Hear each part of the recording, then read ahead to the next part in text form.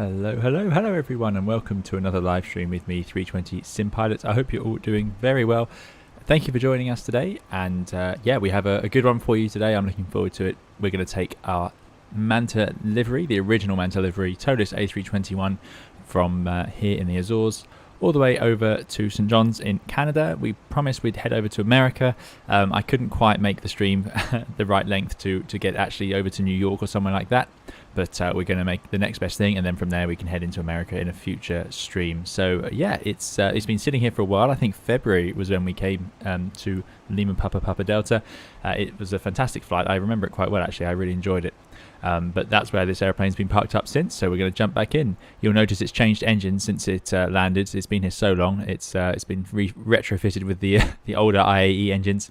I thought about doing the NEO, but today I fancied going back to the classic. This is sort of a very retro stream in some senses for the channel, in the sense that we started the channel streaming at this sort of time of day, doing this length flight quite relatively often, sort of once we settled into it. Look at that, we're being joined by a first choice. Excellent. Always love to see that under a Thompson call sign, but yeah, I love that livery, so that's great. Yeah, so we've got Wired Womble's excellent livery package for the ground handling deluxe, which gives us all of our ground vehicles, which is great. The aircraft just being fueled up. The only problem I've spotted on my walk around is that the flaps for some reason are out, even though the slats don't seem to be. So I don't know how that's happened. We will have to do some investigating on the flight deck.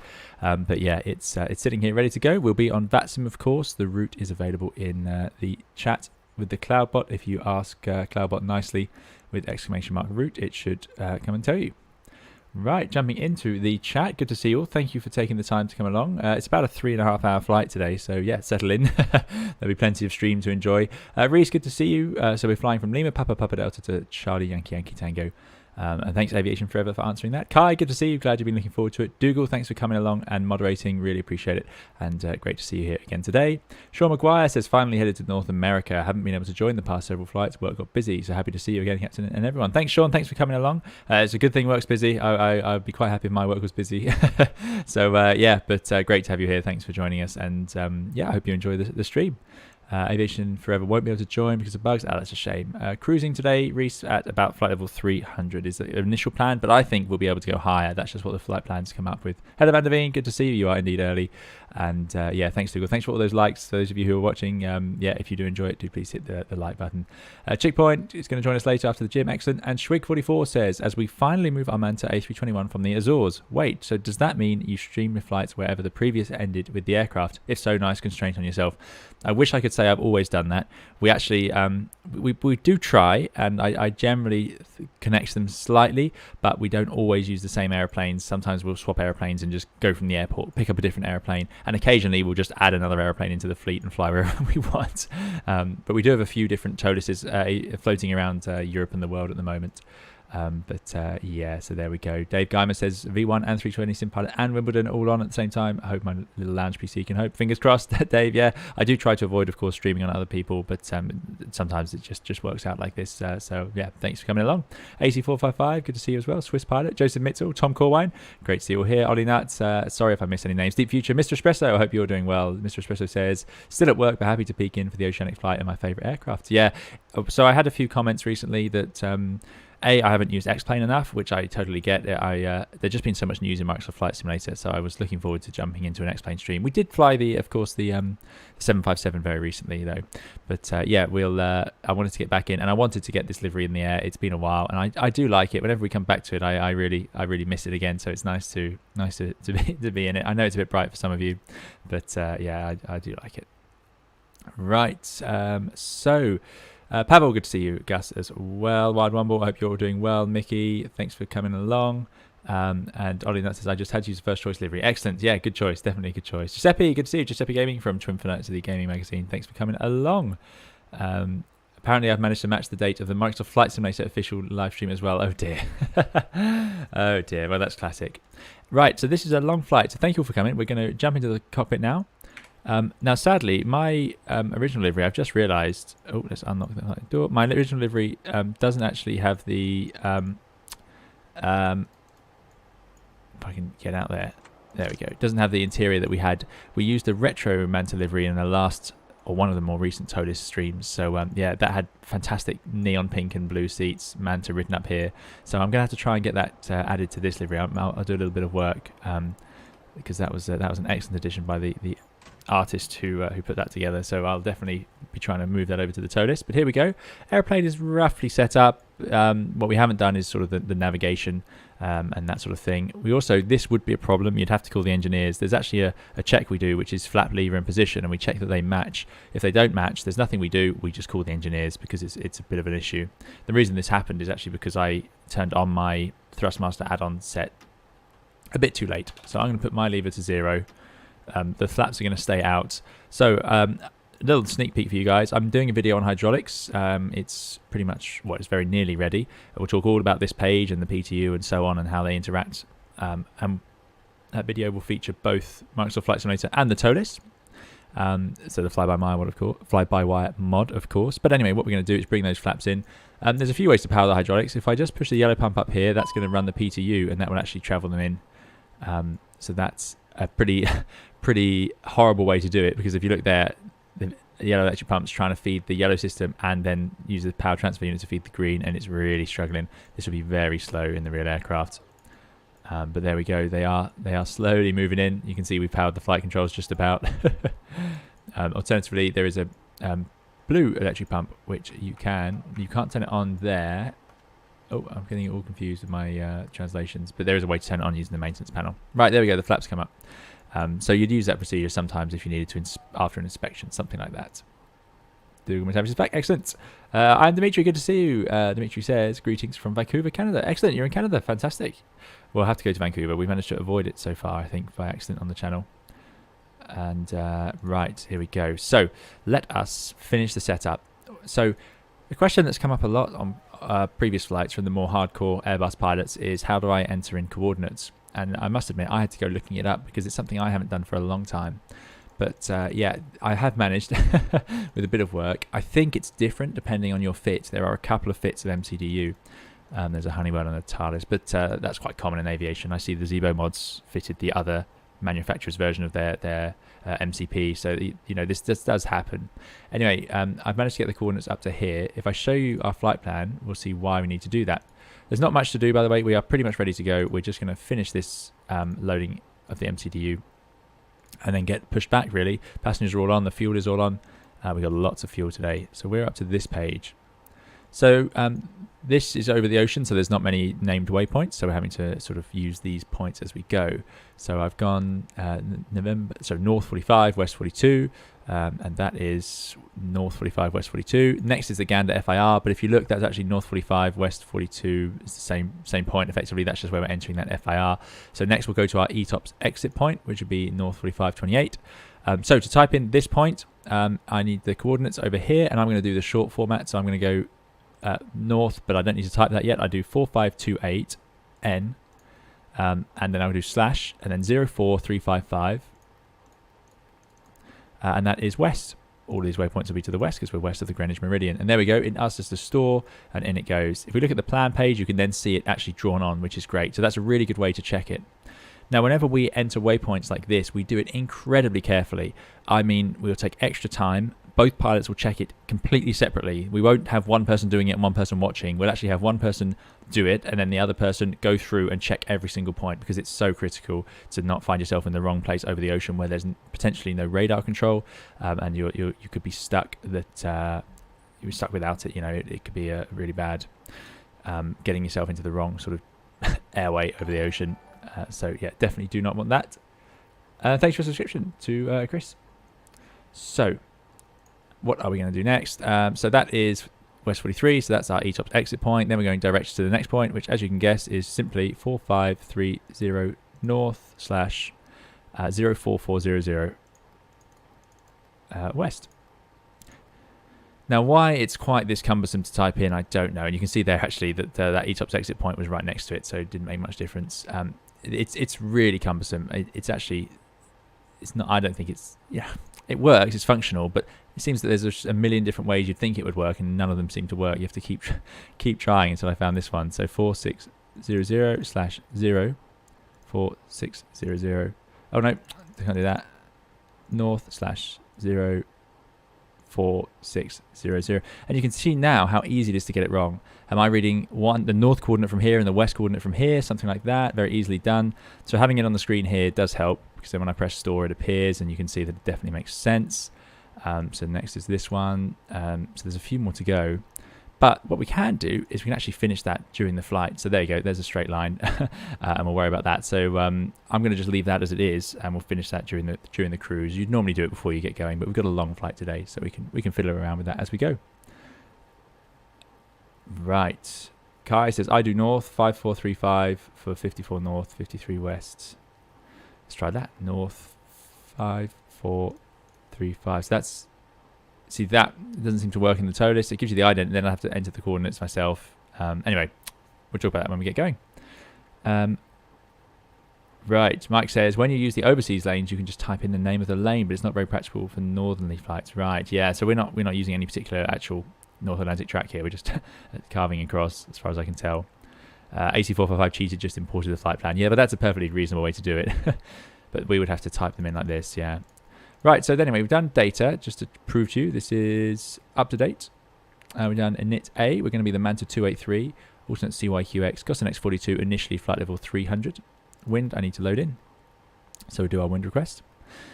So that's init A, then flight plan, we've got our departure. I'm expecting to do runway 30 departure to Somel, which is all in there, we'll check that shortly. Then we've got the rest of the route. Secondary, I'll copy the active, and what I will do is from Somel, we're going to return to Lima Papa Papa Delta. And then I'll just put in, we're going to depart from runway 10, so I'll put the ILS 30 Zulu sitting in there, ready in the secondary. Again, I don't know why it says insert. You shouldn't have to insert on the secondary flight plan. It should be automatic. So there we go. Right, oh my goodness. Sharp has donated $69.20. My goodness, thank you so much, Sharp. That's incredibly generous. Sharp says, 320, thanks so much for the tutorial vids. They're really helping me learn the sim. First jump into commercial flights in world. It's so hard to find consistently good material. A chance of an intro setup, what to expect on VATSIM for us feeble newbies.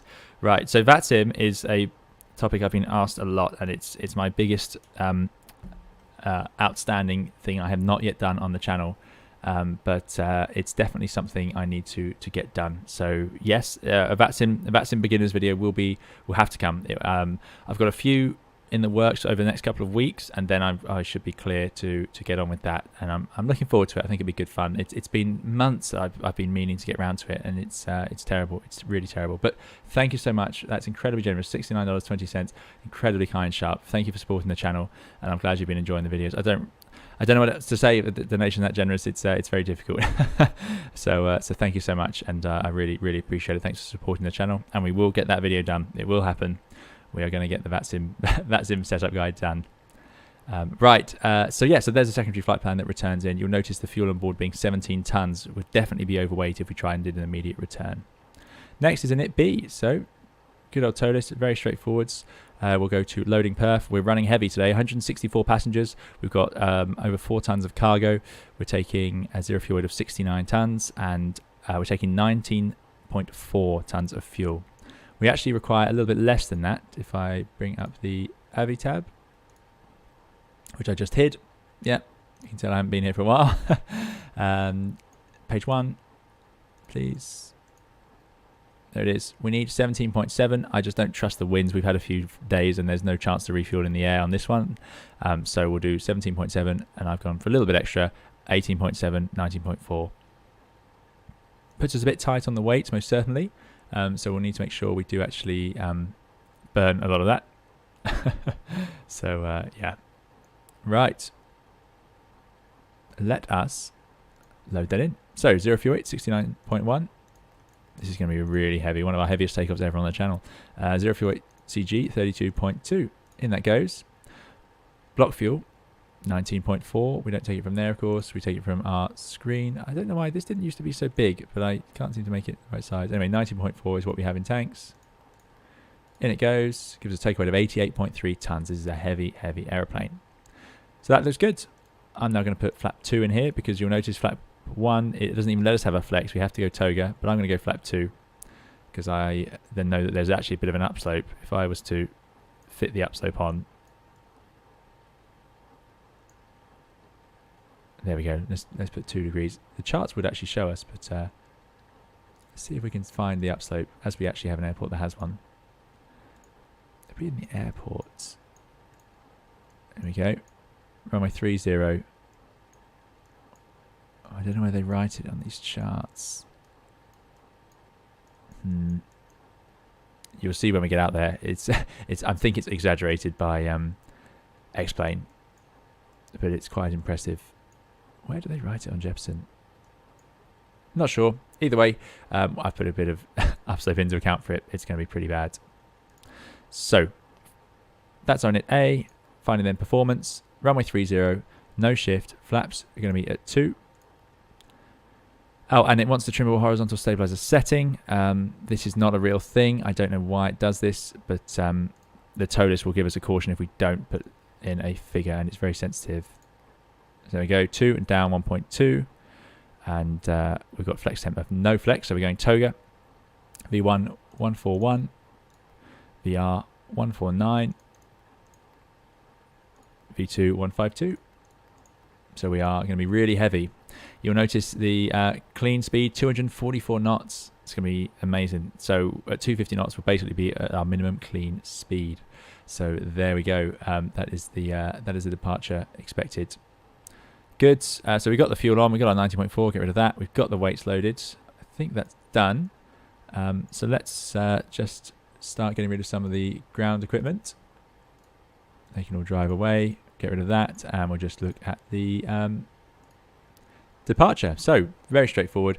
We'll just push back. We're on Whiskey 5. We'll push back, head in via Charlie most likely, backtrack down the runway all the way, backtrack at the end, and then take off on that massive upslope.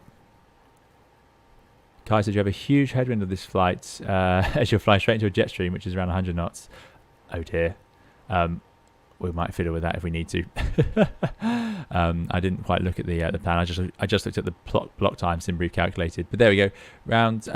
Taking off 30. 680 feet are left onto 285. So let's zoom in and just make sure it's going to do that. Yep, there it is. And it will say on our MCDU. It's been a while since I've had all these screens to play with. It's excellent. And then we go up, intercept, out to Sommel. All good. Sommel 8 Romeo. Doesn't give us a stop level, sadly. Flight level 60 it seems. We're just now to do 6,000. So at the moment we've got nothing. So let's go for flight level. Let's imagine it's flight level 80. I'm not sure what it should actually be. By the way, we should have turned off this yellow pump by now. Again, I've got this hydraulic video talking about that very soon. I'll leave that on perf. I think we're pretty much ready to go. Time to close up all the doors and get ourselves underway. Ground services. I just wish they had, what would be really good would be a all. I would like to change them all to close. But there we go. Small complaints. And they're all going to sit behind us. So we'll get rid of those. Good. Better pushback, please. Oh, we got some more colleagues. Excellent news. So that is where I'm planning to go in. So I'm going to just push back here. Try not to block our colleague there. Ground to cockpit. Stow is driving up. Okay. Yeah, so out of interest then, what was our flight times? 3 hours 39. The average wind component, yeah, 66 knots. So it's all accounted for. We'll stick with it. I planned this on that time. So yeah. Daniel says, how to get these figures in A321X? The A321X loads them in automatically, but it doesn't quite account for as much performance as this. Tom says you're going to overheat the PTU. Absolutely. So yeah, it wouldn't be good to leave it running. You can run the PTU. There is a big restriction. Modified airplanes won't do it, but if there's a loss of fluid in the green system or the yellow system, then in the old days you had to turn off the PTU quite quickly, or it could actually cause failure of the other system that it was running off of. It was quite a bad problem, but they've modified it now. So if there's a loss of fluid or an overheat, it would just actually turn off on its own. Right, they're connecting downstairs. That's looking good. So I'm going to run my before start checklist. Copy prep is, let's just check. Not ready. No, we haven't done the APU. What are we doing? Sitting here chatting away. Classic. APU coming online. Everything else is done there. We'll both be on constraint for the departure. I'll have terrain. The FO can have weather. That is all off, of course. Is our door closed? Yes, it is. Thompson's already pushed back next to us. We'll let them taxi clear anyway. Rani, good to see you. Hope you're doing well in India. Thanks for coming along. So connected and bypass pin inserted. Dimitri says, a little bird told me that the A340-600 is just around the corner. Are you excited or not already? I'm incredibly excited. I would love to fly the A340-600. The only issue I have is I wonder how I can get my thrust levers to work with... I need to each thrust lever to command 2 engines. It works on the... it works really well in Flight Simulator, but I haven't managed to make it work in X-Plane yet. So that's something I want to see working. But yeah, oh my goodness, 340-600 is one of my all-time favourite aircrafts, no doubt about it. I've never been on one in real life, but I'd love to. So yeah, Daniel Petterson, good to see you, if I didn't say so. Thanks for coming along. And Chris is, greetings on holiday in Hawaii for my birthday. Sun hasn't come up yet. Fantastic. Great to hear holidays are going on, and enjoy Hawaii, somewhere I'd love to go to as well. Yeah, thank you again, Sharp. Sharp says, thanks for 20. Look forward to the VATSIM vids. No, thank you. Thanks for that very kind donation. Sharp says, I don't know why it donated in US dollars. I set it GBP. Yeah, Sharp, don't worry. That's just Streamlabs converts it when it sends that signal through, because you put it through PayPal. So yeah, don't worry about that. It should all be in the right currency. Yeah, no, very kind. Thank you so much. Sean Lewis is off work after second jab today. That's exactly what I need to get through it. No worries, Sean. Thanks for coming along. Lauren V says, I've had times I've turned on the APU in the 737 but forgot to put it on the bus. Ironic that the thing gives you the most problems in the Boeing is bus management. Yeah, yeah, indeed. No, it's ridiculous. The 7.3 generator switchover is madness to me. Mike says, if I'm not mistaken, Bjorn Pilot has a couple of videos from a flight in the 340. I didn't know he did the 340, but they do have it, don't they, the 340? Yeah, maybe I've seen those. I'm definitely looking forward to it. Chen says, maybe you can consider another pair of thrust levers. Yeah, if I have to, I will for the 340. It would be worth it for me, definitely. I'm a big fan of the 340-600. And the ToLiss product in general is excellent. So we could use that for some long-haul flights, no doubt. And traffic, Manta 283 pushing back from Whiskey 5 to face east. Right, we just need our Thompson colleagues over there to move.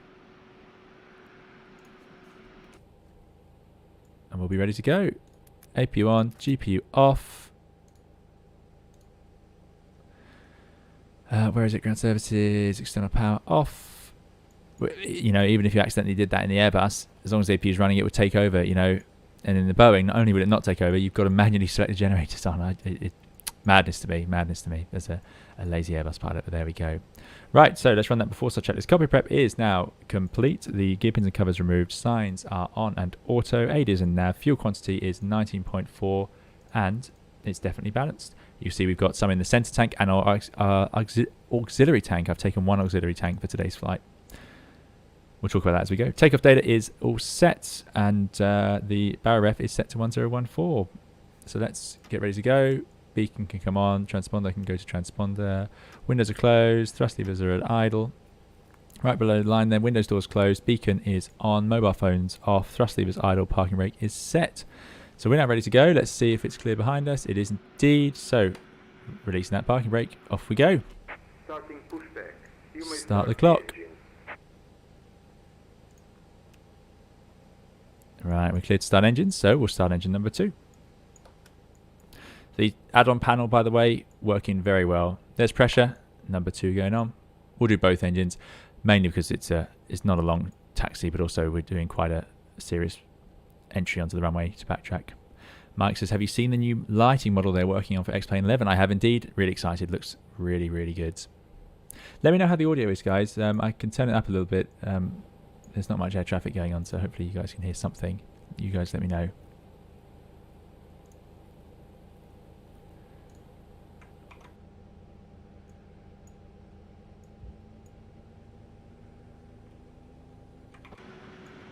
It's been a long time since we've done this in the ToLiss in this livery. Looking forward to it.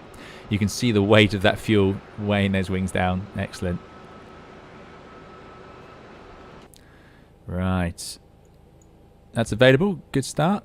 It's time to start number 1. Got pressure. Number 1. Is that PTU running? It's a little low on the Mac. Okay, that's fine. I will turn up the aircraft. Lauren V forgot to switch over the engine gens before takeoff. Realised my APU was still on. They powered the aircraft briefly on climb out. And Airbus does it for me. Yeah, exactly. And Kai forgot to pressurise the 737. Yep. That's it. These are the things. SKW says, having flown the 319, there can be only one long-haul aircraft for me. The ToLiss A321 is exciting. Yeah, it is. I didn't know it's on the way very soon. That's really exciting. Operation complete. Tom, Set 8 passing and 9, taxiing down runway to... Brake is turn set. around at the end. There's the Disconnecting clunk. flow. Stand by. Disconnecting downstairs. That engine is now available. Back to norm. Lose the APU bleed. We definitely don't need econ flow. Should have got rid of that. Get rid of the APU. We'll come down here. We'll arm the speed brakes. Recenter the rudder trim. Flaps going to 2. And it's trim of 2 down 1.2. They can disconnect. So down 1.2. It's quite an aft CG today, so this makes sense. The down and up system is rubbish compared to just using the actual percentage, in my opinion, anyway. Because up and down, you know, it's just so easy to get it completely the wrong way and make it a whole lot worse than not even remembering to set the trim at all. But there you go. Flow is disconnected and bypass pin has We been are on removed. that sim And indeed. signal on the Pavel, left. good to see you, Pavel. We'll Thanks see for you coming next along. time and have a safe flight. Exclamation mark specs for the computer specs. So ground crew disappearing underneath. We won't do anything until we've seen them move. I don't want to accidentally try and taxi. That's an absolute no-no. We did at least make it onto the yellow line today. Last time I pushed back onto the join between the apron and the stand, which was not so good. Can you do a flight from the right-hand seat? Yes, I definitely can. In fact, we've done it once. There we go. There's a hand signal. So let's run that after our checklist. Anti-ice is off, not required. ECAM status is checked. Pitch trim is set, and rudder trim is at 0. So the after-start check is complete. Let's taxi. So there's Thompson down there. Is there any way we can go and line up in the meantime?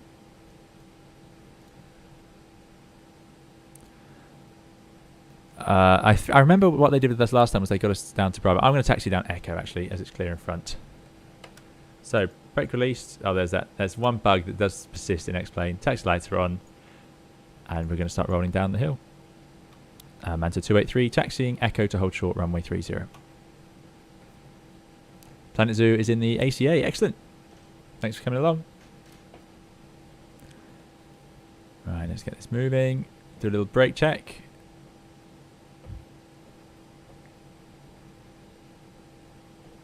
Not working. Now that's funny. Why is that not working? I'm sure we had this before. What do we need to do? I don't have the Xbox controller plugged in, but it's going to become a problem pretty quickly. Let's get out to the holding point before we get in the way and booted off that sim. In fact, no, we won't be able to do that. Let's do it now. What have I done wrong here? What is going on with my rudder pedals? That's left toe brake. That's right toe brake. That all works.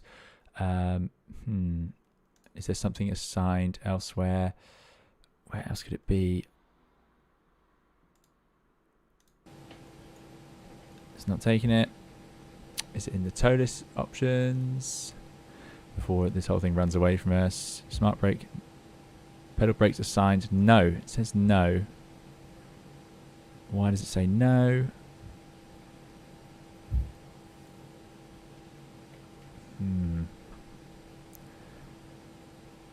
We do actually have a memory item for this if we need it, but it's not not really suitable for what we're trying to do here. Who is smart enough to work out what I've done wrong here? It's always somebody. There's always somebody. Thompson 875 taking off runway 30. Well, the memory item is you announce loss of braking, you immediately go to maximum reverse, and then you release the brakes, you turn off the anti-skid nozzle switch, or pilot monitoring would, puts you on the alternate brake system, and then you should be able to use that. But you can see I've got no brake pedals. Now this is really weird because just yesterday this was working absolutely fine. So I don't know what's going on. Anyway, that's not the issue, it's the command that's the issue. So we'll turn that back on, let that get back to normal. That says one pedal. Is that the problem? Again, I used this just yesterday. Allow brake on one pedal. No, use smart park brake. Don't need smart park brake anymore. But that's not making a difference. I'm just going to set the parking brake here. There goes the Thompson. Right. This is not great. Why is this an issue? It's going to be really hard to line up like this. It's on the ToLiss 321. Let's just check. Is it assigned somewhere else? Have I assigned the brake? Whole brake regulator is set to number 9.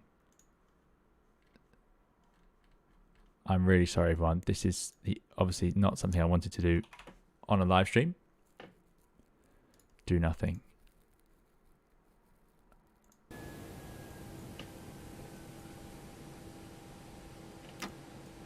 Nope. It's use smart park brake. I'll just leave that on then. Regular brake. Why does it say pedal brakes assigned? No. Is it a different command for the ToLiss? But I don't have any other options here. No. Left toe brake is all I've got. It worked just fine just yesterday. It's not reverted. I do not know.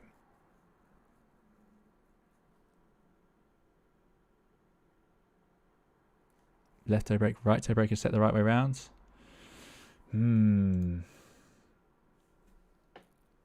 Totes a fan, thank you so much for your $20 donation. Incredibly generous, Totes fan. Totes fan says, thank you for making me love the flying the A321. You're very welcome, and that's very generous. Thank you so much. I really, really appreciate it. And I'm sorry if my response is a bit quick. I'm just struggling to work this one out, really. Very strange. Glad we did that check. Chief Sim Pilot, thanks for coming along. Chief Sim Pilot says, we're the brakes, not sure on that one. B on keyboard usually brakes by default. Yep, okay, we're going to go with that. We'll go with the B, and then in flight we may figure it out. It worked just yesterday because I literally used this mod to make it, this airplane, sorry, to make a video. So I don't know what's going on there. Okay, very strange. The right bottom isn't assigned. Yeah, it like I say, I've changed no settings at all. I really don't know. Very odd. But yeah, thank you so much to Totes a fan for that very generous donation. I hope you're doing very well. Thank you for coming along to the channel, and thank you for your very kind donation. Manta 283 lining up, taking off runway 30 on a westerly departure. Good, so that's that done. We'll have to do the rest of the checks as we're going down the runway, which can be a little bit awkward given the fact we have no brakes. It's our colleague behind us, the Air Canada. Sorry to the Thompson who's ahead, but we'll try and catch up. It's clear down there. So we haven't done everything, but what we can do is put the strobe lights on, get all the lights on, make ourselves, oh no, not that, as visible as possible. That's the one. Right. Purple box near done on X-plane config says multiple axes assigned. Yeah, but it's always said that. That's why I'm a little bit surprised that it's an issue today. And they're just not responding at all. And I don't know why. Everything else absolutely works fine. We'll have another look in flight. The strobes stay in the auto position all the time, Aviation 24, except for when you're in flight, when you can put them on. Oh, sorry, when you enter the runway, when they go to on. But you can leave them in auto on the ground because they won't turn on until you get in the air. Dimitri says, check to see if your toe brake axes are reversed. Ah, do you think I need to reverse them? Let's just try that. Nope. Sadly not making any difference. The pedals are working just fine.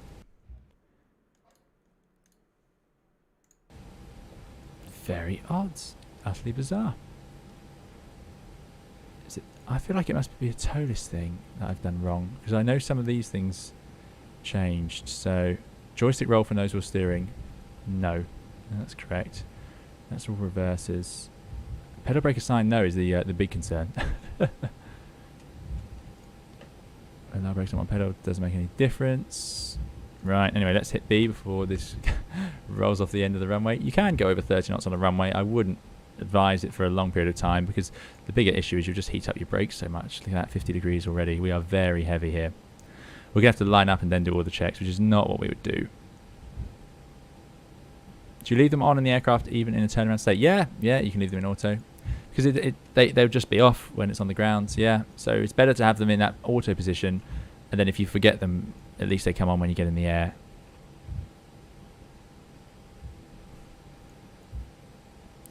Don't know what I've done to these controls. But anyway, thanks for the B key tip. That is working absolutely fine. St. John's is in Newfoundland, Canada.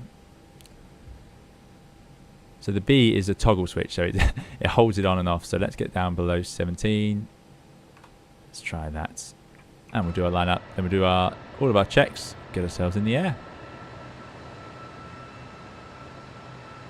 So our Air Canada friend can join in, and we can actually keep up with the Thompson. This is an outrageous slope on this this airport. It's really something. If this was wet, this would be really quite easy to drag the nose wheel around on.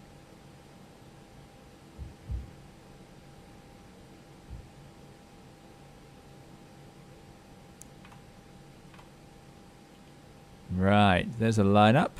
It's been a while since we've lined up a 321. Let's try and get it right. It's probably undercooked it a bit. Yeah, there you go. See, the main gear now is in line, so we can get that nose wheel round. Not too much. Right. Let's set that parking brake here. Let's do those flight controls. So, full right, full left, neutral, full down, full up, neutral, rudder, full left, full right, neutral.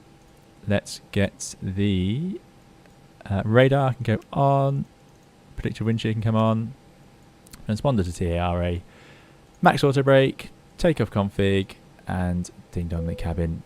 The lights are all on, so let's run through the checklist. So before takeoff checks, flight controls are checked, flight instruments are checked, briefing confirmed, flap setting config 2 green and config 2 blue. FMA and takeoff data is 141, 152, climb nav blue 152, flight level 80, which is what we're going up to. Transponder is set, ECAM memo, takeoff mode blue, cabin is secured, engine mode selector to norm, TCAS TARA packs are going to be on for today's takeoff. Right, we are ready to go.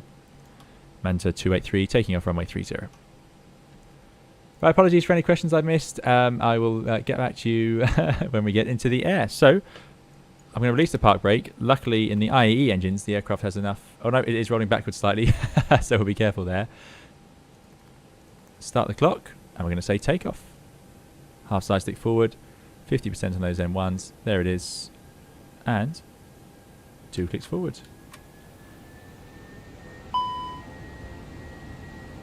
Sorry, 3 clicks. There we go. Mantoga, SOS runway. Order thrust is blue and armed.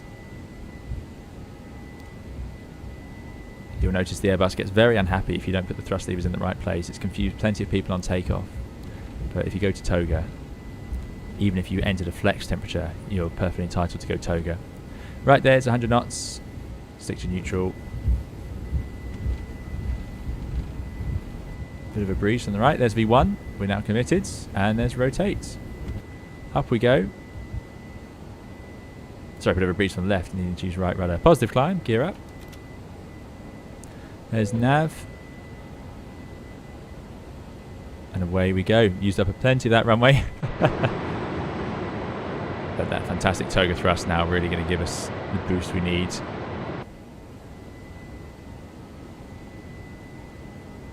This is an absolutely lovely, lovely add-on. It's so pleasant to fly around. Okay, there's lever climb. Back 1 notch. And then back another notch. Thrust, climb, climb, order thrust. You'll notice the difference from toga to climb is quite pronounced, so the nose drop is much more severe than on a normal takeoff. There's autopilot 1. Because when you go from a really high flex temperature down to a sort of climb thrust, it's not such an issue. You don't really notice it, especially in the 319s. Okay, we're above the green F, so flaps can go from 2 to 1. In they come.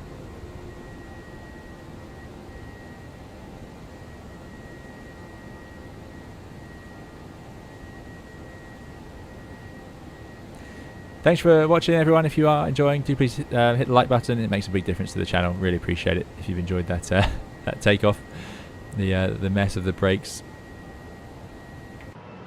There we go. Departing Lima Papa Delta.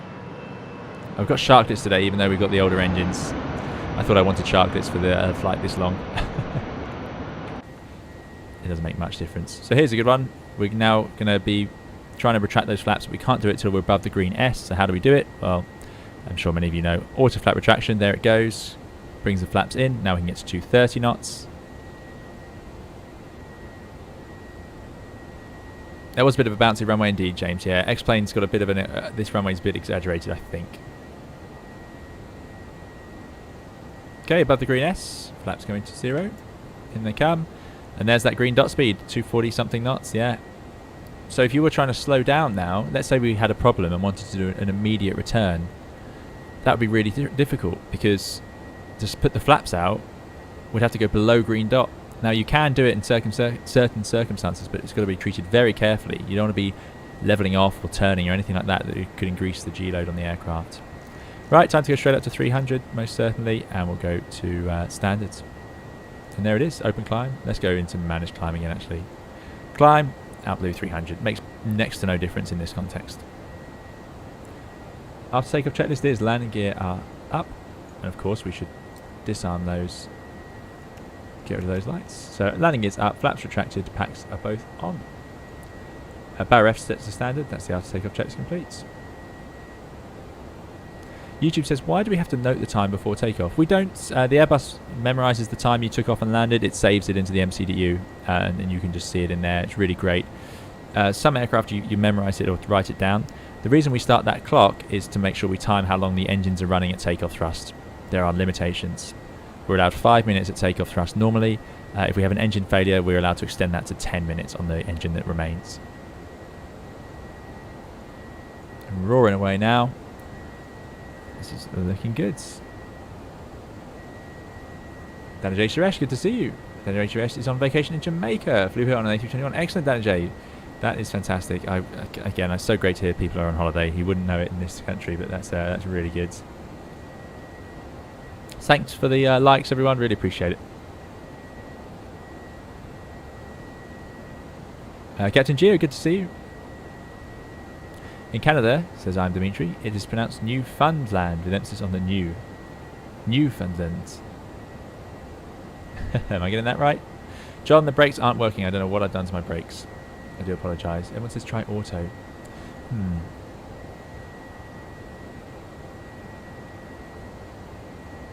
Yeah, I don't know what I did there.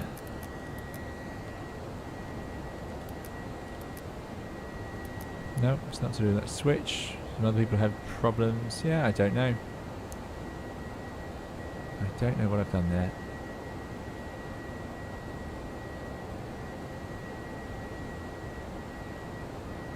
We'll just use beef. Actually, yeah, we'll use auto brakes for landing, and I'll try very hard not to accidentally disconnect them.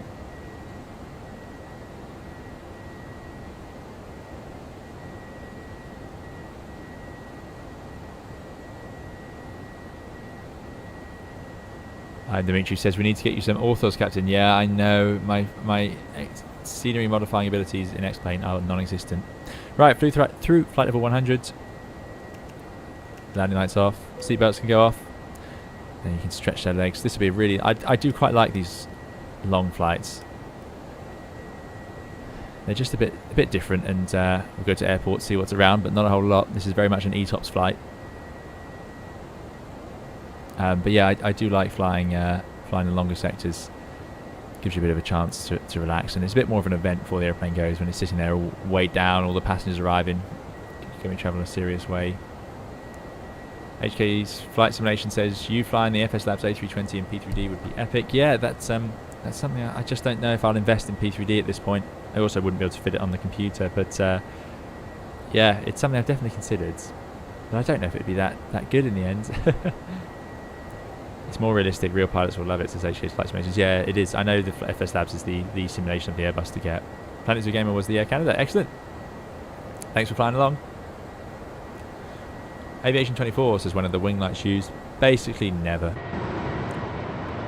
In the 321, the wing light is here and it shines at the wings here. So let's jump into the flight deck and look at that wing. Oh. And to be honest, that's all you're going to see. You can press your head right up to the glass, and that's what you'll see. You've got to get way out to actually look. The wing light's there, so you could check the leading edge of the wing for ice, but the 21s, you can't really see it. So what you'll actually look at is this instead. This has a little light in it. So yeah, that's what it's there for. Yeah, 340 knots. So we've got quite a high cost index and a strong headwind, so the airplane wants to go very fast. Mike Spaceman says I probably won't catch up. I'll try. Yeah, you can try. Bobby Fuzzy, good to see you again. Thanks for coming along.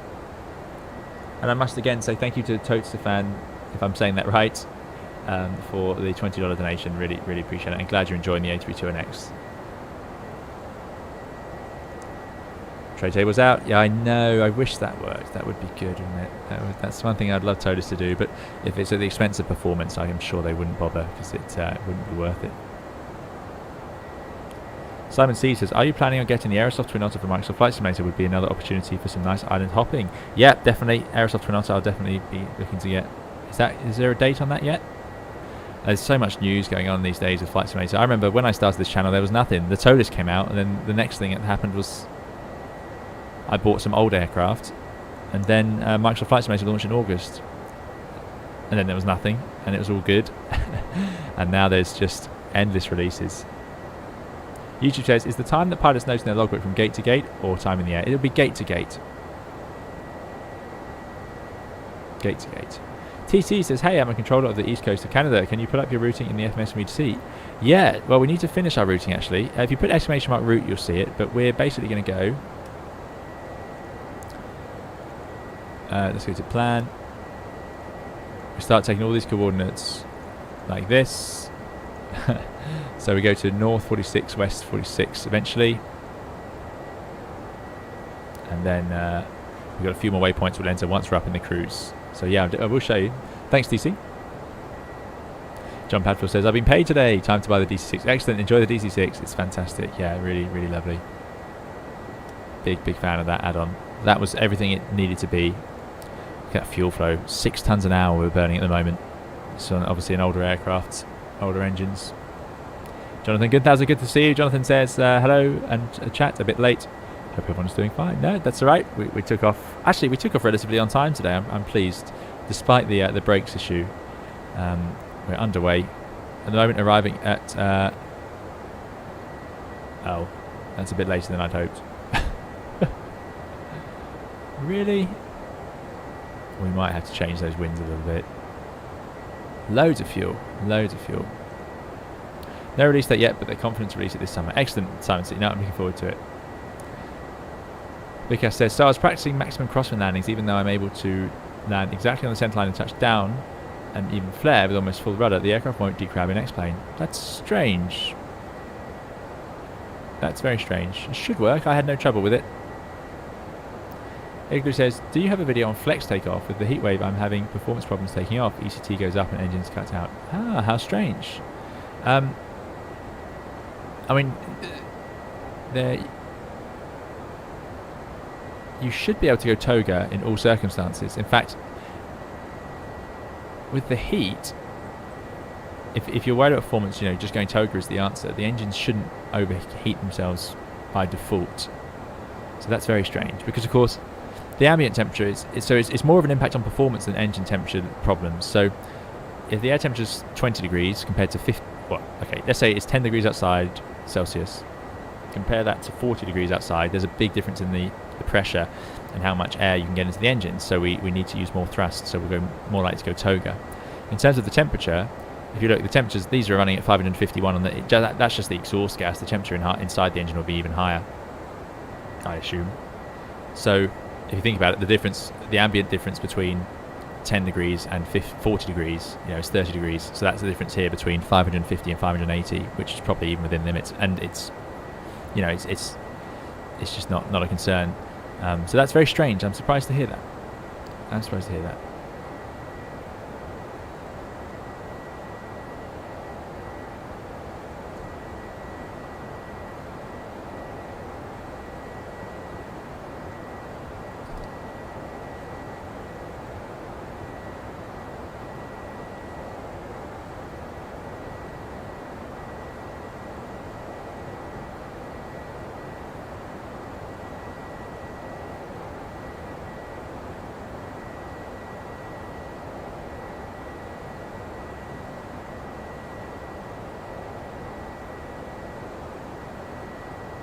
Sorry about that, just sorting something out. Right. Sharp says, if when fly-by-wire release A380 or say an A350, would you be doing more tutorials for these platforms? Which would you be more excited about? Oh, I'm really excited about 380, definitely. We've got a 350 in X-plane. Again, it's up to you guys what you want me to do, really.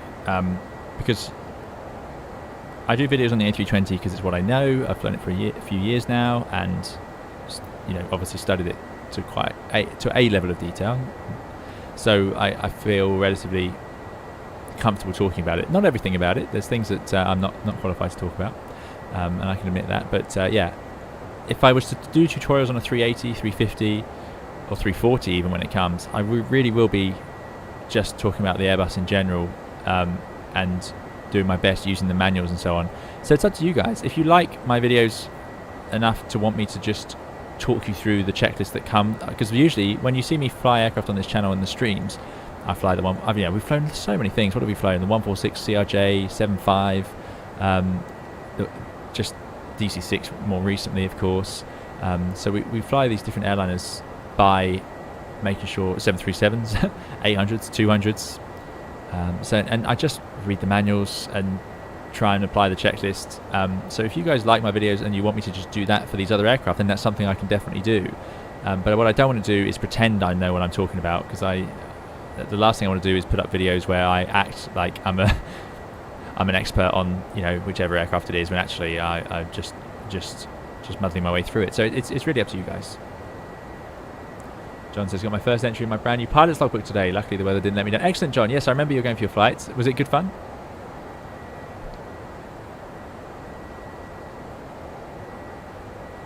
I hope it was. Simon Schmidt says, you really got me hooked on X-Plane. Been simming it for 6 weeks and already nearing 200 hours. Very good. There's lots of fun to be had in X-Plane, no doubt about it. No doubt. Evening to Crunchwrap. AC455 says, my plane is on autopilot and I'm stepping away from the cockpit for a while. I'll be back. See you soon, AC455. Thanks for coming. Vikas says, as compared to real aircraft, it's so much harder to get crosswinds right in X-Plane. Yeah, simulators are always harder for crosswinds. That is true. Simon sees there's going to be float planes in the amphibious versions. Excellent. I want to see more amphibious aircraft in Microsoft Flight Simulator. I don't think the water physics are very good though, so hopefully if we get, certainly not in the Icon, because you can land it on the water and it will just drive along for ever. It will just keep rolling. So hopefully we would see that improve with a third-party aircraft, because most of the handling in Microsoft Flight Simulator improves when you get it from a, you know, like the PMG DC6 in-flight handling is super, really good, no complaints at all. Steppy Gaming says, no date yet, but I'd say it's coming this month. I expect it around the Xbox launch. Right, okay.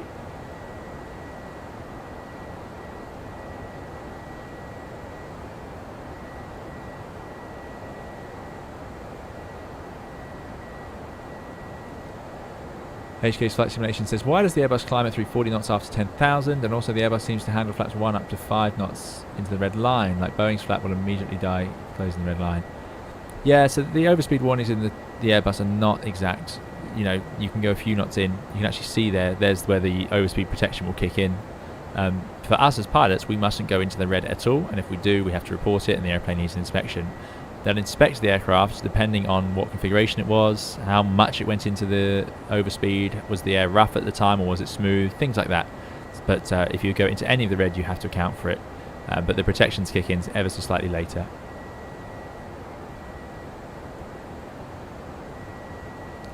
HK, Igloo says, yeah, it only seems to happen when it's 36 plus. EGT hits 1,000 in Toga just after roll, then M1 starts bouncing between max and 960. This is Microsoft Flight Simulator. Yeah, so that's not realistic. Going to Toga is your backup option in those circumstances, so it should work absolutely fine. The FADEC will manage the temperatures for you. Connor says, hey, on shorter real-world sectors, do you still ensure you have fully loaded wind, secondary flight plan and alternate flight plan, or is it dependent on conditions?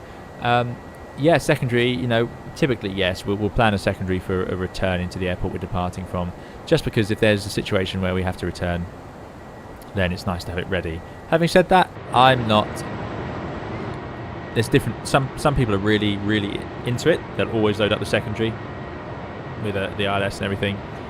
Activation of the secondary is not something we do very often in flight. Very rare, in fact. We do it in the simulator every now and then. So some pilots are very comfortable with it because they always do it in the simulator and they know they can do it in the aircraft. If you're in a stressful situation and an immediate return that involves not having time to reprogram the FMS is pretty stressful, in the sense that there is obviously going to be a lot going on. If you're in that situation and you need to activate the secondary, my thing is that we don't do it very often. So the chances are you might, something we do is we go, as I would have done at about 10,000 feet, secondary, and I've copied the active. So what would be very easy to do in a stressful situation is be sitting here like this. I've got my secondary loaded up like that, and I'll just go in here and accidentally copy the active instead of activating it. You've got to be very careful. If you take the pace calm and everything, then there's no reason it wouldn't work. But for me, to be honest, modifying the primary is just as easy. Just put in the new destination, student the approach, and so on. But is it definitely quicker to do it with the secondary? Yeah, it probably is. Right, back up star. There we go. That's pretty slow, isn't it? Let's up the speed a bit. We've got loads of extra fuel, although we haven't got the full route in, so maybe we'll do that. Is that cruise? Let's put that TCAS to below, and let's have a look at some systems.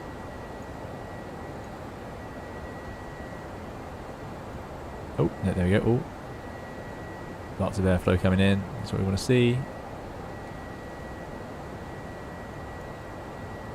There we go. So the fuel, we've got wing tanks, center tank, and the auxiliary tank. This auxiliary tank is already empty, basically automatically. It's just not something we need to concern ourselves with. It goes into the, I believe it goes into the, yeah, it goes into the center tank, and then now it'll go into the wing tanks, and then it will get burnt off. So you'll see these center pumps start pushing fuel into the wing tanks soon, as we get to that point. 21 degrees, that's perfect temperature for the cabin.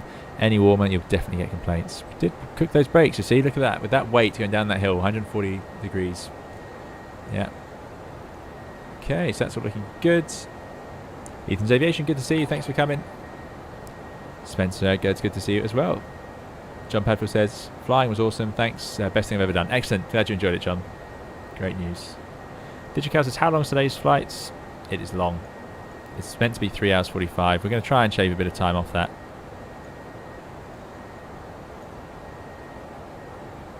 Animations, thanks for your subscription. I hope you enjoy the video.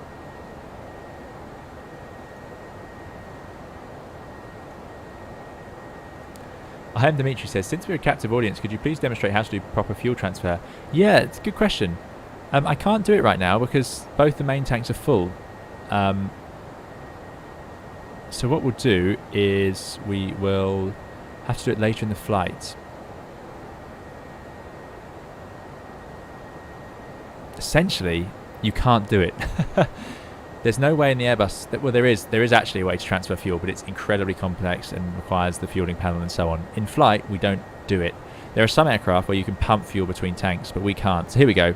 So now that center tank is sending its fuel out into the main tanks, and that's being fed into the engines. And that will now do that automatically until it's empty, and we'll get rid of the center tank feeding message. If you've got an imbalance, what you can do is you can open the crossfeed, and we do this very carefully using the checklist. So we can open the fuel crossfeed like that. And then we could turn off the fuel pumps on one side like that. And now these are off, and this engine can be fed from the left hand side. So you'll see now this is draining a bit faster. This should stay at 5960. It's going up because fuel is being fed into it, but there we go. 5900 on the left. So yeah, so that's how we deal with an imbalance. We do it very carefully though, because it's not something you want to get wrong. If you get it the wrong way round, of course, you could starve an engine quite easily, especially if you forget about it. But yeah, some aircraft let you just pump fuel between tanks, which is a nicer system, but the Airbus doesn't have it.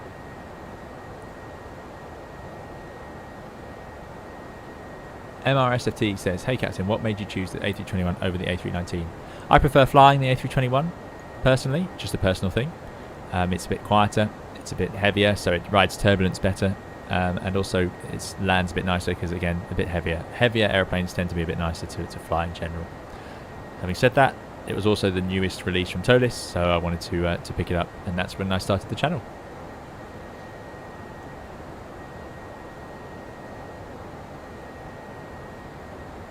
Eduardo says, really loved the video you made about the 787, and considering I'm spending 12 hours in one tomorrow, I appreciated the tour of how it flies even more. Keep up the great work. Thanks, Eduardo. Glad you enjoyed that. Steve will be very pleased to hear that.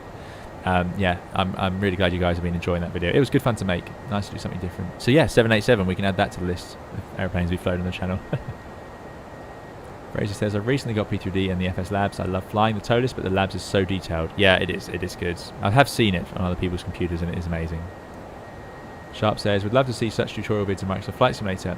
Being a bear of very little brain, I learn more quickly via tutorial vids such as yours, but I understand the huge time investment that requires. Yeah, it's no problem. I'll definitely consider it then. Thanks, Sharp. Yeah, running tutorials on airplanes, you know, I'm happy to do it, especially if I enjoy the airplane, like the 757 and the PMG and the 340. I can't wait for. Yeah, that could definitely be an option. Leo Burton says, with the summer sale on Steam, are you adding new planes to the hangar next plane? I'm waiting for the 340, to be honest. That's the next one. I haven't added any others at the moment. I know the is it the Rotate MD-80? I'm also waiting for that MD-11, of course.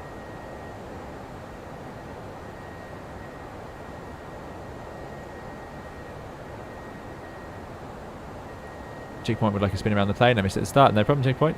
Let's do it.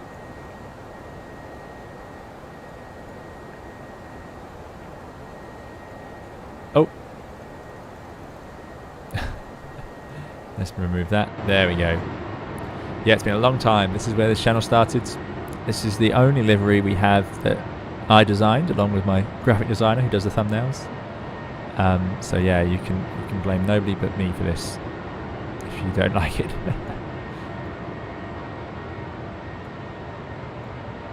I think it's great. I really like it.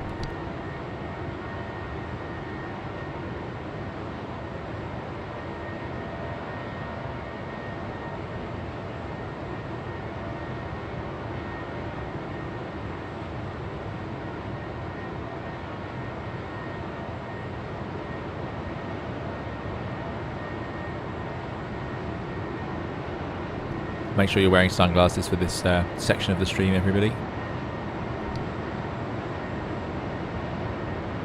So these are the channel colours. They just have been. Some people have asked me, did you choose these colours because of the Airbus managed and selected being blue, managed being magenta? Now that's not actually true as to why I chose it, but I really like it, and I wish I could say it was true. Because that would give me, I feel like, more permission to use such a bright livery. But yeah, Matteo once asked me that, I remember. So some things I like about this livery, and I would like it because I designed it, but I like this line here. This is why I put it in. This is actually the Singapore livery uses this technique, and what it does is it means that you keep that straight line along the top of the airplane. It's very subtle. It's very subtle on the Singapore aircraft as well, but I really like it. I like the cheat line down the windows, of course. Going for grey helped out. We did try a black line, but it did not look very good. It combined with the pink, it made it all turn. The theme of the airplane seemed to change quite dramatically. The tone, if you put a black and neon pink all along it. So we didn't do that. So that grey is the same grey as on the engines. I quite like grey engines, but with just a bit of accents. And underneath, I do like it when airlines write great big names underneath. Nice detail, I always think. So yeah, we've got that. Very well done to my graphic designer for getting this lined up. It's yeah, it was not easy.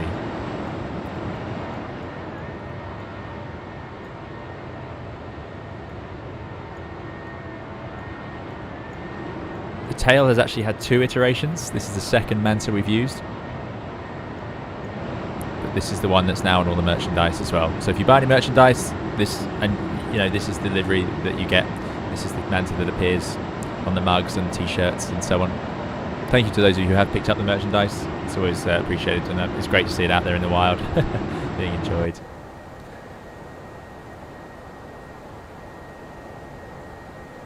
Vikas says, I'm just waiting for the flight model to improve on Microsoft Flight Simulator.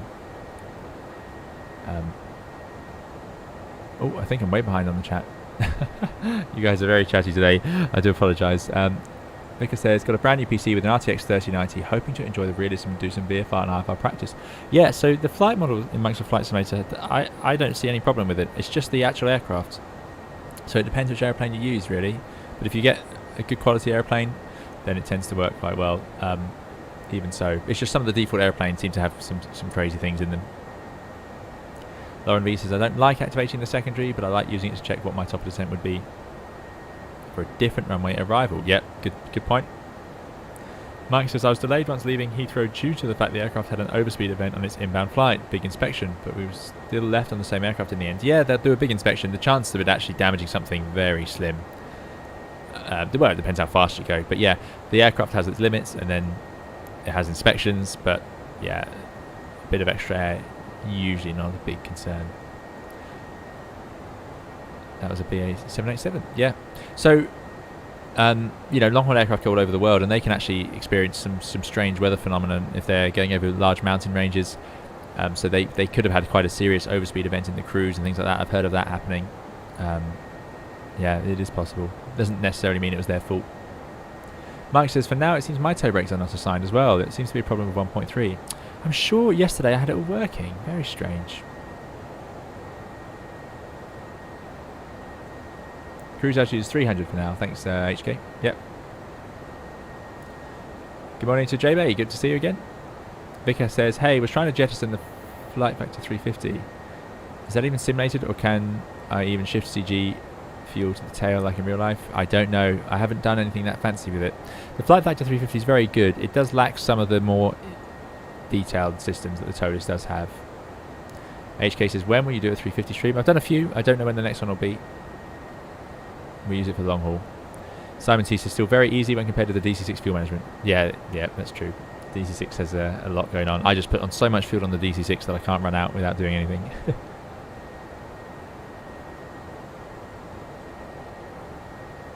I am Dimitri says, could you please clarify the debate going on now, the fact that ToLiss got the number of probes on the 321 wrong? Right, what debate's that? I haven't heard of this debate.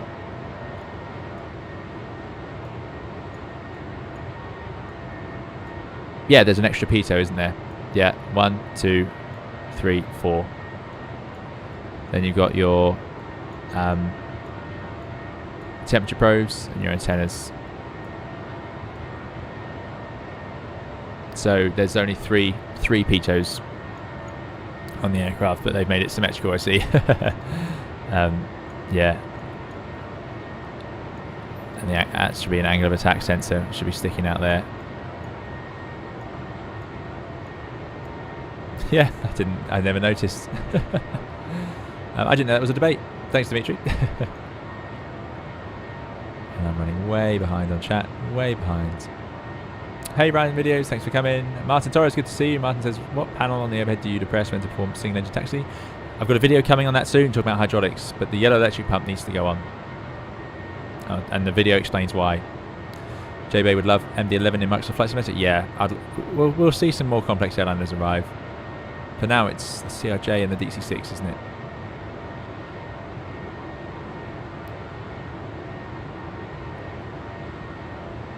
Fraser says, you probably answered this a ton on stream, but do you prefer IE or CFM? CFM start up a bit quicker. IEs, I actually really like the look of the IE engine. I think it looks a little bit more modern, but I don't know why. It isn't really. I mean, it's a more narrow fan, so more modern engines tend to be bigger. I like them both. Probably the IE is my preference, though. Yep. I think the IE on the 321 looks absolutely lovely as well. I really like it. Really nice.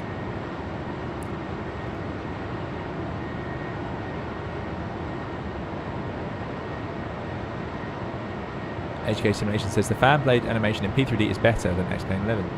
Ah, very good. Yeah.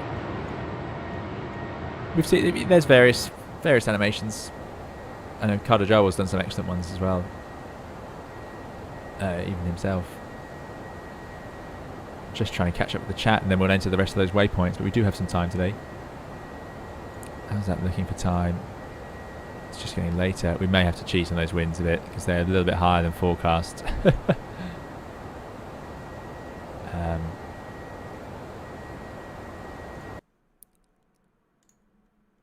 I'm going to do it. I'm going to do it because that's just too strong. That's too strong. Let's just wind that back a bit. Yeah, huge speed loss, but that'll sort out our times a little bit better. Right. Thank you so much for the £5 donation to Fonoma A. Thank you so much. Really appreciate it. Fonoma says, thank you again for all your work. You're very welcome, and thank you for that very kind donation. Very, very kind. Thanks for coming along today. Thanks for supporting the channel. Hope you're doing very well. And yeah, great to hear you guys are still enjoying the videos. I've got, like I say, a few in the works at the moment. I wonder if I now load in the winds, I could put in a cruise wind, I suppose.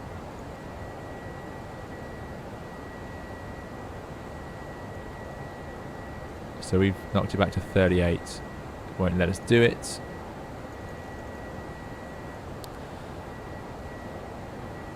Yeah, alright, we won't worry too much about that. We'll get there a bit quicker though. The overlay might become more accurate. But yeah, thank you again to Funwell for that donation. Okay, Victor Tango, good to see you. Thanks for coming along. Giuseppe says, as a strong supporter of Hot Pink on planes, I do like this livery. Thanks, Giuseppe. Yeah, good. Yeah, like Peach and Ibex, yeah, there's a few out there.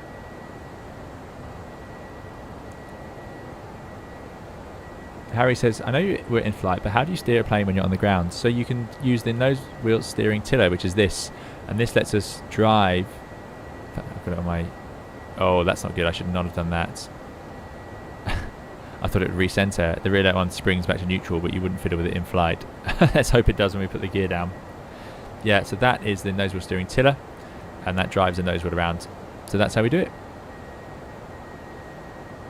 Some aircraft you don't have that, you'll just use the brakes or just the rudder, and that will be connected to the nose wheel. Fabio says, finally a reasonable engine sound volume, bravo. Excellent. I'm glad I got it right today. Yes, I've been told it's too quiet. I'm way behind. Way behind. This is bad. Yeah, I will put the texture files to get the seats into the back. Yeah, I'll definitely do that. Thanks for the tips, Tom Corbine. 4 files. Okay, let me write those down. So I need to copy over the kitchens, PNG, and the underscore lit, and chairs lits. Okay. I will do. We'll get that added to this livery. That'd be good. Andy says, are there any 757s on the sim market? Not that I've seen, but there are for X-Plane, of course, the VMAX 757, which is version 2, which is amazing. Planet Zoo is right behind. Excellent, 20 miles.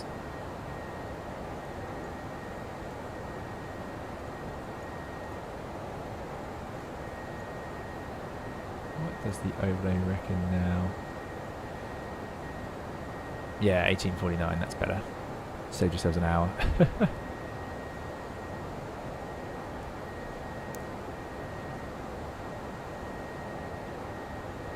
Mike says, try to open the ToLiss menu and press the toe brakes when in the joystick section. That did it for me. Okay.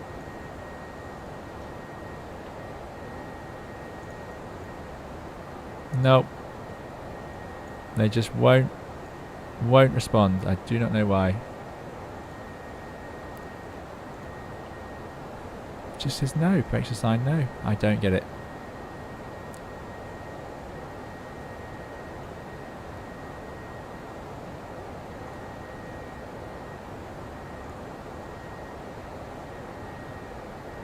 Oh well, we'll figure that out one day. Chris Patton says, the pilot on our flight into Hawaii yesterday said he experienced a glide slope incursion. I guess another plane was in place. It shouldn't have been. Yeah, could happen. Yeah. Especially with all the busy air traffic going on in America at the moment. And people are perhaps out of practice a little bit.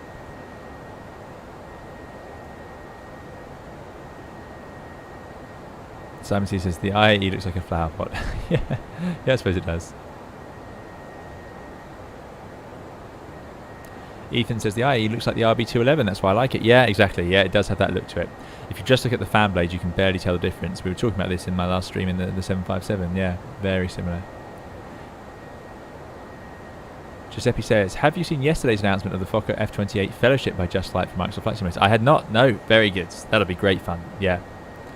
Oh, it's good to get some different sort of airplanes. It's quite fun to see the stuff coming to Microsoft Flight Simulator. They're quite different, you know, because we all knew we got the Airbus with it. We're going to get 737, but it's nice to see some of these things. Aviaman, good to see you. Aviaman, a streamer and creator of Simwings, along with Dougal. I hope you're doing very well, Aviaman. Good to see you again. Aviaman also streams on his channel. Had a few little breaks recently, but yeah, great channel, great streams, flying all sorts of different aircraft around the world. Shrig says, as soon as you let go of the tiller, I2 was like, oh dear, yeah. Yeah. We can sort of copy the position of that one, because they aren't connected. They're both electronics, so they're both sort of fly by wire, as it were, so that they don't actually, if one moves, the other doesn't move. If you move both at the same time, it will just add them up. The real aircraft has a scale here. So there's a decal with the numbers. I don't know if it's a decal paint, but yeah, you can actually see when it's set to 0, presumably for engineers when they're adjusting things. John Vaughan, good to see you. John says, hi all, an afternoon 320 sim pilot watching from work, so hopefully they won't notice. Fingers crossed, don't get yourself in trouble on our account. Mr. Scoopy would like a tutorial on cruise procedures. Okay, I'll write it down. Definitely, yeah. I'm terrible at doing those in the streams. I end up talking to you guys the whole time. It just turns into this radio show where I happen to be on a simulator in the background. James says the audio cutting out scared me. I was looking away and thought the sim had died. Yeah, yeah.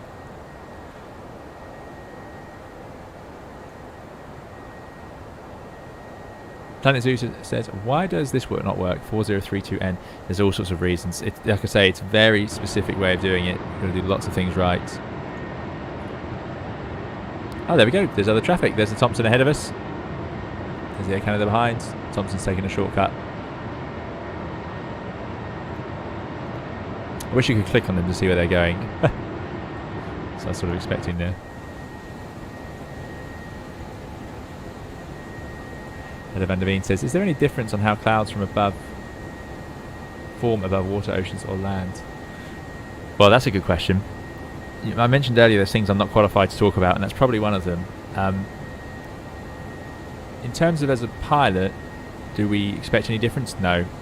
There's big thunderstorms obviously over the middle of the oceans around the equator in the intercontinental tropical convergence zone, ITCZ. That gets massive great thunderstorms caused by the mixing of air masses. There's some things you can learn to expect though, which is thunderstorms forming around hills and mountain ranges because the air gets pushed upwards as it reaches those hills, that sort of thing. You can also get mountain lenticular clouds over those, similar reasons. But in general, I can't say in Europe, no. Thunderstorms form over land, they form over water, they can be anywhere. Meduwa says, maybe assign to flight stick button for now. Yeah, I think that's going to be a good idea. Yeah. Or we'll stick with B. I think we'll stick with B. And then I'll have to work it out. Again, I did try it yesterday.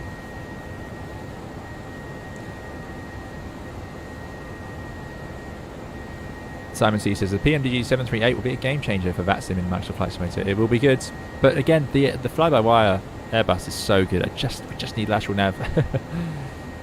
But yeah, I'm looking forward to the PMDG. Planet Zoo says your Discord link is not working. Okay, should be exclamation mark. Let me check. If you put exclamation mark Discord into the chat, it should give you the invite. You can try that one. Back to work, says Aviaman. Happy landings. Thanks, Aviaman. Thanks for stopping by. I hope work goes easily for you today. Eric Gamer says, how did you update the A321? I use X Updater, but it doesn't work. Well, yeah, I've had lots of trouble with X Updater, as Victor Tango knows. Basically, you can download it from the store and copy those files into your sort of, well, I don't want to give you the wrong idea, but I re-downloaded it from the store. Yeah. Route123 says, if the sea west of Thailand is horrible for turbulence, not sure if it's always thunderstorms. Could be, yeah. Could be.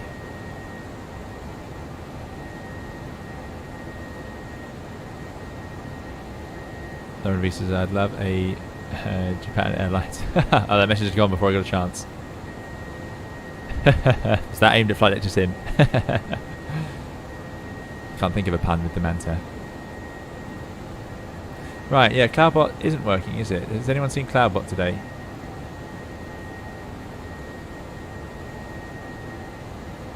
Oh, and Jonathan Gunther, thank you so much. I do apologise.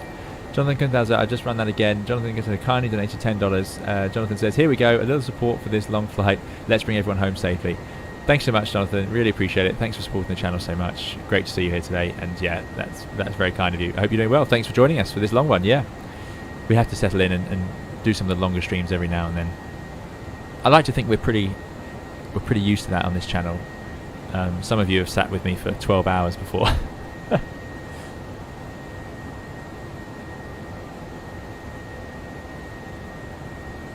Rich Sanger's trying to fly the same route. Excellent.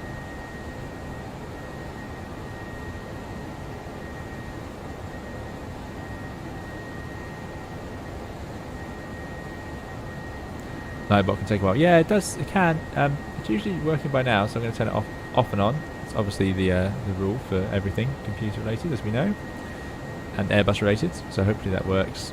Stephen Lee says, "Why do my displays, map and altitude, not work on the A321X?" Oh, I don't know. They should work. HK's Flight Simulation says, "Okay, sir, I got to go to bed now. Sadly, I'll miss the arrival. Bye. All. Enjoyed your stream. Have a nice day." Thanks so much, HK's Flight Simulation. Thanks for coming along. Have a good night. See you next time. And thanks again, Jonathan. Yeah. So Flight Sim 2020 says, "Are you going to do a long haul with the DC-6, for example, from Amsterdam to New York with different stops?" Oh, there's an idea. And we have, obviously, we have the best DC-6 livery you can get. We have it, Paddy's retro Manta livery sitting there. I'm waiting for Paddy's Air 2000 Tapestry livery to be put onto the DC-6, but the Manta Classic livery has made it onto it already, and it looks unbelievable. It's so good. So that could be good for some sort of epic flight. We could head it. Maybe we could try and do a London to Sydney sort of thing. That would feel pretty good in the DC-6, wouldn't it? In Microsoft Flight Simulator, VOR to VOR, or GPS to GPS. I'm pretty sure you can get that plane to fly along in nav and GPS. Igloo says, "Does the 320 even have the ETOPS rating for this flight?" Yes, of course it does. This is Manta Airlines. So in Manta Airlines, doesn't matter what you're trying to do, you're aeroplane certified. We have all the right paperwork from Airbus. We've paid all the fees to get this ETOPS certified. We've inspected it in and out. So it's always qualified. But yes, you can get ETOPS certified 321s, absolutely. What length the ETOPS certification for this flight is, because there's different levels, so it does vary.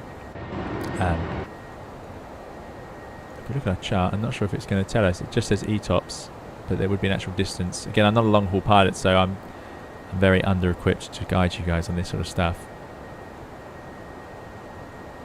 because I do not fly any ETOPS aircraft. But yeah, back when the channel started, we've decided that this airline's approved for RNPAR, for whatever it is, whatever you can think of. If it's an option on the Airbus, we're allowed to do it.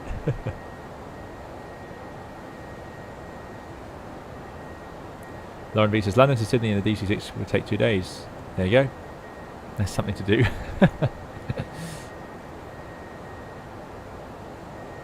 Imagine managing those engines for a whole flight. And I've got realistic engine damage on in that DC-6. But that was great. I really enjoyed streaming it the other day, actually. Thank you for those who came along to that as well. But yeah, it's... I absolutely love flying that. That is a really great add-on, and not something I've used Flight Simulator for before. So really good idea of PMG to get that out early, because if they brought it out after the 7.3, you know, we'd all have the 7.3 and people wouldn't have probably been as excited about it. But it's great how much imagination it's captured, glory days of aviation sort of thing. And the last, or one of the last of those big piston powered beasts, so that's just great fun. Oh, I like that, Mike. I'll be stealing that one. ETOPS, engines turn or passengers swim. Very good. J-Bait says, "Pretty sure the DC-6 can do Amsterdam JFK non-stop." Yeah, maybe it can. We could go via sort of Iceland or something. Be hard. You're navigating over the oceans in that thing. You're starting to look at using the stars. So celestial navigation. The flight sim says, "Would you do that in 1 or 2 streams?" Oh yeah, no, I wouldn't fly down to Sydney in 1 stream. That would be, we could make that our sort of sectors. You know, we've worked our way across the Atlantic in the Airbus.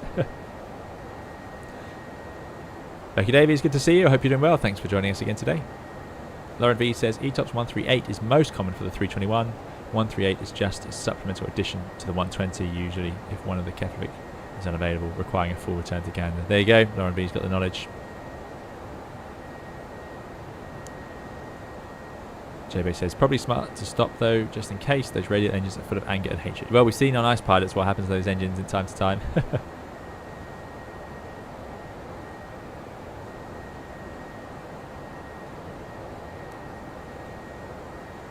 Thunderzoo Gamer says, "I'm trying to put 4032 north in and it's not working." So you need to do the rest of it. You need to do 4032 north. Let's fill in the flight plan. We need to do that.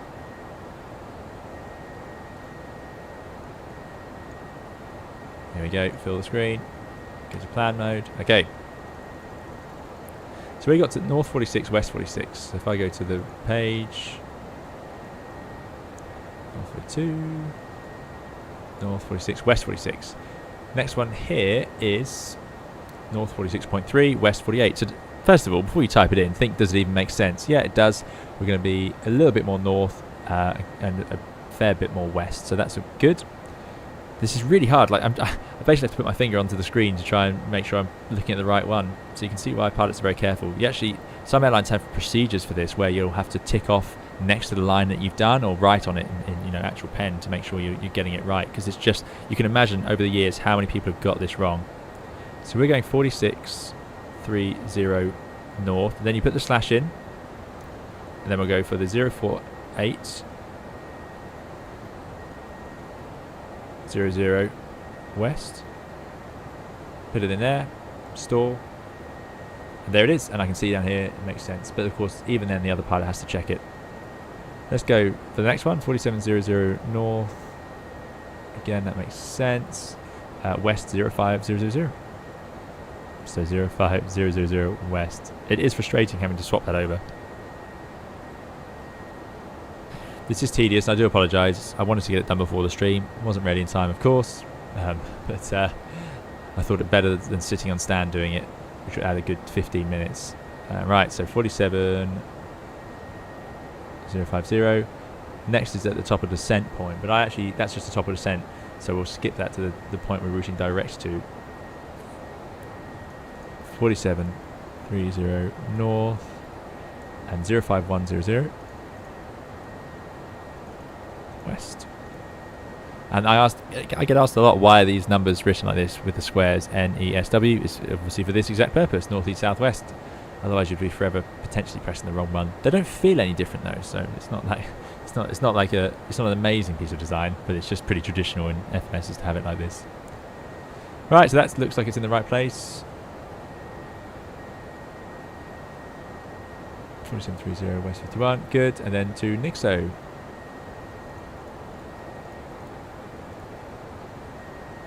And insert. So there's the last bit of our route, and the other pilot will go and check that. So if our air traffic controller is still watching, that's our expected route, and it is filed in the flight plan and then to St John's. So for St John's, just while we're here,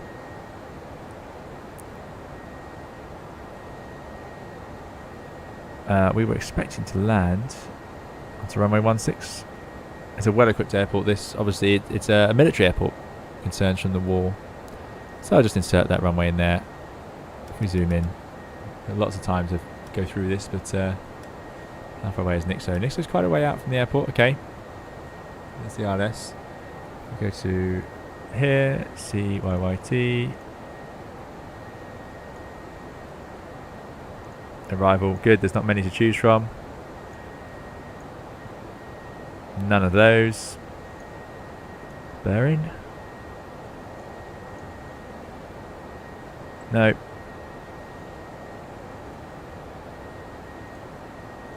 Tigor.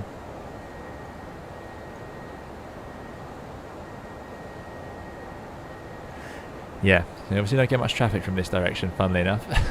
Straight in over the ocean. So we will not be doing those. Either radar vectors or direct. We could go to the overhead. Right. No airports around at all now. Oh, we're catching up with Tom because of my cheeky wind change. Any point in doing a direct?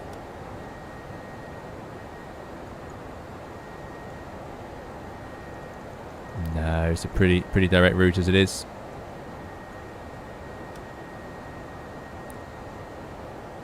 Slip says, did you ever go to St Michael LPPD in real life? No, sadly not. You're welcome, Planet Zoo Gamer. Glad it worked. JB says, if it's missing 2 tanks, then you might get wets.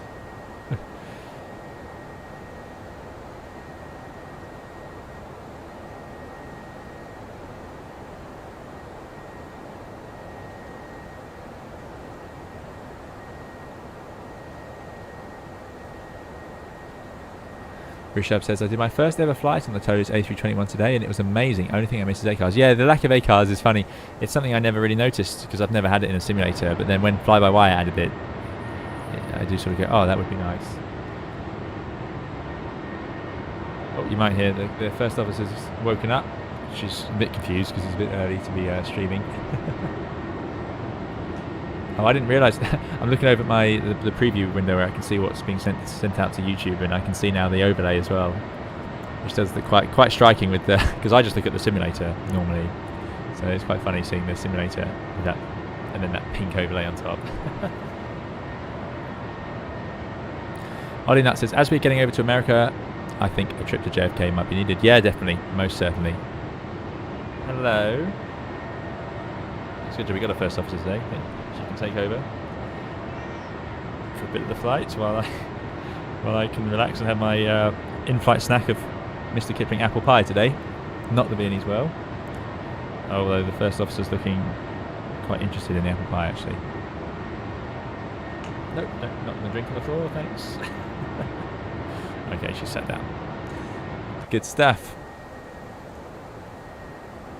Yes, I know. I don't know if you can hear her complaining. Ollie Nat says, after you have flown down to New York JFK, then you could do another leg on a different stream to the Grand Canyon. Oh, that would be fantastic. Yep. Lots of options coming. And I've got some good... Orbex have kindly provided plenty of scenery which we could use for that. I am on VATSIM A320 captain. I am indeed. Conor Madden says, I had an old instructor who was a nav on an Egyptian Air Force C-130. Proudly talked about the time he had to dead reckon over the Atlantic, landing with such little fuel and engine died on the taxi. Goodness me. Yeah, that's not much fun.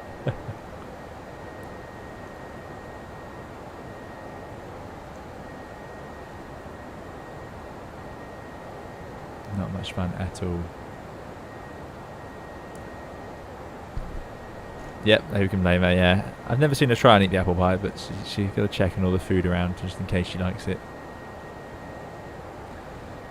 Slip says, really miss a 321 or 330 from Microsoft Flight Simulator. Just did an Unreal flight from Portugal to Capos. Wow, that's fantastic. A320 Captain says, okay, I'll give you ATC on arrival. Thanks, A320 Captain. That'd be great. Pavel says, yesterday I was on a real simulator A320 in training centre. For 2 hours I was left in the chair. That was amazing. I did it, landing with the left hand in real cockpit. Well done, Pavel. Fantastic. That must have been great fun. That must have been brilliant. Mr. Martin Torres says, is it me or is your cruise altitude low? Yeah, it is a bit. It's what was flight planned. When you're over the ocean, you don't always get the option to just sort of go higher if you feel like it. And if you can't talk to air traffic to agree a new level, or if you're on a North Atlantic track, there could be aircraft above you. Now, I happen to know the aircraft around us is not just sitting above us. So what I could do is go up to... Well, we're at 300. The optimum is only 3.1. We need to be at an even flight level, so my next option would be 320. But basically, we're at the optimum. Yeah, we're just so heavy. It's that weight. 84 tons.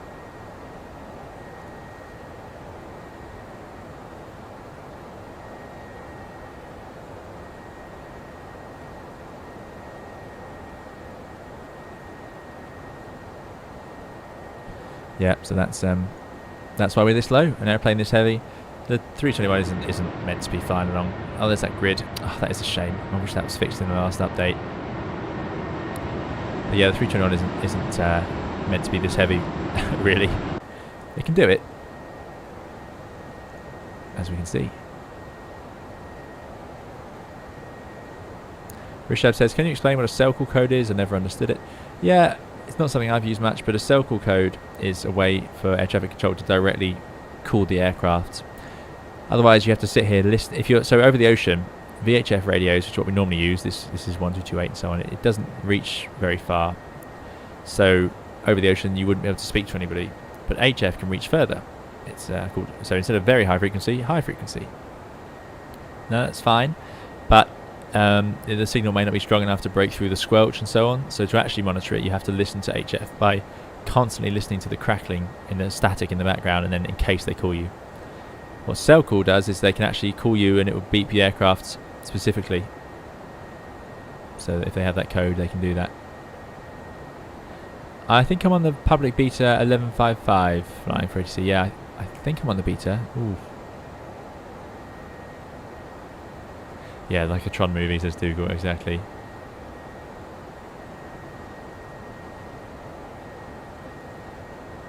Yeah, so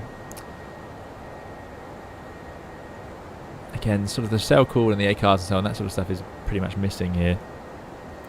Is there such a thing as Unicom in real life where pilots can communicate with each other? Yeah, there is actually, yeah. It's not used much, but 1, 2, 3, 4, 5, yeah. Jordi Rabada, good to see you. Thanks for coming along. I hope you're doing well.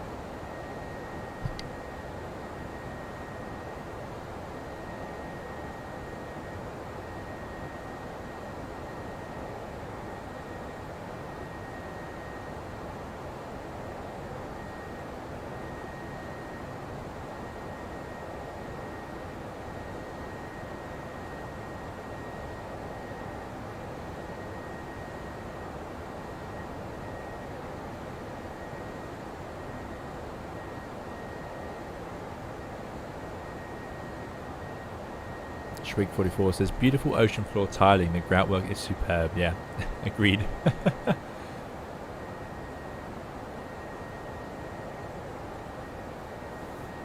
AC455 says, are you using live weather? You're going much faster than me.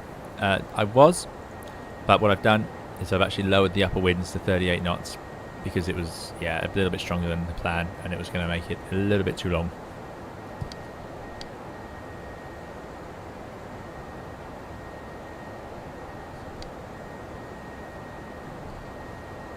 Fonower says, at the start of this stream, did you say something about the ToLiss A321 being an updated version? This is the latest version, version 1.3. Came out early June, I think, if I'm remembering correctly.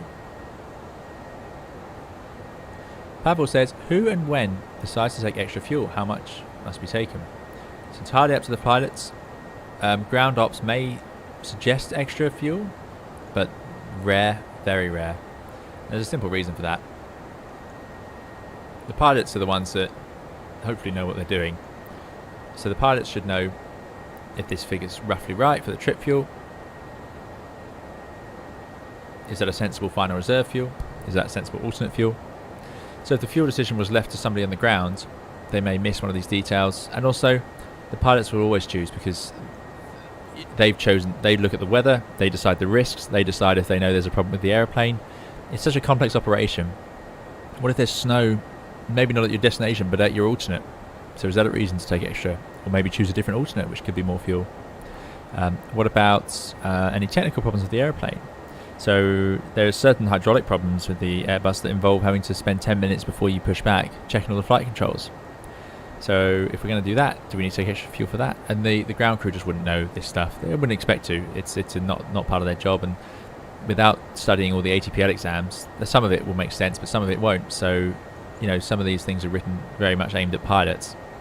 So I've seen things like that some people think they understand and actually slightly got the wrong end of the stick. Just not their fault, it's just not what they're trained to deal with. So the pilots always choose the fuel. The captain ultimately has the final say on it, of course, and is responsible for that decision and will sign off on it. How much extra is, it could be anything. It could be anything. I treat these flight plans as being pretty inaccurate, but that's because I know this is all simulator world. The winds are slightly different, etc. In real life, these are actually quite accurate. They're very good, so you can trust them a bit more than I do. So I don't carry as much extra fuel as I do in the simulator in real life. If the weather's nice, typically we don't need to carry any extra. Then there's no other factors like runway closures, and the amount of things that can cause a delay is amazing. In the UK, there's things like Remembrance Sunday where they'll try and stop traffic for a minute or two, so you could end up in a hold. All sorts of things like that.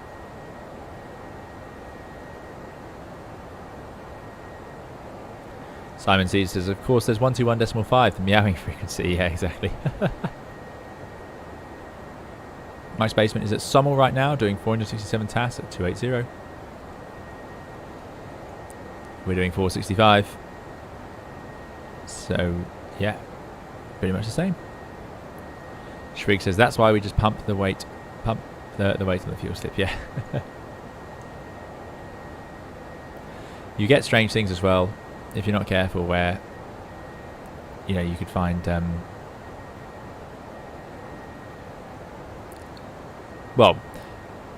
like extra fuel chosen by the pilots. Pretty much thunderstorms forecast. Well, how long do you need? Well, half an hour. Do you need more? Maybe you want an hour. Maybe you need a different alternate that's clearer. What fuel factor do you use in SimBrief? The cost index I use, if that's what you're talking to, or are you talking about the fuel burn factor? I've just been using the default one because I'm using IE engines, I must admit. SKW says I never get a grid on the ocean. Which scenery is causing that annoying problem? I use default scenery, water, and as the aircraft and flying for my main concern, I'm quite content. Yeah, I use everything's default outside, in fact, but I'll confess I use a slightly changed water texture, but it only changes the colour, makes it a bit more azure, a bit more appealing when you're flying in the tropical regions. Stephen says, right, I'm departing from Dublin now to go to Heathrow, but I'll still be here because you're a legend. Thanks, Stephen. Appreciate it. And enjoy your flight. Dougal says, getting all this real world info, just going to be worth smashing the like button for. Thanks, Dougal. Yeah, please do if you're enjoying. My favourite thing is if we get that like button to have more likes than we have concurrent viewers is always a nice sign. So if we manage that, I'll be very pleased. Pebble says, did you hear in real life Mayday fuel? Not Mayday. I've heard of Mayday before, but not Mayday fuel. I've heard minimum fuel quite a lot.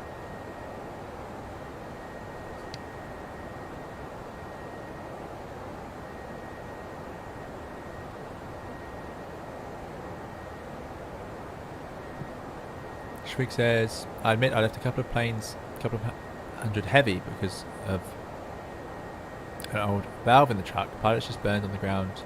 If put them over takeoff weight, says Schwig. Ah, so Schwig, you were a fueler. Fantastic. Schwig's. So, yeah, so if we ask for a fuel figure, like if we ask for exactly 17.7 on the Airbus, there's a fueling panel outside. It's actually underneath the wing.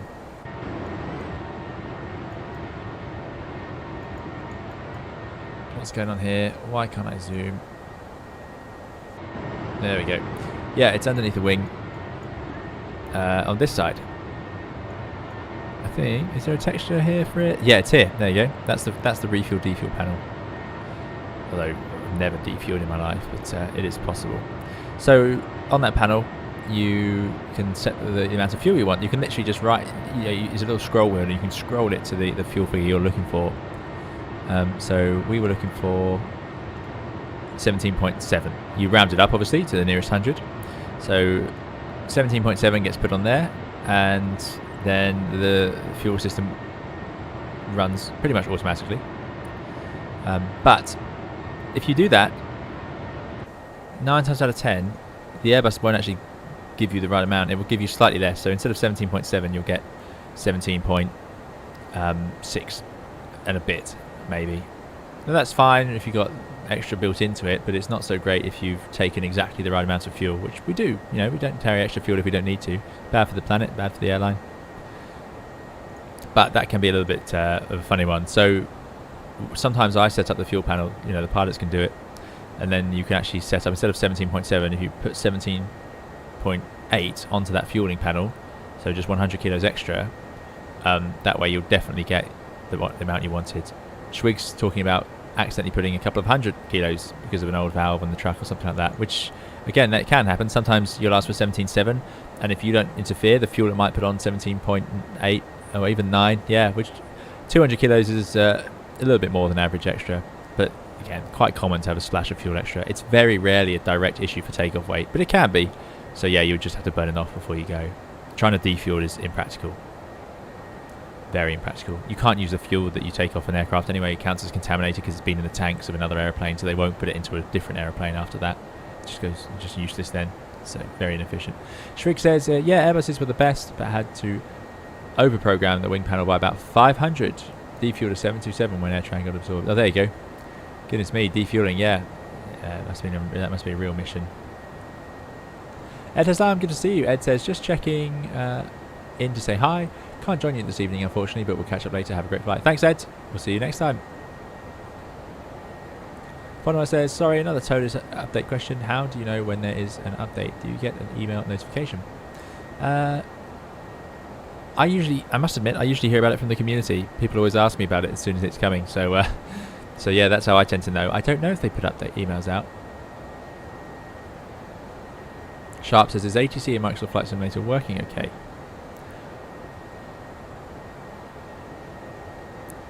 It always descends me too late, too fast, and yells if I don't go down at silly rate or I'm not assigned out. Descend earlier equals more yelling. My error or the sims? Sounds like the simulator's error. I've tried it a couple of times, Sharp. I had loads of problems with it. And I just don't use it now. I use VATSIM, I must confess. Trig says, yeah, we defueled it into a spare truck we had lying. Yeah, exactly, yeah. Reese says, can we turn on some music? I've never used music on the channel. I do have some break music I can put on if we take a break. I've never left music running in the background. Do people want that?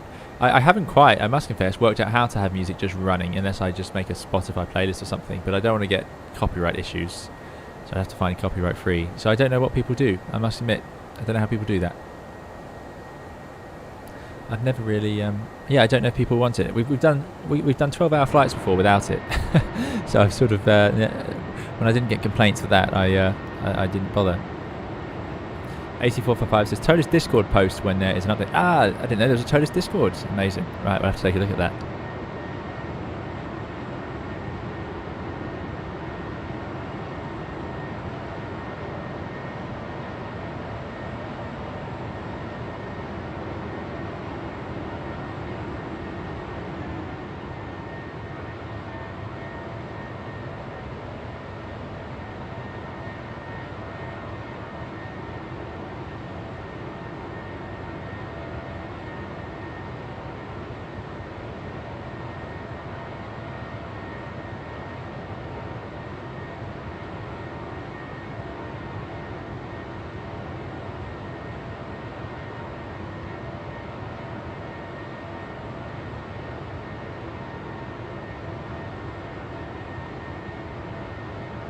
Well,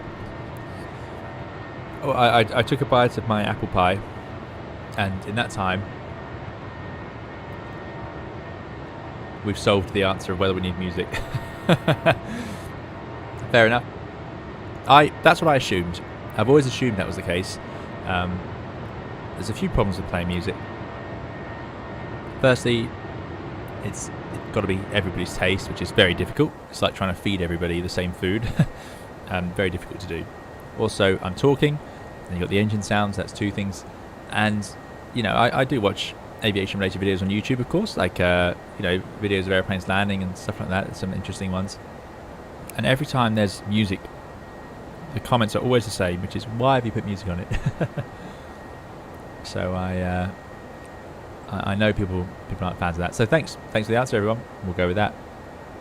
Music for a break is fine. Yeah, that's it. We have the break music, which is very soft, very easygoing. I think it's about as easygoing music as I could find.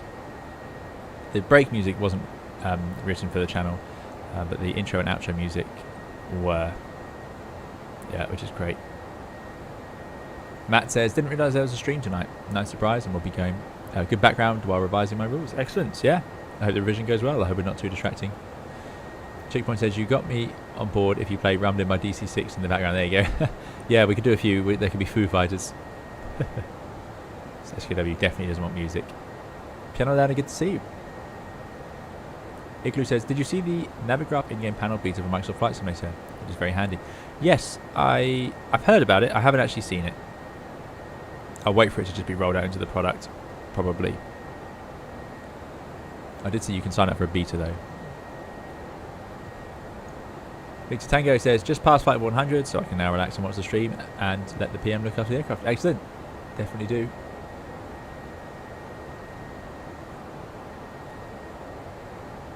Giuseppe says, music could be there if no commentary. Yeah, exactly. Like I say, we did 12 hours without it, so... I did try. For one of the long haul streams, I set up a folder of music, but I couldn't get it to all play, and I gave up pretty quickly. You'll have all noticed that my streaming technical ability has... It went from I had no idea how to stream to I could just about run a stream, and as soon as I reached just about run a stream, I stopped getting any better, and we've stayed at exactly the same level. I've got the same countdown timer I had back then because I'm too scared to change anything. So that's why it's just sort of the most basic thing you can see on a stream. I haven't got any transitions, no fancy graphics as we move between cameras. I've got nothing.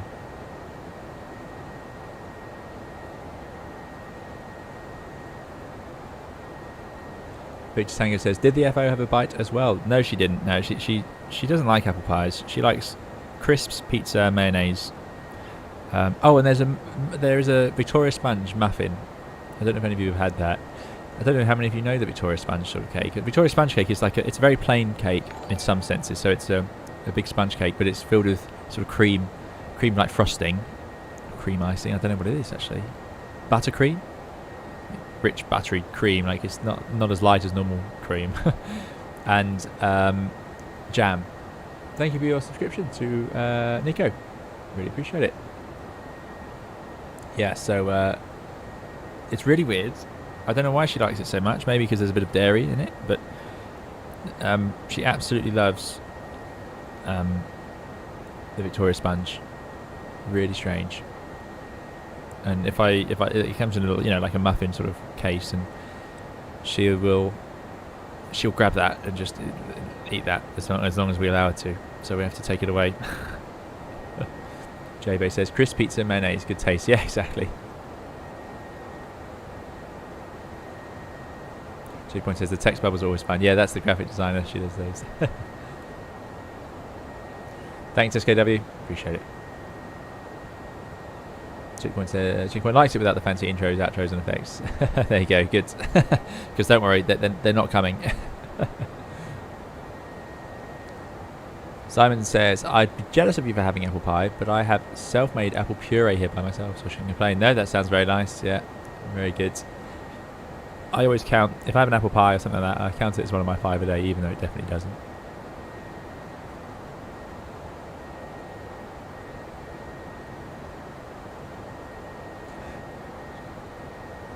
Yeah, Reese, not sure why you're having trouble with X-Plane 11, but sometimes I find my simulators just grind the thing to a halt.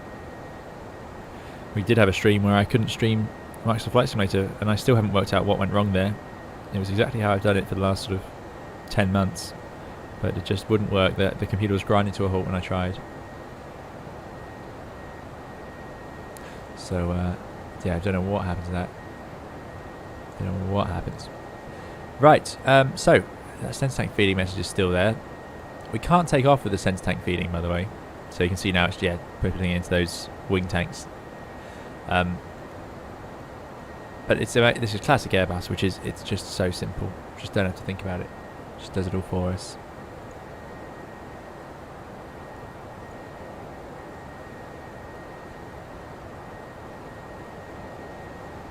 And you got to remember, this is where these aircraft are happiest. Sat up in the cruise, temperature outside -42, no problem. And they'll just sit here quite happily. All the engines are exactly where they want to be, spinning how they want to be spinning. Put in my distance to go to make myself feel better or worse. 800 miles to go. Nah. Yeah, that didn't make me feel any better. I wonder if this has updated its arrival time. It's just getting later and later. I really don't know why. If I look at the overlay, I reckon it's 1849. Yeah. Bizarre.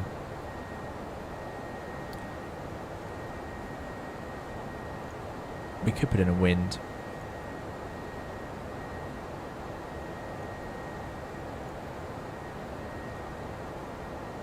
Oh, it's not letting us though. So I reckon 61 knots here.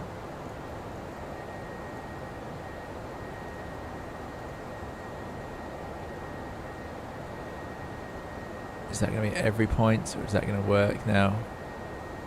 Yeah, it's not going to make any difference.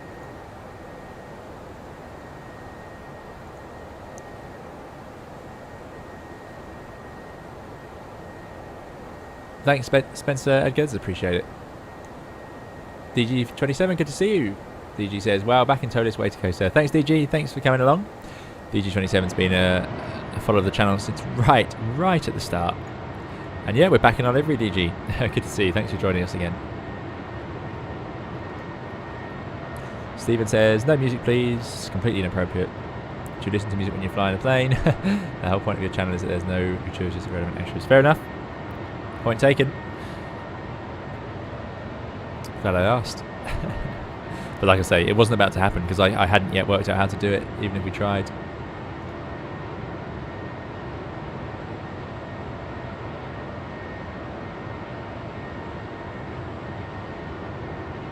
Sharp says, before hold music is inflicted, could you add some words regarding approach phase?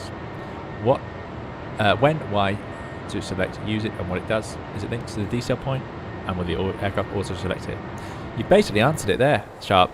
Yeah, the approach phase, I could activate it now if we wanted. There you go, active. And now it will target the green dot speed, which is definitely not 177 knots, so it shouldn't say that. I'm a little bit surprised, but there we go. So if we were lower down and we could put flaps out, we could then put the flaps out, and when we put those flaps out, it will lower its speed to the next speed, if that makes sense. So it'll go to the next sort of maneuvering speed for that configuration. So basically, with the approach phase activated, the only thing it really does is it allows us to do that. It does have another effect, which is if you're doing a non-precision approach, it'll bring up the scales to show you on the PFD. But yeah, it's dead simple. That's what it does. I've activated it now. Now you can get it back if you put in the level you're at into here. There you go. It goes back into the cruise phase. So if you activated it, you're also sending the airplane. You're saying, no, I don't want to cruise. I want to be in the approach phase. So it even skips the descent phase, and that's why it targets those speeds. But the magic thing is, in an airport that's not giving you any speed control, you can just put the flaps out as you wish, and it will slow down the auto thrust to the next speed it should be at. It's great, all the way down to the approach when you put out the landing flap. But yeah, if you ever find yourselves like this and you suddenly realise that you don't want to be in the approach phase, you can just put in the level you're at and re-enter the cruise phase. So now optimum is 320, so let's do a step climb. This is really simple. Actually, let's put it in one of these waypoints. Let's go for 040. Not that one. There we go. Step outs. Now we've got to get the name right or it won't work. Oof, that's bad actually. Okay, it is written out like that. Let's give it a go. So we want to go from November 44 West 040. Oh, I've done it the wrong way around. We're going to go up to 320. So you type in the flight level you want to go to, and in the real aircraft you can put that in there, and it would, without the actual waypoint, and it would then calculate the optimum for you. Very clever, very clever. So it would tell you when it thinks you should climb, which is amazing stuff. So there we go. Put that in like that. There it is. We're going to climb 1813, 215 miles away. Go up to 320. Go to manage speeds.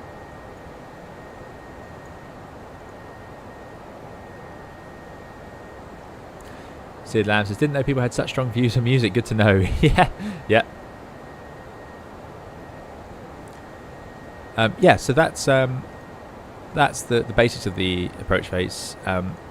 It is linked to the decel point. The decel point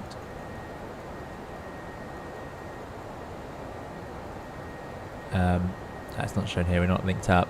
The decel point is that magenta sort of D written on the PFD. Let's try and find it. Yeah, so we haven't got a very good flight plan here. Let me clear that discontinuity. There it is. And there's it written there, decel. That's when the airplane will automatically activate the approach phase.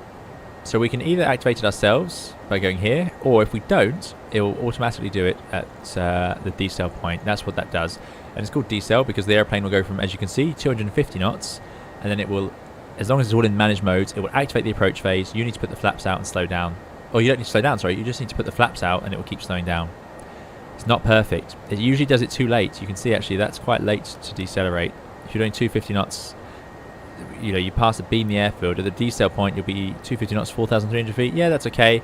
But you're going to go charging over this waypoint, back round and in. So typically it's a little bit sporty.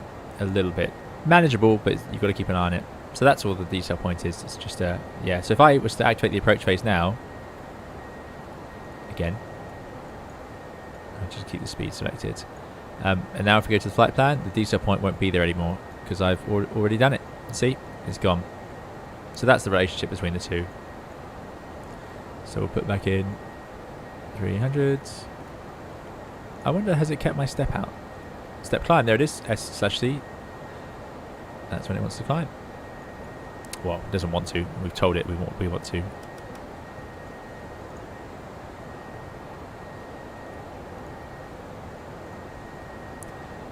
So yeah, hopefully that helps, Sharp. Bacon Warrior, good to see you. I hope you're doing well. Thanks for joining us.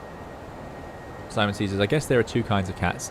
The ones who complain if you don't buy exactly its favourite cat food brand, and the ones who just eat everything. Yeah. Oh, she'll complain about the food as well. She won't eat any cat food. The very, very specific ones she likes. She's still here with me. Got a few apple pie crumbs on her.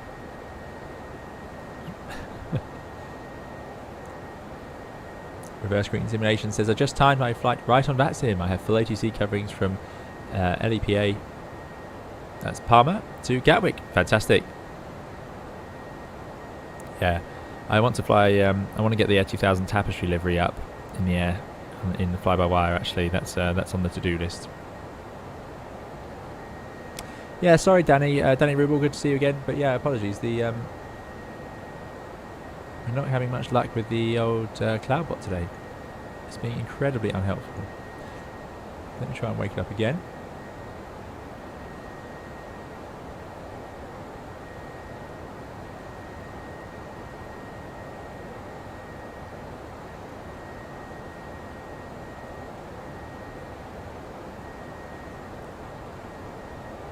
Sharp says, for reference, I did get some good help via your Discord.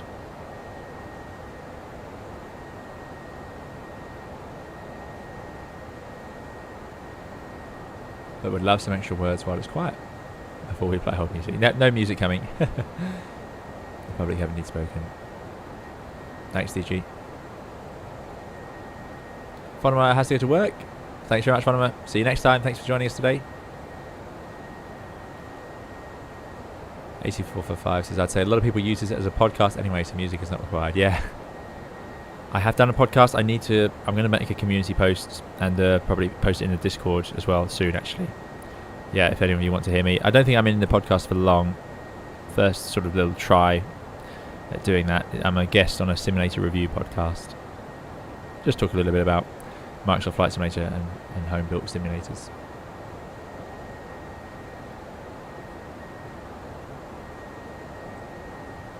Lauren V says, ToLiss also would delete your wins after a step climb. That can't be a real feature of the Airbus, can it? It seems like it needs some work for the long haul. No, yeah, no, the real aircraft wouldn't delete everything. AC445 says, as an FYI for CYYT, X-Plane has modelled a steep upward slope on runway 11, which is not correct in real life. Just be advised if that's your runway to flare. Thank you very much, AC455. Yeah, X-Plane does have a few of those, doesn't it? It has a few of these steep runways. Current plan is to ignore all of those, fly the approach. I would do 16.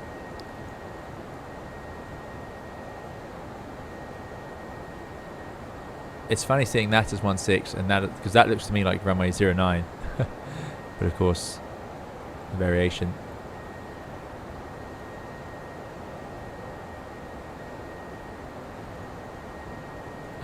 Means that yeah, it's all over the place, just as we found with our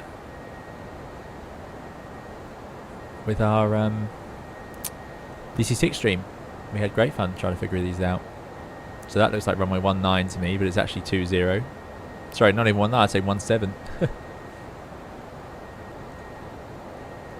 So what's our approaching we via?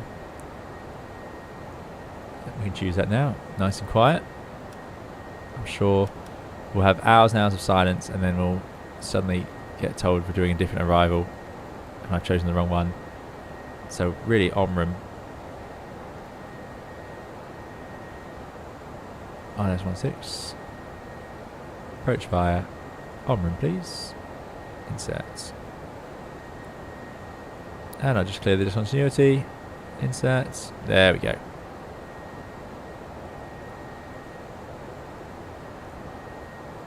How's that wind doing? Avoiding that headwind. Tempted to cheat a bit more, because this is all running a little bit later than I'd expected. At the moment, we're getting in at 7:50, almost halfway.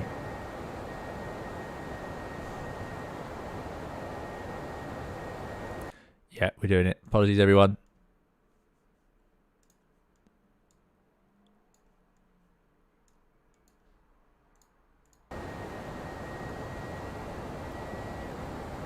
Yeah, this is curious that I can't change these winds around. We'll see what happens when we get up into the cruise. Should be able to just type it in. So this prediction's become way off. But still, should be doing good for fuel.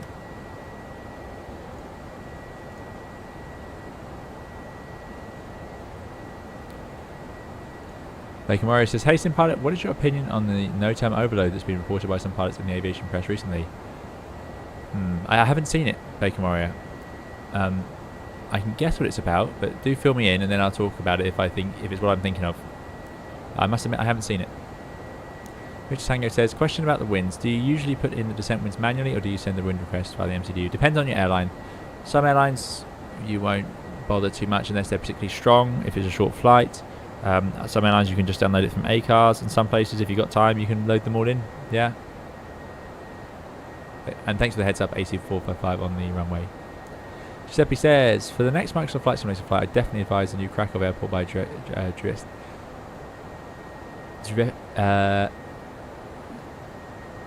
Zwiecki.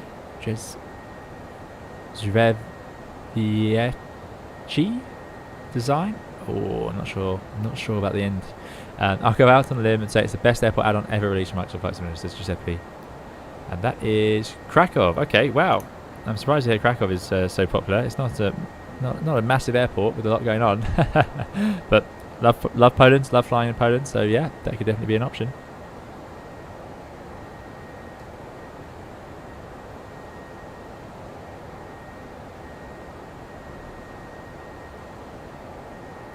GD says your cat seems to have trained you. Yeah, pretty much.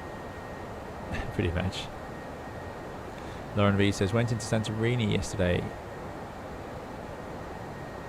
The procedural VOR teardrop approach, it didn't have the diesel point until well into the outbound leg of the procedure. Way too late. Yeah, exactly. Yeah, it's pretty optimistic. The Greek Badger says, you're a bit low on flight level 300, aren't you? Yeah, so we're low-ish, but we are going to climb up. Actually, we could probably climb up a bit sooner. Ultimate now is only 3.2. We can only go up to 3.4 would be the next level. The highest level we could go to. Let's do 3.2. I think we can go now. There we go. New cruise altitude 320, and it should say step deleted. Oh no, it would say that. Sorry, it would say that if we went past it. There we go. Open climb, outblue 320. And now, after having done it, let's check numbers around. So we've overtaken the Thompson. Air Canada cruising along behind. So look at the VAT map actually.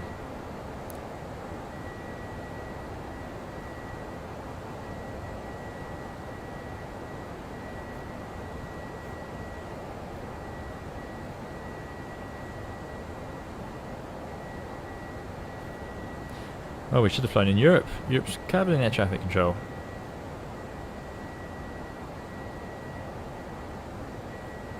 I can see a little group of us though heading over.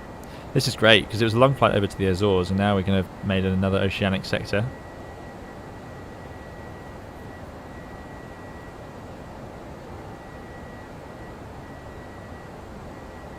And then we can head down the west coast. Although that looks like a long old way to get. I think Newfoundland is further than I realised from New York.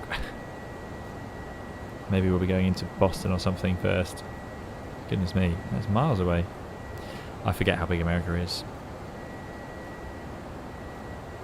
But yeah, Europe is covered in control.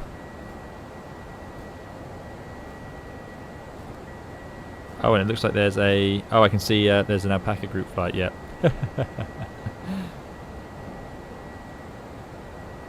There's backup start, 320. So that's it then, everybody's streaming today. But yeah, good evening, Greek Badger. J-Bay says, My dog isn't too fussy about food, but she does like peanut butter dog biscuits. She knows 4 p.m. is biscuit time and gets quite upset if I'm late giving her one. Yeah, dogs are very good on the times. The cat seems to just like, she'll have some treats, and then she'll be in the mood for treats sort of 10 minutes later. If we're in the right part of the house where the treats are kept, she'll just keep talking to us until we provide them. She's a very talkative cat, as you guys can probably tell. Giuseppe says it's fine. No one knows how to pronounce their name. Yeah, the Drevetsky design. This is X-Plane 11. GD says, has anyone gone to the office at work, stretched out their legs and briefly got concerned they couldn't find the rudder pedals? Yeah, very good. AC455 set up for runway 16. Yeah, excellent.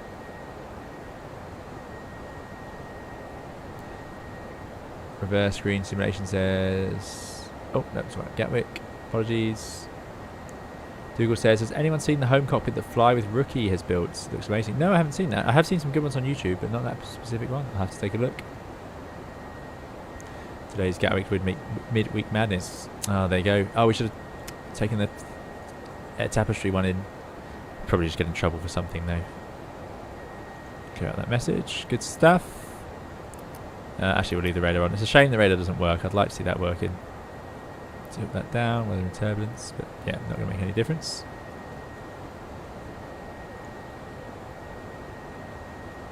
Sharp says, thanks so much for the approach detail info. You mentioned the how in one of your vids, but not so much the why, what, I think. It was early days of base 320 with bits in op. Thanks for the info. You're very welcome, Sharp. No problem at all.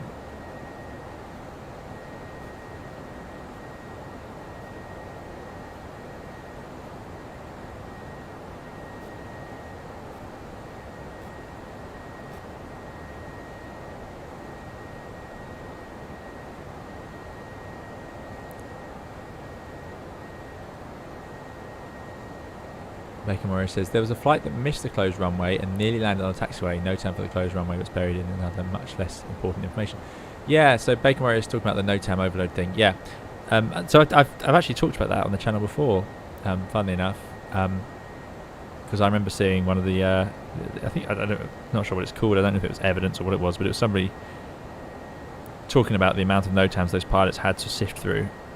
Now, of course, as ever, that incident was preceded by and involved a whole series of factors that sort of lined up, unfortunately, into that one event where they nearly landed on a taxiway with aircraft on it.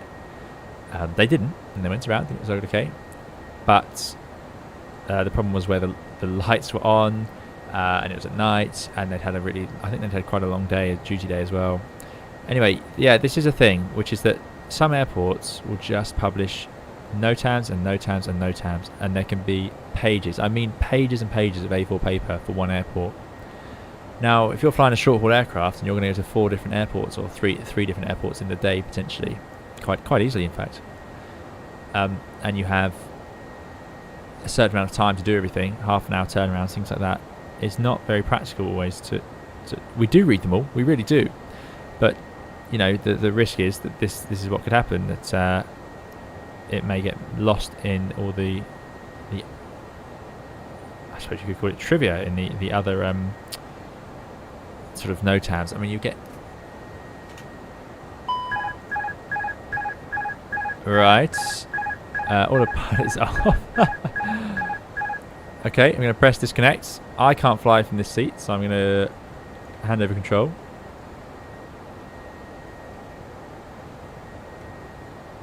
And you guys know what we're going to do. We're going to fly the airplane. So that's autopilot off, and there's thrust lock.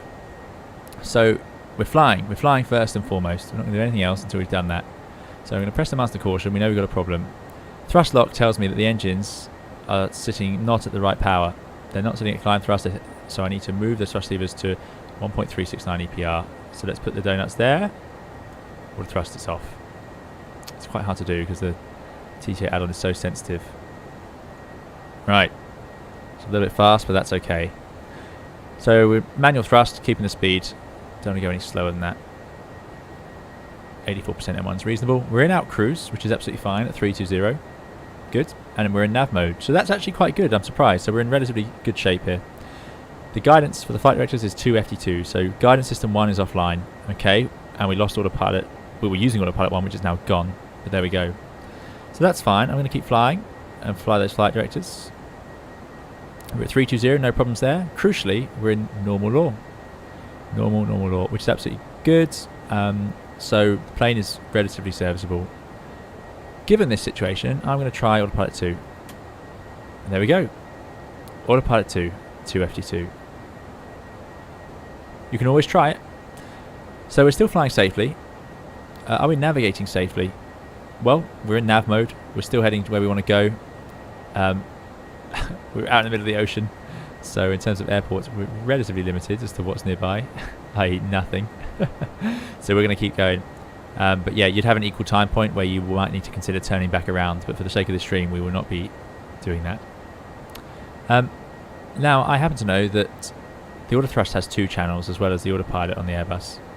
Autopilot 1 has autothrust channel 1, autopilot 2 is autothrust channel 2. So I'm going to press autothrust 2, and look, it works. Great news. Thrust levers to climb, Mac out cruise, autothrust. And just like that, without just rushing into the ECAM, without panicking, we've managed to get the airplane back into basically where it was. We're in normal law with all the automatics in, so we can stay up here in RVSM, although it's actually MNPS out here probably. And we're in Mac out cruise nav. How strange. How strange. Now, next step would be communication. Do we need to talk 21? And I've got a video on failure management. It's quite an old video now, but yeah, a video on the ToLiss talking about this stuff. Then we would decide if there's any OEBs we need to apply to this. Now, I know what this fault is, but there we go. There's no OEBs for us, so we can check the fault and then do the ECAM if we agree with it. So it says, we're not going to guess, because the instinct there, you know, I lost a load of screens, it went dark, the autopilot dropped off, and the last thing you want to do is panic and assume something really serious has happened and start trying to dive into an airport or anything like that. And you can see that by calmly going through the build-up, without even looking at the actual problem, we've got the airplane back into a really nice position. Anyway, we need to identify if this is real. So it says elect AC essential bus fault.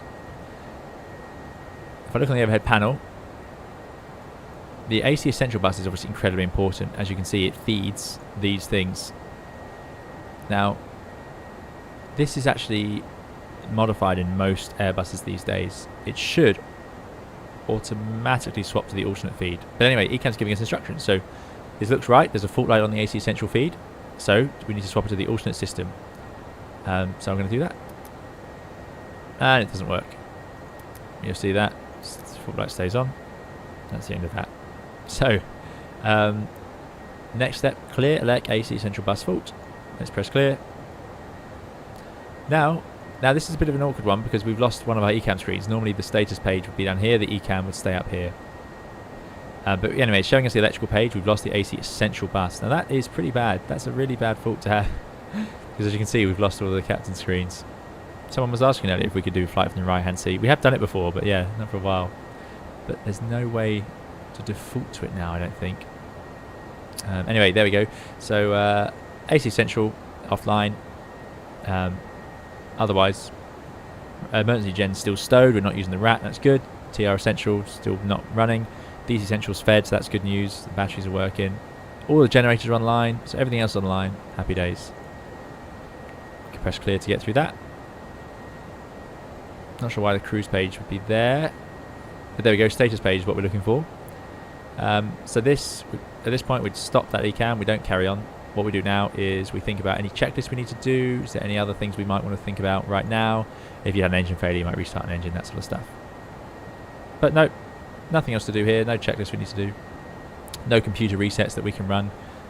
We do actually have a, well, it depends on the airline, but some airlines have paper, some have it on the EFB, but you can check for resets. But there, I don't know of any resets for that AC Essential bus off the top of my head. Anyway, we can see the ToLiss has clearly failed it. So both PFDs are on the same FAC. Well, that's good because we don't even have this one. Cat 1 only. Fine. So we can't do an auto land. Inoperative systems are ADR 1. If we look on the overhead, there it is. On BAT, warning for the ADR, presumably ADR 1. We've lost GPS 1. We've lost our Cat 2 capability. We lost the flight augmentation computer 1. So there's a fault light for that somewhere, I imagine. Oh, there's not. Interesting. And flight warning computer 1. So that's interesting. The warning computer is a pretty bad one to lose. We don't want to lose another one of those, or it gets very awkward. Right, so we can remove that status page. It's gone. We notice TCAS has gone to standby as well. So we seem to have lost that TCAS. Swap it over to number 2. There we go. So it's not an operative, it was on system 1. That's good. I don't know if that's what the real aeroplane would do, but it looks like it's lost power when you go to system 1. Very interesting. Anyway, there we go. We'll put that to 2. And that'll be ECAM actions complete. So here we go then. Can we open the ICS screen? There's a way to make this default to the co-pilot seats. But if I press that, we go there. Is there a way to... No, it only works for the next flight, sadly. There you go, Lauren V solved the puzzle. Is Autopilot 2 available? Yes, it is. Dougal says, this is where the ToLiss is so good. Yeah, it's good. It is good. That really caught me out because I was just sort of starting to natter about NOTAMs, which is a topic I talk way too much about. Yeah, there we go. Victor Tango, yeah, we just had a failure of some variety. Well, it looks like we lost the essential bus. And he says, Mental Pilot did a video about the Air Canada taxiway incident. Yeah, I see Mental Pilot does like doing videos on incidents and tragedies.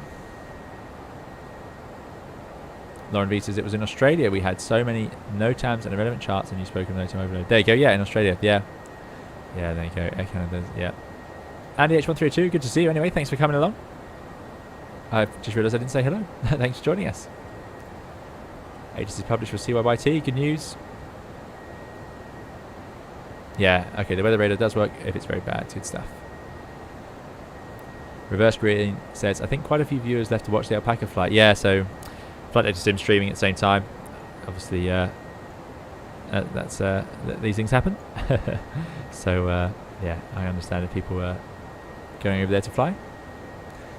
DG27 says, is the Air 2000 livery available for A319 and ToLiss? No, I don't think it is, I'm afraid. I haven't seen it anyway. Giuseppe says, for Krakow, I just meant the quality of the add-on, not the airport itself. Yeah, but still, a good add-on usually needs a good airport, so yeah, interesting. It's a popular Ryanair Wizard airport, I think. Maybe people wanted to simulate that, says Lauren. Yeah, could be, could be. Right. Oh, the sudden chat ground to a halt. Yeah, it did indeed. The suspense. Mike says, very enjoyable event, not seen a failure before, and it's really interesting, especially as it didn't happen to me. Yeah, exactly. No problem, DG. Yeah, I haven't seen one, but I must admit I only ever look for the 321. Igloo says, that was great. I love seeing you work through issues. Reminds me to stay calm. Yeah, it's very important. It's one of the main things that we want to see these days. Let's just check. Did we diagnose it? So we think we've lost the AC Central Bus Bar. And there it is.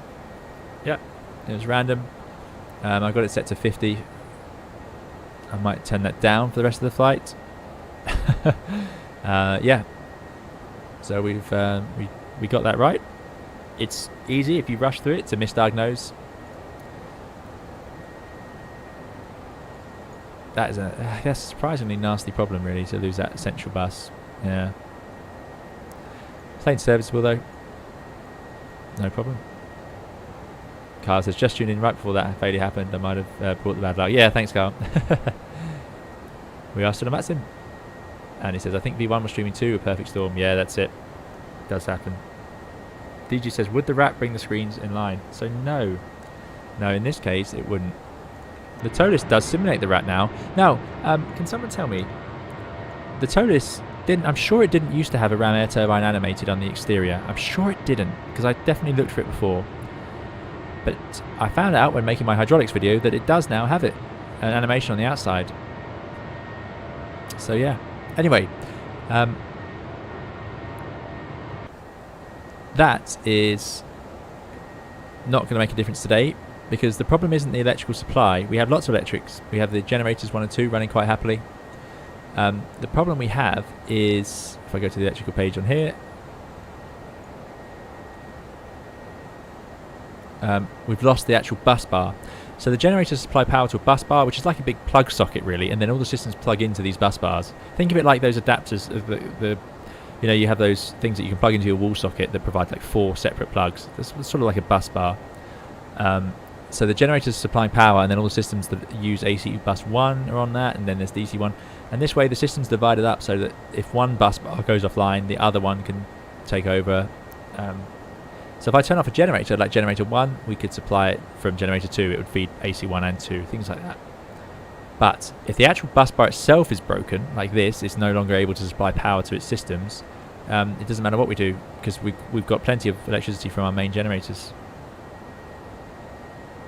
So we're just a bit stuck, really. Yeah. And the hydraulics similar. You sort of, sometimes it's just not possible. Rat is a new thing, says Andy. Yeah, great. That's really good. And Dougal agrees. Yeah, excellent. Giuseppe, good to see you again. And yeah, enjoy work. Got to go cover the dev stream for the Microsoft Flight Simulator. Have a nice rest of the flight. And possibly no more emergencies. Thanks, Giuseppe. Thanks for coming along. See you next time.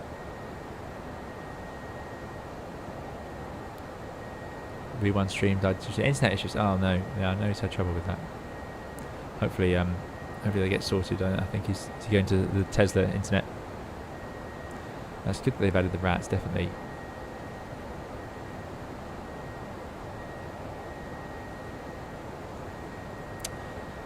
Yeah, there's not much we can do really. Turning these screens off and on won't make a difference now. It's all dead. This is quite, yeah. I'm genuinely surprised by this fault actually. It's in the sense that I'm just a little surprised at how nasty it is. One bus bar. You can't get anything onto these screens because it's the actual screen power. So, you know, switching the screens over won't make a difference because we've lost it. In the real aircraft to show systems now, you'd actually have to hold down on these buttons. So I'd have to hold and then let go, and it would go back to that page. Same for the status page. You have to hold it down. It's quite a challenge, quite difficult for people to get used to.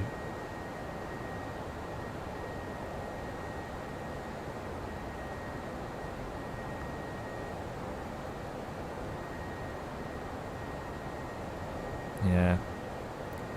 It does make me nervous that it will do something else to us as we get closer. How's our ETA looking?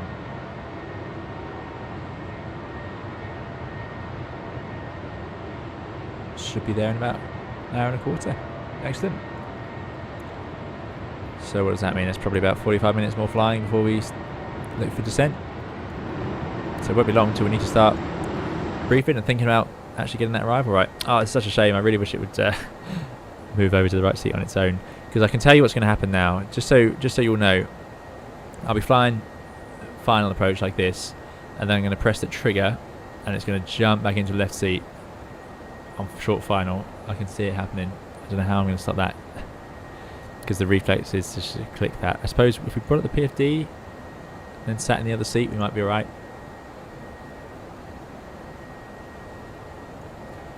QuakeCry says, does playing this help you in your job at all in any sense to, for example, help remembering things or practicing certain things?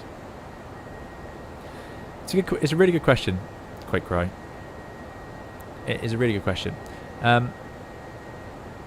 I think it helps keep familiar with the panels and so on, only in the sense that because I'm off work so much, because travel in the UK is still essentially shut down at the moment.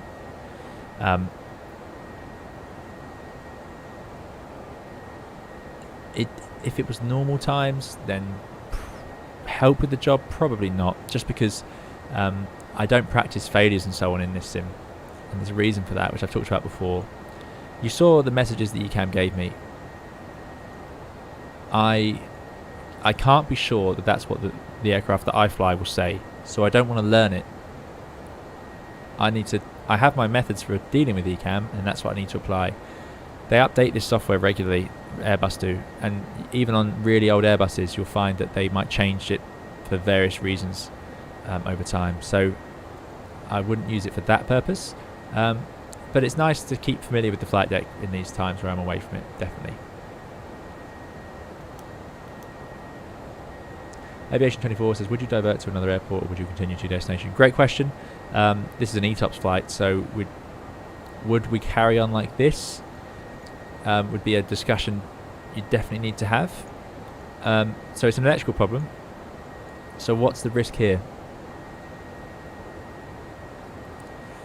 We've got DC Essential. We've got bus 2.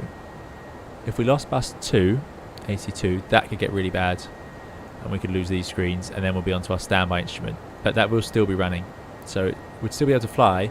But flying around over the Atlantic on this is not as much fun as well, it's probably about as much fun as it sounds. So there's a risk of another downgrade. What are the chances of a downgrade? Well, what caused this one? We just don't know. We just don't know. Did somebody just spill coffee down there or something? It's a tricky one. It'd be a discussion you'd have to have. But you should have a place you can go to. And remember, although it's ETOPS, we're on 2 engines, so we just have en route alternates. Lauren V says, ToLiss seems to have an older version of eCam software. Yeah, exactly. They won't have the exact perfectly up-to-date one. DG27 says, in real life, would you try and gain altitude for a better glide if more things go down? No. Oh, FO's leaving us now. She's had enough after the failure, so she's going to leave me to deal with that on my own. Yeah, so would you go higher for a glide? No, and there's a few reasons for that. The altitude we could gain from here, let's face it, is not a lot. If we said about 3 degrees was a glide, so from 32,000 feet, well, maybe 3 degrees is a bit optimistic for an actual glide, but let's say we could glide for 90 miles from here. If we went up to 36,000 feet, would it make much difference? It might give us another 10 miles, but we're well out over the ocean, so probably not. Obviously, we haven't had any performance limitations here. We're just dealing with an electrical problem. So I'm not going to be too concerned about glide distances and so on. The engines are quite happy. There doesn't seem to be anything related to the engines. They all look good on here. If we go to the engine display, we can see vibration, oil, everything like that. The only thing with electrics that could interfere, like the IDG, the integrated drive generator, if that starts overheating, I don't want that to damage the engine, the gearbox, whilst it's plugged in and trying to provide electricity, but that doesn't seem to be the issue we've had. Thanks, Scott, for your subscription. Hope you enjoy the video. Yeah, so if we'd had an engine failure, that would be then when obviously we'd be concerned about performance and distances. But even then, with an engine failure, the problem is you climb for a couple of thousand feet. In fact, no, you wouldn't be able to climb. What am I talking about? If you have an engine failure, which would be the time I'd be thinking about glide distances and so on, you wouldn't be able to climb. We wouldn't be able to even stay here. You'd have to descend straight away. So no, there's pretty much no situation where that happens. But it's an interesting question. Thanks, DG. Yeah, it's a good one. Kai says, I'm back. I found out that in Microsoft Flight Simulator my throttles don't work anymore. Oh no, what happened to avionics? Yeah, we lost the AC Essential bus, Kai. Yeah, and that's not good. We've had a few bugs with hardware today, haven't we? But yeah, thanks for the question, DG. It's an interesting one. And he says, sacrifice a window view and preset the number key for the right seat post. Yeah, that is a good idea. I just can't remember my shortcut to preset. What was it? Need to have a think. Connor says, how soon prior to a day at work would you begin prepping? If you had a busy multi-sector day coming up, would you familiarise yourself with the field charts in advance, or is it mainly done on the day?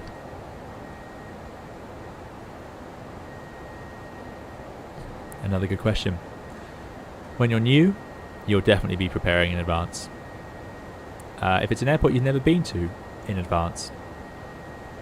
If you're experienced that it's an airport you've not been to, you know, you could read about it the day before, but you might try and talk to some of your colleagues over the coming... you know, if I'm going somewhere that I've never been before, you know, in normal times when I was at work all the time, I'd chat to the other pilots, find out who's been there, see what they say. Most airlines will provide a brief for these airports so that information that you would chat about will get sent around. If there's a new destination, then that especially gets sort of a bit of focus for this exact reason, just to help you out. But if you're experienced and it's just a normal, pretty standard destination that isn't too tricky for any reason, then yeah, just have a look at the charts the day before, just have an idea of what you're doing. But yeah, your pilots, you know, you go on holiday, the pilots could easily, neither of them could have never been to the airport before. It does happen. It's not a big deal because, as you all know, you fly around every day in your simulator and go to airports you've never been, and you manage because the charts are laid out, you follow the procedures, and that's how it works. There's a reason there's such specific, very specific rules for writing charts and so on. Thanks, DG. Glad you're enjoying it. Control plus number key. Okay, let's try it. Now, last time I fiddled around like this. But control plus number key will take me to the view, won't it?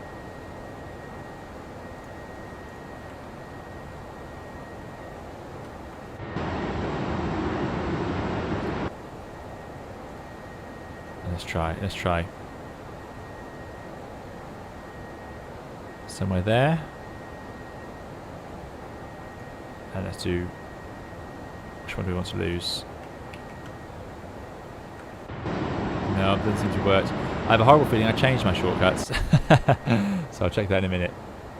Kai says, I hope my next plane, my throttle works. I don't want to spend £100 on another set of throttles. No, I'm sure there... Kai, don't panic. I'm sure there'll be a reason. There's always some software reason. Ollie, that says, for pretty much straight in arrival.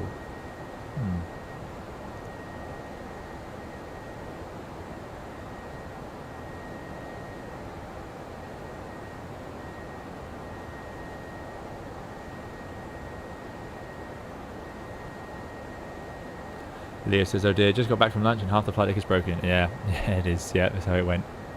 Craig says, what I like about the Airbus cockpit compared to the 737 is that the former feels so spacious and comfortable while the Boeing cockpits are cramped. Yep. I completely agree with you on that. Yeah, that looks pretty good. Okay. Sorry, everyone. Prepare for a sudden pause. I know it breaks the immersion a little bit, but let's just see. Keyboard. Currently assigned. Views. Quick look. Right. Let's memorize 3D cockpit location. Control numpad 5. Let's try that. So it's going to be control numpad 5.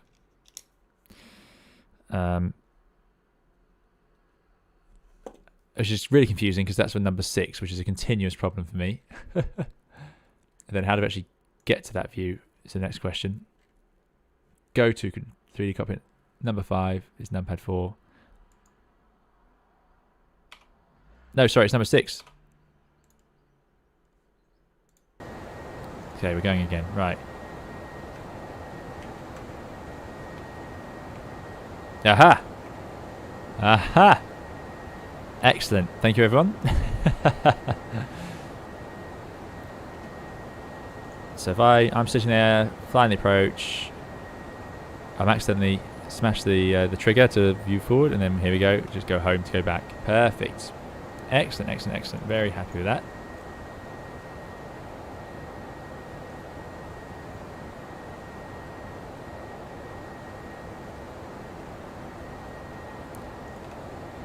I think we've still got some wing views.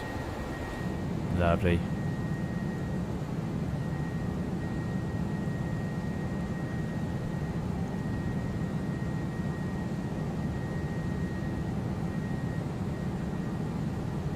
AC455 says test ox would be the waypoint for straight in runway 29. Okay, runway 29 is looking popular, is it?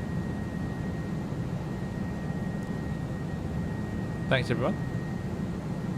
Aviation 24 says, would you lower the brightness on all the failed screens, or would you leave them as they are? That's a great question. I'd leave them where they are, because what if they come back to life and you've turned them all off without realising, or they're just really dim. Yeah, you wouldn't want to accidentally fly around with them all switched off. So, yeah, leave it as it is. They're depowered. It makes no difference really. And if they come back to life, I want them to come on straight away. But yeah, good question. Sharp says, in real life, at what point would you think about informing someone via radio? Or is what you're experiencing now not worth it? I would definitely contact the company if I could and say what's happened, because again, I'm thinking from a short haul perspective, but even for a long haul perspective, you need them to get the engineers ready so they can try and fix the plane to head back. Maybe they could get the spare parts ready or start bringing them over from the warehouses or whatever they need to do. So yeah, when everything was as long as everything else was done, then you'd start thinking about the logistics and contacting the company, because there's nothing they can do to actually help the situation at this point. Quick Rice says, I believe someone asked if this would be a pan-pan or a mayday. This would be a pan-pan as far as I know. Good question. There's one little clue to that. See, I wouldn't say this is either. But that's a very subjective thing. there's not too many rules about that. Some things, well, there are some rules. You know, engine fire is a mayday. The Airbus will often say land ASAP. Again, this shows up in my hydraulic video, so if any of you are interested in failures and so on, do watch my upcoming. It will be out in the next maybe 2 weeks, which sounds like a long time, but it will go quickly, I promise. And I'll talk about that, where you get land ASAP red and land ASAP amber. Anyway, a land ASAP red would normally be a mayday. That'll be things like dual hydraulic failures, engine fires. A pan would maybe be a land ASAP amber, like an engine failure, but no fire, things like that. However, it doesn't really matter that much. It's very easy to get excited, but if you spend more than 5 seconds thinking about it, you're probably thinking too hard, because ultimately air traffic, no one else around you will be on a pan or a mayday, so most likely. If they are, then it might start to matter, but if it's just you, then you're going to get all the priority when you declare a pan or a mayday. Ultimately you are.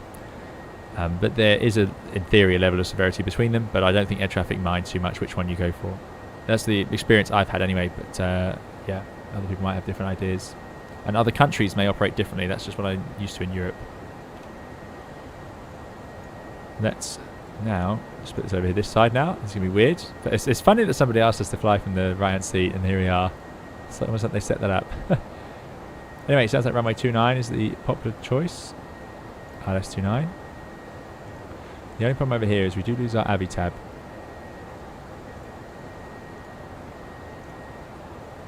And that's runway 29.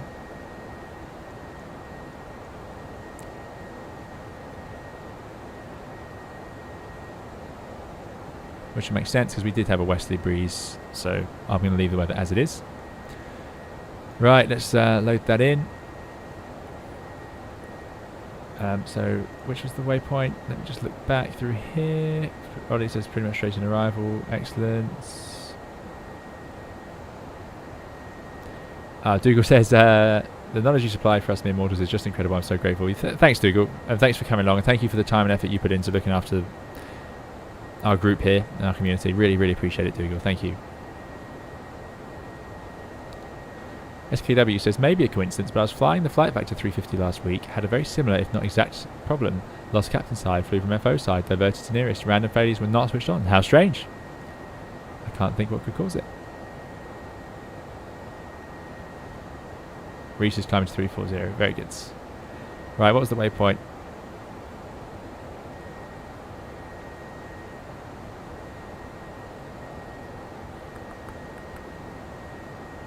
I do apologise.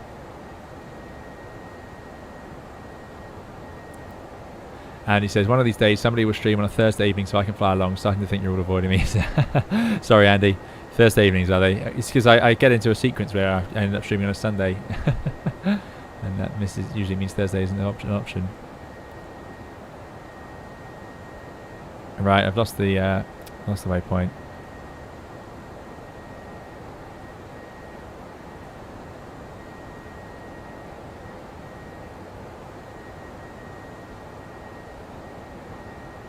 Test socks, says 84.5. Right, there we go. Test socks. So that's just perfectly there. Yeah, I'm assuming on that would be.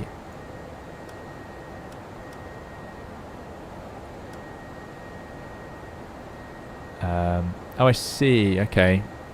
So if we did that, could go via test socks direct, couldn't we? I'm going to put ONDAP in there just in case they expect us to go via it, but I don't know whether that would be required. It would depend on how air traffic do things. What does that little one say? The one says... Oh, where do they write it? Where do they write it?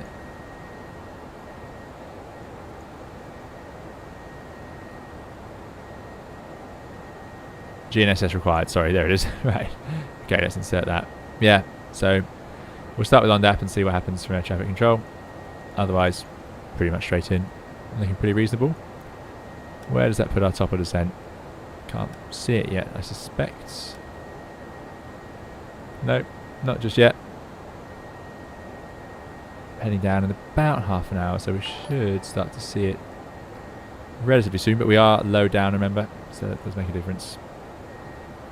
Vikas, thank you so much for your 100 rupee donation. Really appreciate it, Vikas. Thanks for supporting the channel again. Vikas says, very confusing what to watch when two really good streamers streaming. One Airbus, one Boeing. Please do a collab with Flight Deck to Sim. Thank you very much for your 100 rupee donation. Really appreciate it, Vikas. Yeah, apologies that we're streaming on top of each other. I do, if I know there's a stream going from someone else, I do tend to try to avoid it. But sometimes, if I know that I won't get to stream on other days, then we just have to do it when we can, of course. So yeah, it's thanks for watching both. Appreciate the effort. And yeah, doing a collab with Flight Deck to Sim there's no plans, but I'll definitely have to message over that way, see if there's anything we can do one day. But I have no idea what the response will be, I must admit. Sam says, how much time left to land? Yeah, well, probably. Your overlay is probably pretty accurate, 1844, so about an hour. Yeah, about an hour. David says, can you adjust the bank angle limits? No, we don't need to, and we can't. Airbus does it all automatically depending on your flight level. Yeah, it's very clever. I think that's going to go direct to Takeoff. Fair enough. Sven says, great stream, thanks, very entertaining how it works out. Need to continue watching later. Thanks, Sven, thanks for coming. See you later. On that is used to transition, but it's likely you'll go direct to Takeoff, says AC455. Well, AC455 is the AC stands for Air Canada, I believe. So, and the logo for AC455 is a piece of great artwork that AC455 made for the livery. So I'll believe you. Goodbye on that.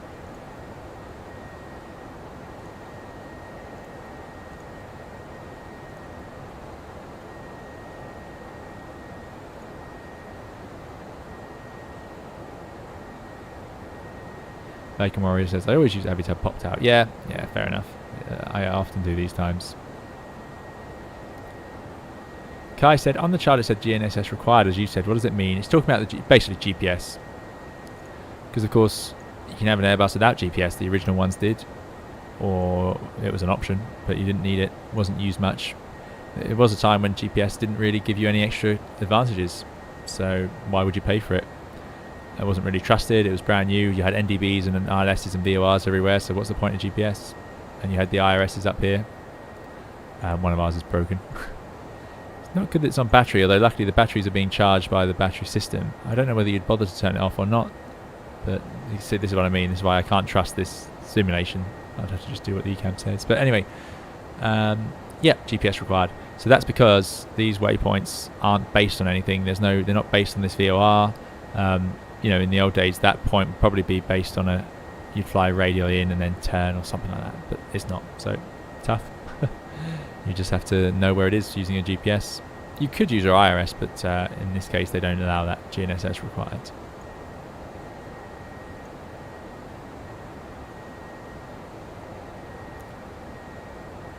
Sid Lamb says it's 4 AM in Sydney at the moment, so I'm afraid that's all for me, but I'm glad I was able to catch some of the stream at least. Thanks, Sid Lamb. Sorry about that, yeah. I know in Australia it's always tricky. This is an early morning stream. But thanks for coming along and thanks for staying up so late. Have a good night. I absolutely love Sydney. It's definitely somewhere I want to go again. Mr. Martin Torres says, Droya is streaming in 10 minutes to add to the fun. There you go. Everybody will be. Must just be the day for it. It's turning into quite a nice day outside. It's been raining quite a lot in the UK, so yeah, I'll be missing the only nice afternoon. Sam says, can you use Simrate to make it fast and interesting? I could use Simrate to make it fast. Don't know whether it would make it more interesting, though. Streamathon today, says Mr. Martin Torres. Exactly. AC455 doesn't know where the username came from, but it's tagged. Yeah, that's how these things happen. Oddly, that says, for some reason I'm running a bit low on fuel as it doesn't look like I'm going to make it. Must have calculated something wrong. Yeah, this is the SimBrief stuff is good, but it's it's not as good as the real stuff tends to be. Good frame rates we're getting today, 70 plus. That's good. Don't get that in London. I'm lucky to break 20. We must fly into Gatwick now. I've got that Origami Studios Gatwick actually in X-Plane because that was just beautiful. One of the best I've seen in X-Plane, definitely.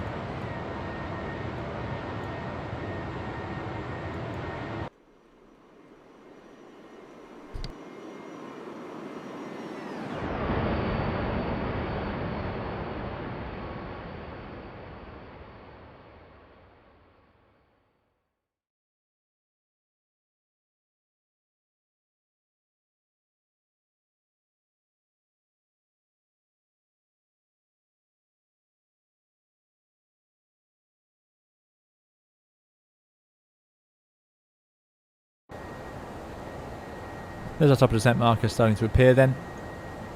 About as expected.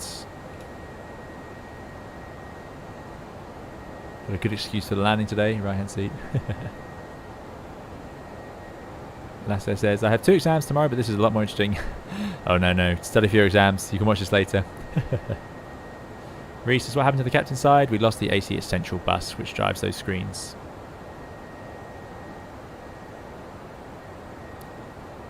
Tango says, I did something silly. I was checking 320 SimPilot nav display against my MTDU and couldn't understand why the top descent points didn't match. Yeah, my winds are all different, I'm afraid.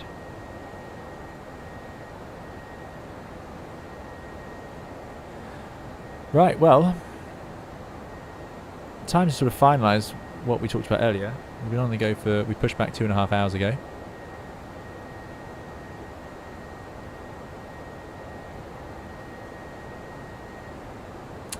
Oh, well, here's the problem. The time in the sim's all wrong. It's not 1835.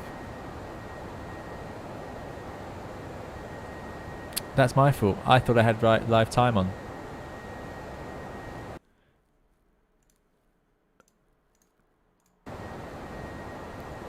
Right. Now, yeah, there we go. I was going to say, I know the winds are slightly different, but that still was just talking nonsense. So, that makes more sense. That's entirely my fault. Totally forgot about that. Yes, so we need to set up for the arrival. Now the weather is all wrong, so I'm not going to get too worked up about that. It should be roughly right.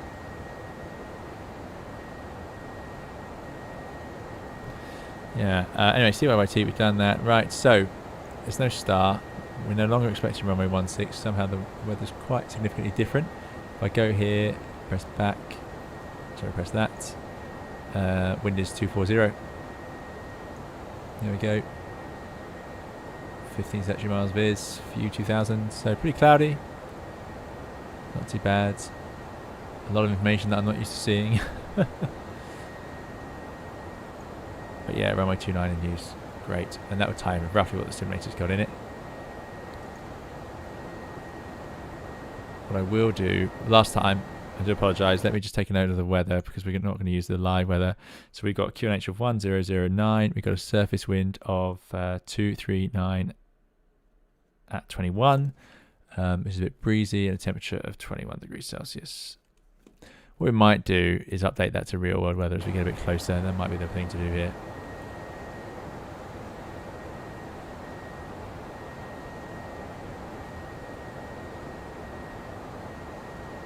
Mitch Tanger says, I'm about 300 nautical miles behind you and at 350. Excellent. Yeah, changing time like that would be nice, wouldn't it? Just fast forward a bit. Right, so what we'll do is just check that arrival. So not using that one. Expecting LS29, which is this. Of course it's 285, 1103. Yeah, fine. TESOX, no problems there. Straight in, max 190 knots at TESOX. Well, that makes sense. TESOX is here. It's 10 miles out from the runway, so I would want to be below 200 knots anyway. 190 knots, all good. We'll make sure we're 190. There would be 3,000 feet recommended, but we could be a bit higher. Intercept at 8 miles ISO, which is the ident. It's got a DME, so we can use a DME for that. So that's 8 miles leading to the runway threshold. Just always worth checking. Sending from 3,000, which is a 3-degree slope. Touchdown zone. Ooh. Yeah, this is going to be more raised up than I was expecting. Airport elevation 461. So, about 450 feet up. Which will make sense because 3,000 feet should be about 9 miles out, but actually it's only 2,500 feet above the ground, so about 8 miles. 2,000 feet about 6, but here you can see it's 5. So yeah, makes sense that we've got a bit of elevation beneath us. Worth checking. Descend down using the glide slope, and in we go. 3 degrees, all fine. Pappy's on the left of the runway, and minima. Wow, this is all very different, but fortunately I recognise one of them.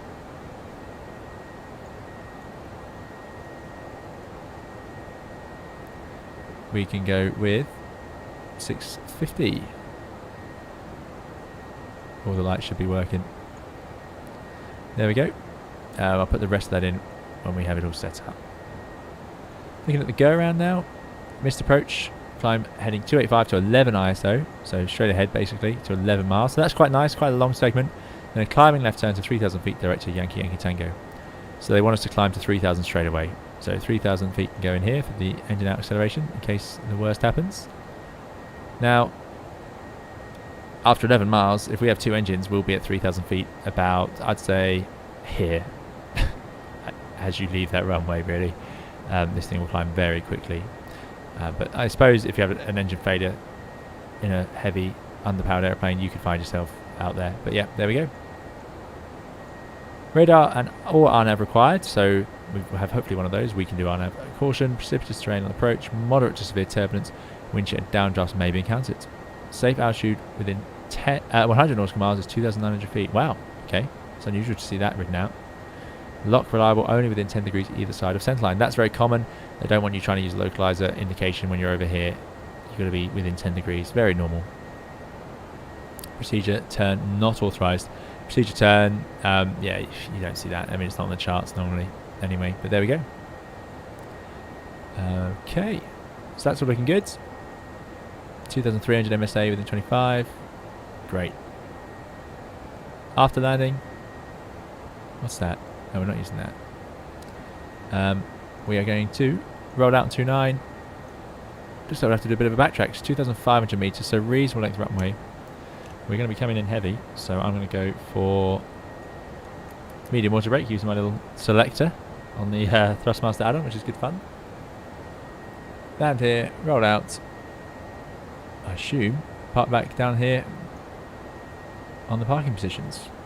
Let's grab the chart.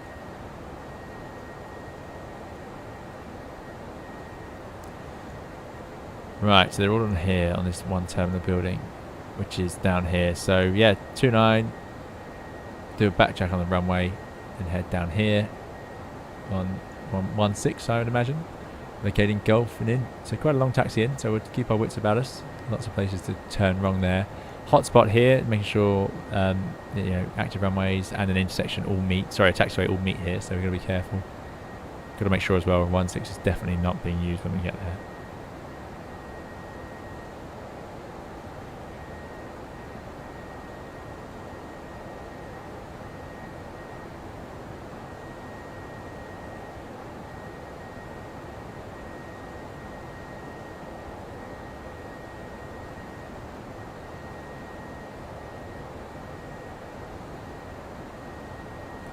Good. Right, so that is pretty much it. Not really too much of a terrain. It was a slight terrain issue, but not too shocking. How heavy are we? That's the next thing. So we go to... say this, 80 tons. We're going to burn a bit more fuel off. We're going to have to burn loads more fuel because we haven't burnt anywhere near the amount this predicted. Not there, sorry. It's in our chart. So this aircraft is registered up to, it seems, 77.8. So that's 2.3 tons we've got to burn to get down to that. 2.3 tons. This reckons we're going to land with 9, 10, 11. So we're going to burn 2 tons. So we're going to land overweight at this rate. Not by much. Not by much. But we are looking like we're going to land overweight. This does happen. It can happen. I mean, the fuel figures have been way off. We've not burnt anywhere near what it said we would. But that's because I changed the winds around. So that's entirely my fault. So what I'm going to do is... let's write that down. So this one... By the way, Airbuses have all different certified weights. They'll actually change it. According to, you know, even if they don't think they're ever going to fly the airplanes full, an airline could recertify the airplane at a lighter weight and then pay less fees to fly it through airspace and so on. So you find all sorts of funny reasons. It's often structurally they can handle more. You might find as well that they need new tyres and things like that to be certified for different weights or different pressure on the landing gear, oleos, stuff like that. But structurally there's rarely any difference. Window seat would know more about that. AC455 says gate 1 or 2 would be most appropriate for international. Thanks very much. Gate 1 or 2. I'm not going direct to Takeoff yet, Ollie. Right, let's check gate 1 or 2. Up here, okay. This airport is not particularly expecting us. There's not many international arrivals into this airport, it seems. 320 Captain says, sadly, I can't get a monitor for tower right now, so I'll have to be on the ground. No worries, 320 Captain. We'll see when we get there. Ganesh, hello.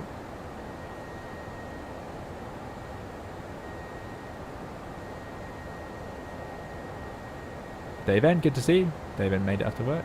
It's great. Hi. Hi, Dave. Thanks for coming. We had a bit of excitement here during the flight. Checkpoint says, just proceed flying with the speed brakes out to sweat off the extra fuel.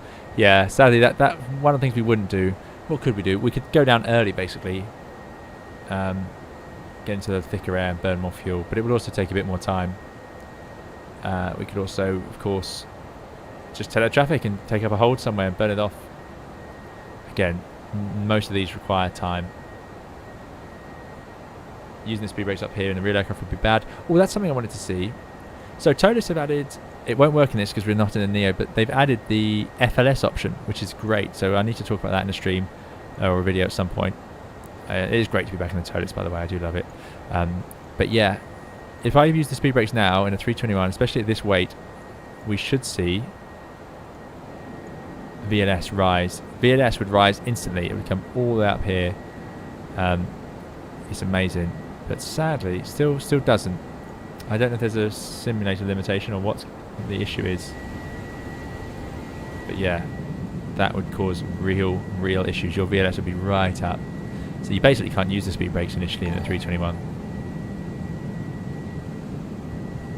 You'll notice as well, look how long they take to retract.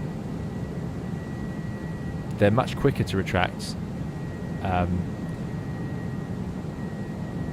lower down. They're very slow to deploy and retract in the cruise like this, on purpose. It's all very carefully done. Again, great simulation by ToLiss. Love it.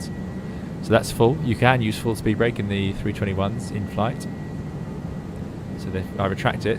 And this is why, say we had an overspeed event, if you overreact by putting the speed brakes up fully, you could potentially get yourself into a low speed event because they can take so long to come back down again. And we're not even full, we're not that high, we're only at 320. I think it would take longer higher up, but I'm not 100% sure on that.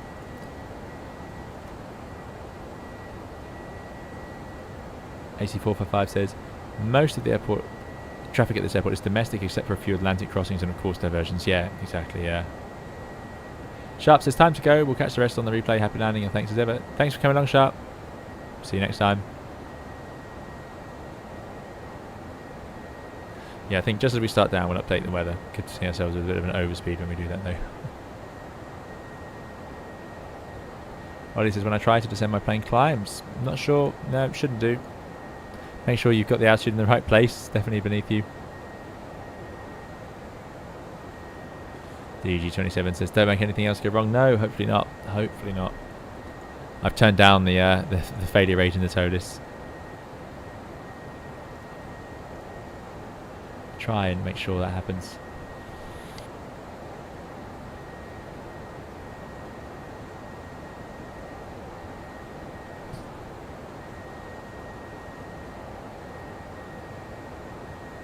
The only Millhouse, good to see you. Thanks for coming.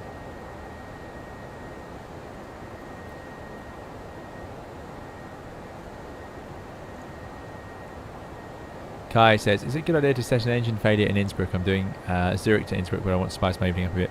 Yeah, I wouldn't recommend it, but you could try.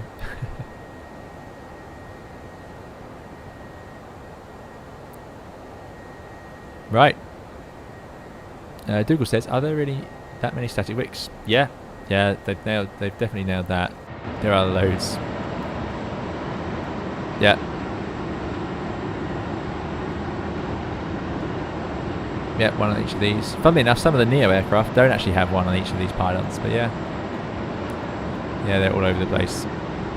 Right, it's time for a break. We'll just take a short break and then we'll be starting down in the descent. So let's go to an outside view so you can't see if there's any problems. And can I get a timer up and running? I wonder.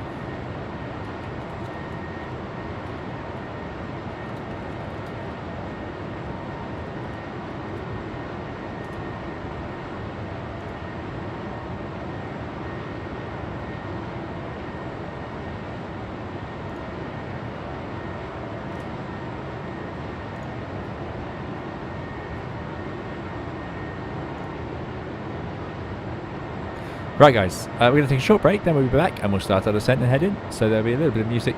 I'll put a time on the screen. We'll see you all very soon.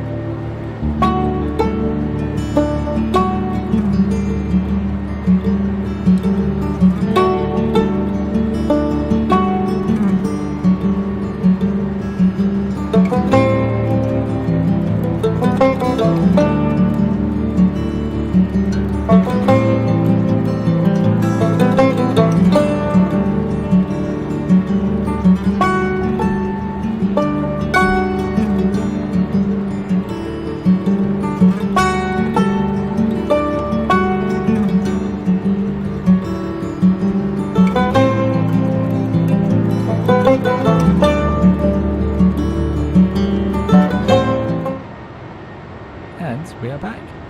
Thank you very much for waiting. And I hope you enjoyed the break. Always nice to hear that music. It has been a long while since we've had a break on a stream. So yeah, good to get it back in the broadcast. So let's do it. Let's get back in the flight. I can see if everything's still here. Yes, it is. Thank goodness. Thank goodness. In the break, I missed a couple of notifications. So thank you to Danny Rubel for your $3 and $2. Really appreciate it. Danny says, not have been really active today, but nice to part. Good luck on the arrival. By the way, just discovered, has there been a 321 100 and 200? That's a great question. I believe there has, but I'm sure someone in the audience will know much more about that than me. But yeah, thanks so much, Danny, as ever, for supporting the channel. I need to look up the 100, 200 thing. I know there was, of course, the 320 100 and 200. I have a funny feeling this would actually tell us. If we go data, aircraft status, it's a 321 200. Yeah. So I'm assuming there's been a 100, but not many of them around. But yeah, thank you very much for your very kind $3 donation. And of course, Danny, also thank you very much for your $2 donation, which says, I thought I had a nice idea. I'm flying the Tour de France route following the road. Harder than I thought. Yeah, I bet that is pretty difficult. Might be harder than an aircraft. But yeah, thank you very much for your donation. And thanks for supporting the channel as always, Danny. And thanks for coming along today. Alaska 559, good to see you. Alaska 559, another streamer as well and part of the Simwings community. Alaska says 100 had no winglets. Yeah, so the 320 100 had no winglets at all. So these are obviously. Oh, hello. First officer's back. Come on. These are the sharklets, of course, but yeah, there were the little wingtip fences they're called, which are the tiny little triangles on the older Airbuses. But the 100 series didn't have those. But I didn't know if the same was true of the 321s. After all, this is 320 Simpilot, not 321 Simpilot. Despite the fact we spent, I think it was 6 months only flying the 321.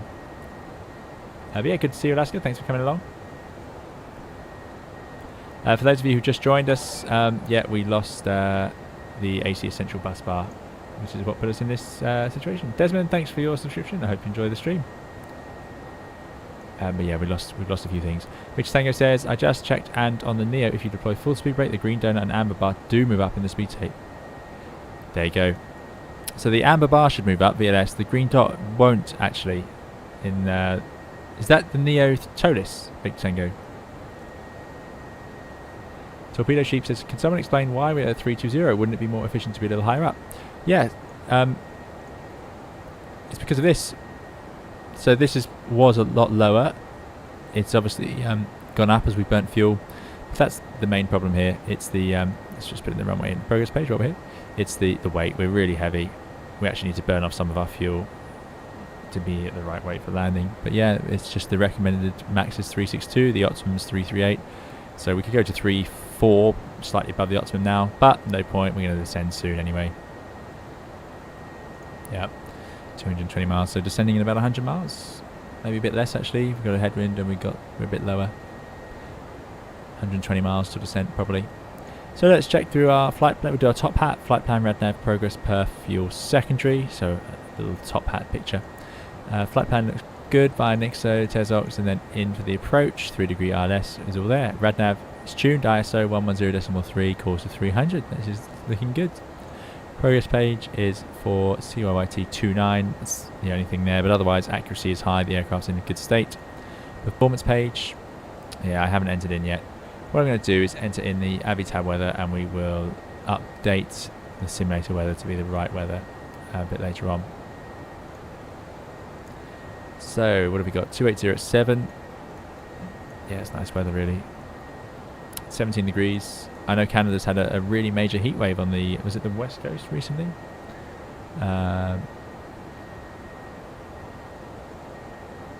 QNH of, where's it gone? Is it that? Altimeter 29 and 907?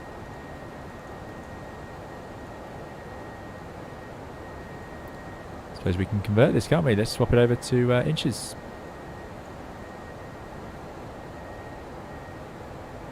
Density issues written in there. Nice little update. Yeah, it's funny seeing the different formats. 15 statute mile of visibility, for example. Great. I'm going to get rid of that. It's clearly going to be runway 29. Got medium auto brake set. So that's perf, sorry, next page, 3000. We do a flat full landing because we're very heavy. I'll go max reverse as well to try and take some heat out of the brakes. It wouldn't matter if we were going to stay overnight, but if this plane was going to depart soon afterwards, we'd want to do that. Fuel prediction, yep. Loads, 6 tons extra, ludicrous. Yeah, that's because of the way I did this. I'll just copy the active into the secondary. Right. Leaving on flight plan, so that's all good. So the weight is the next to be decided. We've got to get down to 77.8. So 78.8. So we're 1.4 tons up on fuel. Too heavy. 1.4 tons too heavy. Tell you what. Let's sort out the weather now.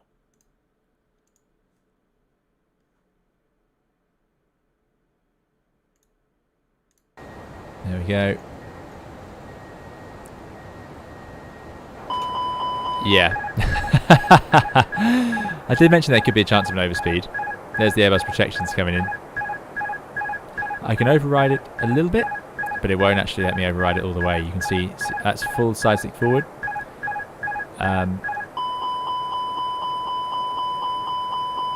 There we go. Right, nose back down. Out of the warning. You know, there was that calm there for a few seconds where I thought, that's strange. The wind hasn't actually changed. Right, so now let's gently head back down to 320 and pretend that never happens. But obviously in real life, that would be a very... Now that is a serious overspeed that would definitely get a serious engineering inspection. I wouldn't expect the plane to be flying soon after that. Right, back to our level off. Not going to follow those flight directors too accurately because they are asking for a serious dive. That's because it's in out cruise mode and it's not in out star, so it's trying very aggressively to get back. You can see 2,600 feet per minute this close is not ideal because the G-force as you level off would be quite significant. Right, there you go, back to normal. So what was that? Yeah, it's the wind, 113 knots. Incredible. Anyway, airplane should be back where we want it.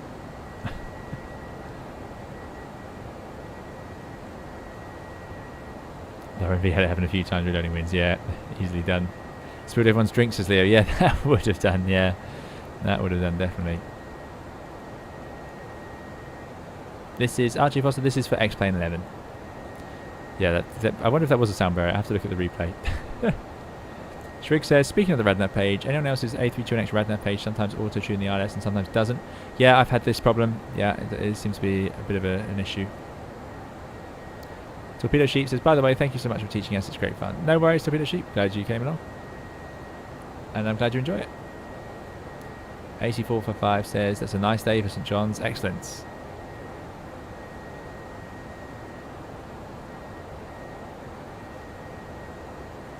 Rich Sanger says, yeah, that's in the ToLiss. They don't move much. Interesting. Okay. I'll have to give it a go in the NEO. See if I can get those things to move. Anyway, it's all back to normal. Sensible engine power. Next problem is the weights. It's just not going to burn the fuel. At the moment, landing with 9 tons. Currently got 10, so we're going to burn 1 ton, which puts us at 78.1. It's just a few hundred kilos short. You can't dump fuel on the 321. Would we ever consider landing overweight? No, unless there was an actual emergency. So today, you can land overweight, but you've got to use the overweight landing checklist. Now, that has a few things in it that we'd have to apply. And I don't have that with me.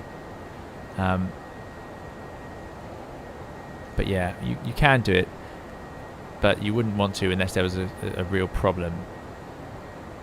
Now, in this situation in real life, if we'd made it over the ocean, but we'd lost the AC Essential, would I consider landing overweight? Have to weigh up the pros and cons. For the sake of just burning a little extra fuel in this one, I don't know, it doesn't feel worth it to me. We're not in a land ASAP condition at all. The airplane's pretty much serviceable in most respects. It's not foggy. We're not trying to get in before the fog rolls in because we can only do Cat 1, obviously. But you know, that's a discussion you'd have.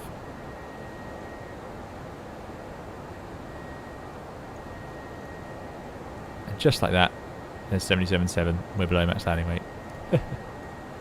Otherwise, it's nothing exciting.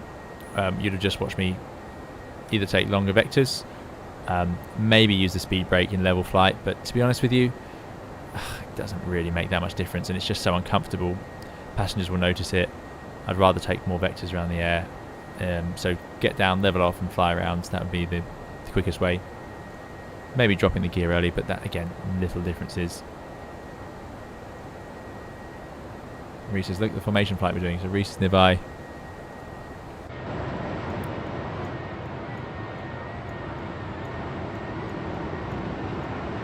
Can't see Reese, but it is always hard to spot other airplanes in X-Plane and in real life too, to be honest with you. Nope, can't see anybody.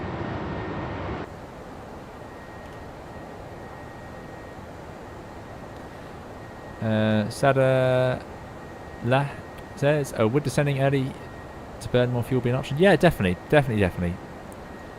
You could start down now. Yeah, descending early is going to be the best way to do it, really, along with a few extra miles. You could fly a hold as well, James. Yeah, absolutely.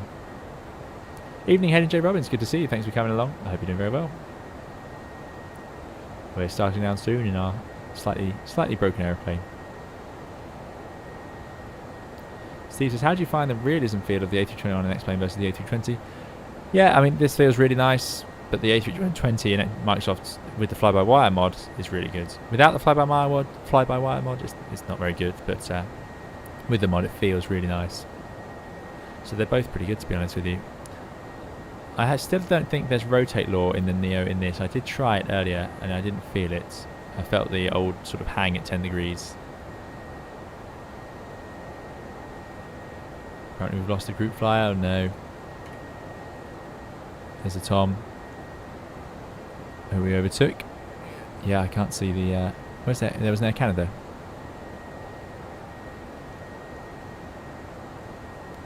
Savage Hater, it's good to see you. Savage says, hey, SimPilot, I just joined. What did I miss? Looks like some systems are not. What happened? Yeah, we were sitting there in the cruise in the left-hand seat. The autopilot dropped out and all our screens went blank. And we've actually lost one of the main electrical bus bars. We've lost the AC Essential. So we tried to use the Essential feed alternate, but it didn't work. So that's the end of that. And this is the situation we've got ourselves into. Archie says, how long have you been an Airbus pilot? I've been an Airbus pilot for 5 or 6 years, something like that. Several years, yeah.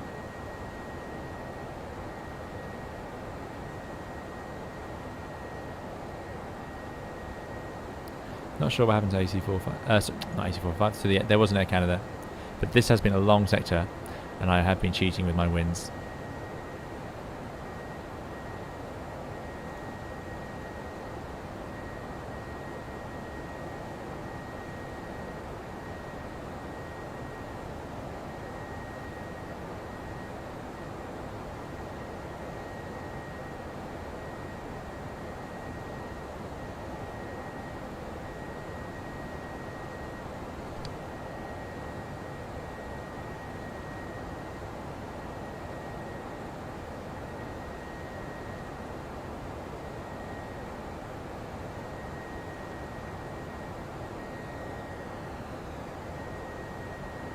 AC445 is flying along, but none of that's in, right behind the 36. Excellent. Yeah, that's a serious headwind. So with winds like that, you know, 3 times table would be more than enough, to be honest. We wouldn't even need to add anything extra. So 32, 96 miles. So 96 miles straight in would be fine to descend. So still got 50 miles to go. It's all very leisurely, isn't it? This is taking a bit longer than I thought, though. Can't believe we're at 7:30. When did this stream start? Was it 4? Are we 3.5? Are we really 3.5 hours in? Yeah. This is getting on towards our long haul territory. Planet Zoo is the ACA. I'm the last one. Oh, there you go. So everyone's here. Excellent.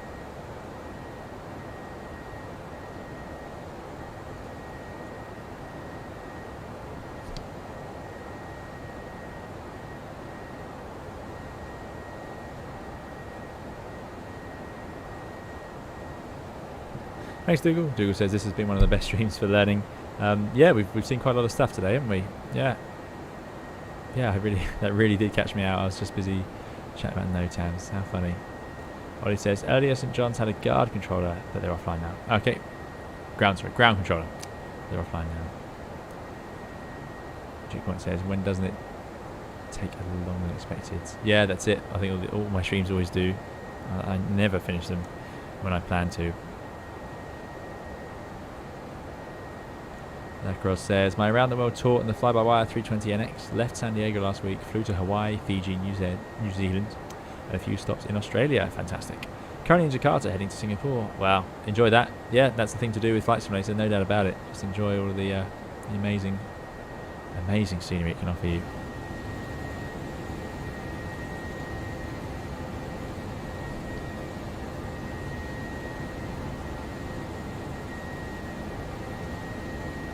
Enjoy dinner, Victor Tango. You may well see us later. Thanks for coming. Thanks for moderating.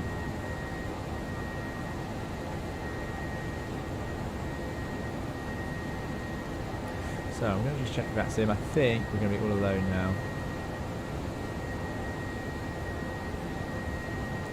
Yeah, there's no one operating in Canada. That's fine. So we'll just have to make sure we filter ourselves in. Savage says, why is the auto brake on? Yeah, we set it now. So I've got it set to medium for the landing. 8455 says, really only one way to taxi. Backtrack on 1-1. Actually a long 1-6, then turn on taxiway Golf. I think that's what I had in my mind. So backtrack 1-1. 1-6, Golf. Yep, that's what we're planning on. Excellent. Danny Millhouse says, I did Fiji to Auckland last night. Taking off from Fiji was pretty awesome. Yeah, Fiji would be a good place to go.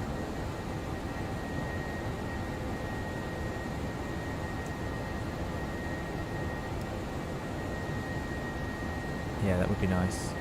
That's what we need to do. We need to go and see some more of these places. I feel like we're you know, for a long time on this channel, we very much just did Europe flights, which is good fun, and I will be doing more of them, no doubt. Especially we need to go back to Gatwick. But I feel like we've done well. You know, I set the aim of trying to do more properly international things, and I think we've achieved that. We've been in Canada. I know I'm going back to Canada today, but that's just a geographical thing. But yeah, I think we've achieved that with Canada and Australia, and we're just going to have to tick off some more. College Josh says, was the plane malfunction intentional? No, it's a random fault ToLiss gave us, because it can do that. Yeah. No, we didn't ask for it.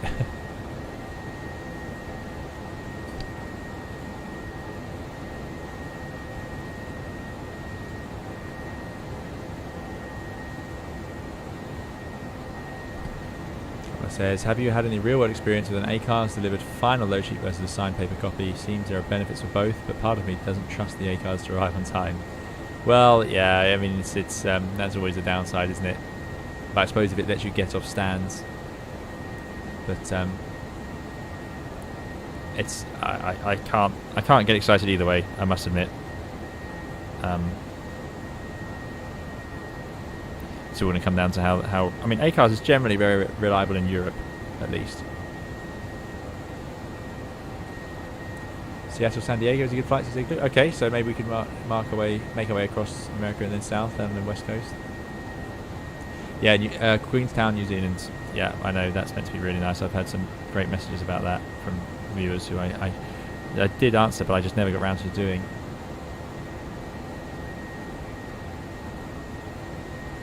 The slight problem that we have is the scenery I want to do that with is in Microsoft Flight Simulator, but the aeroplane's lateral navigation is just not really up to it yet. So it's a bit of a shame because those are all non-precision approaches.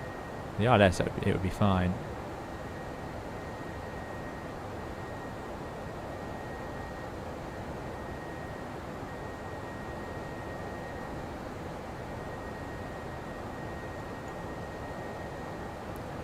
So there we go, 20 miles to go, which does luckily tie up pretty much. That's about 30 miles away, top of descent. With a straight in like this and there's no air traffic, I'll let the airplane do the whole descent itself. There's no reason not to, really. We'll just watch it. The only problem is that's a fast descent speed. So I'm going to go decimal, what's our current speed? 7.9. So let's do decimal 78/330. Let's do a really rapid descent. That is pretty extreme. 340 is ridiculous, way too fast. The reason I say it's too fast is because it would just be so easy to overspeed. So getting a lot of people like the Queenstown from either side, yeah.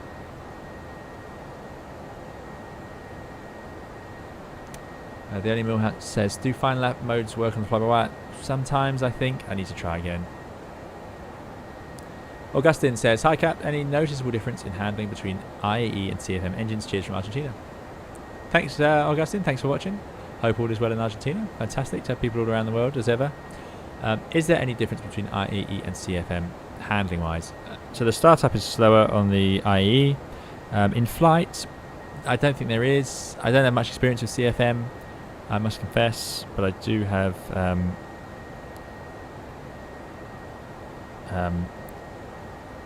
idea. The big thing between the two is the big fan blades on the CFM. They have a larger fan diameter at the front.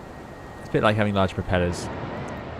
So when you land in the IAE, we tend to idle them around 30 feet, and then you sort of spool down. But it doesn't introduce much drag because of the relatively small fan blade area.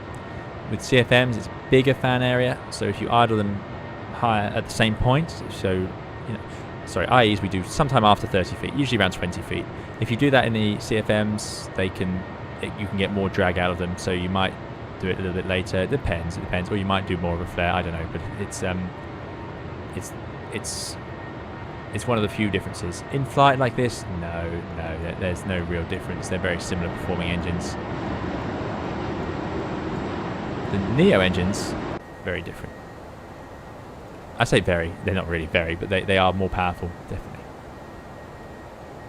Savage Haters is not a fan of the IE sounds. There you go. Yeah, they are distinctive. Kai's fixed the throttles. Excellent, Kai. Good stuff. Right, I think we've missed the top of descent in almost every stream ever. Let's set that weather radar down. It does need extreme weather, we've been told, but we'll put it on weather and turbulence. It's on. GCS to auto, multi-scan to auto. Let's see if it can pick anything up. And let's put in a flight level 100.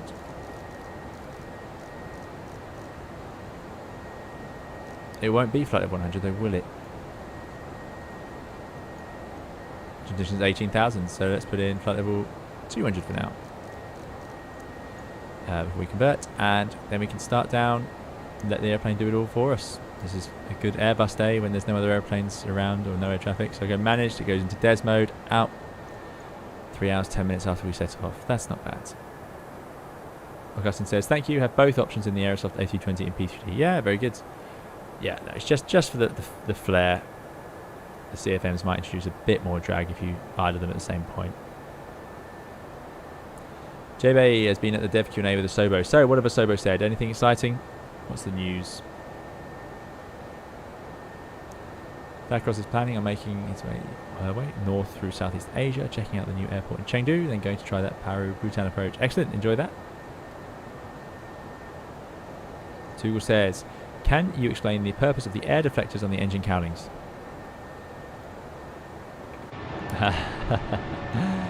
That's a good question. Right. Now for a start, I'm not entirely convinced about the positioning of these. I need to go and have a look at the real aircraft, because the way they point down like that, I'm not entirely convinced. But anyway, they're called nacelle strakes, if you're ever wondering. Nacelle strakes. They're actually an MEL item, so we can fly with them missing if they've had to be taken off or they've been damaged and removed for any reason. But if we do, there's a performance penalty.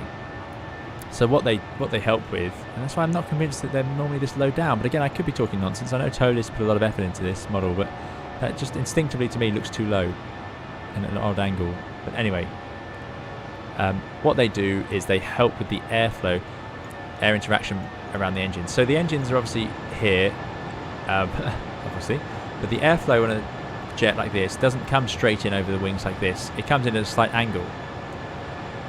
Because in the cruise we fly slightly nose up, and I can put the bird on to prove that here.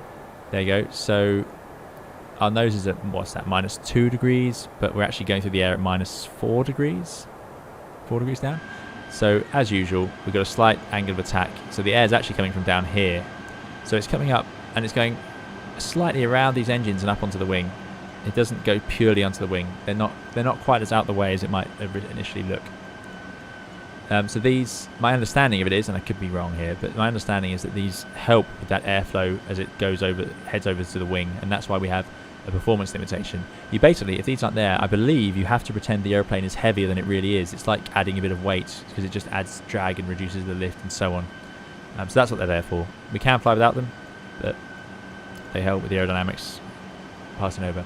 You see this on aircraft. The Airbus is an amazing piece of design because it has relatively few additional bits stuck onto it.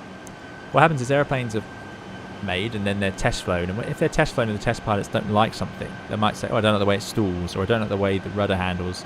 Then the designers will go and they'll stick bits onto it until it flies properly, or how the pilots want it, the test pilots want it to.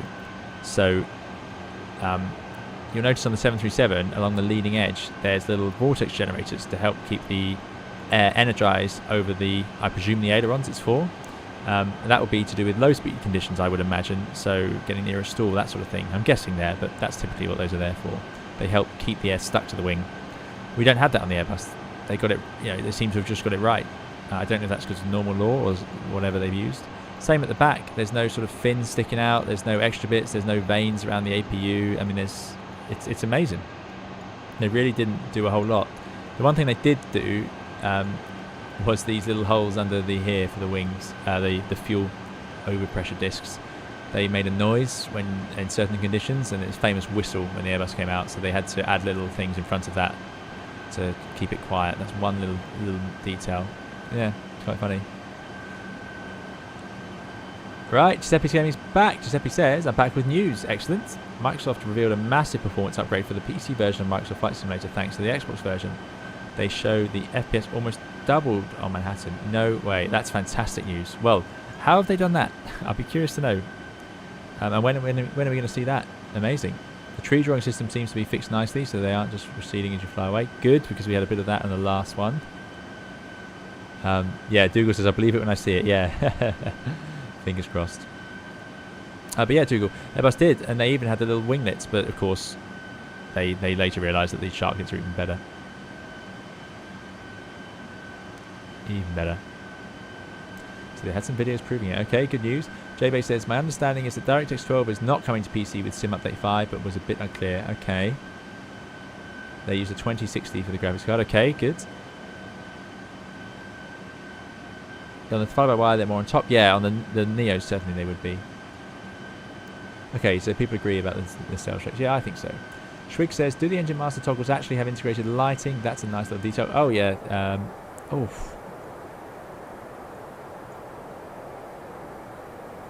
Great question. Let's speed up star. Let's head down to 100s.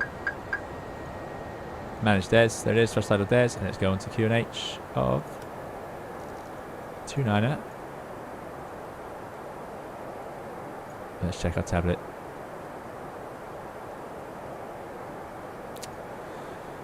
What am I doing? Not charts, it's airports. There we go. And it is now 299.05. There we go. There we go, it's 10,000 feet.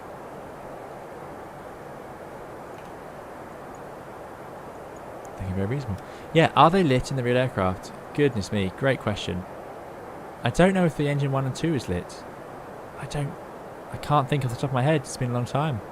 I'll be desperate to find out. Yep, Brandon M, there has indeed been a famous failure.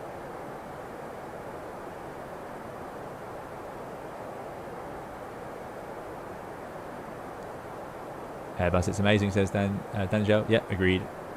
There's a RAM usage reduction. Okay, that's good, because I've been using over 20 gigabytes of RAM, but I've been very lucky in that I've managed to build a computer that can do that. Officer R, good luck. I hope it goes well. So DirectX 12 is the improvement we're looking for. They've rewritten the architecture and it's going to be on July 27th. Okay, so that's with the Xbox release. Okay. Oddly, that usually gets 20 FPS. Yeah, that'd be good. It's supposed to be the CPU optimizing. You went from 100% usage and 75 on GPU to 75 on CPU, 100 GPU. Threads with glass cockpit and some other stuff were moved off the main thread. Well, that is good news because I suffer for that as well in the fly-by-wire because my GPU gets underutilized, except for that one day. But I must confess, for this channel, I don't know if it's going to make much difference because I've been very lucky in that I run at ultra settings at the resolution of my monitor for the videos that I make, and I've had to lower the FPS because I can't actually record. My only hope is that if we move more stuff onto the GPU, maybe my streaming software will have more capacity to record. Windows C says, as far as I can remember or have I noticed, no. Sorry, just going from work. Thanks, Windows C. No problem at all. I hope work was going well. Yeah. So you think that, is that the engine master switches aren't lit on top? Yeah, I have a funny feeling they aren't. We check this very carefully, of course, though, so it's very important you know which one you're dealing with. No problems, Rig. Any questions? Fine. Santiago says, how's the real world flying? Hopefully it's picked up. Nope, it has not in the UK at all. Sadly, we are, obviously going through a third wave, and there's been massive restrictions. Even when things were going well for us, people weren't allowed to travel, so yeah, not gone well. Connor says, do you recommend the ToLiss A320? It's they don't do a 320. You can have a 21 or a 19. I think they're great products. If you don't already have X-Plane and you're currently in Flight Simulator, then it's a different case. It's up to you really. But are they good products? Yes, they are. Brandon says they'll probably fix the FPS and create 2 other problems in the process. Yeah, who knows? 10 to 50 more FPS is guaranteed to turbochargers. There you go, good stuff. Yeah, if it frees up my CPU, then that should help with the recordings. That's my hope anyway. Entering some icing layer, so engineers coming on. Tom Corwin, thank you so much for your $5 donation. Really appreciate it, Tom. Tom says, I left for a bit and came back to a broken cockpit. Yes, you did indeed. Should have stayed. Maybe it'd still be alright. Yeah, look at that headwind. Sorry, not the headwind. It's the speed. The speed at which we've descended is we've really dived down quickly. I'm quite amazed it wants us to descend so much, but there we are.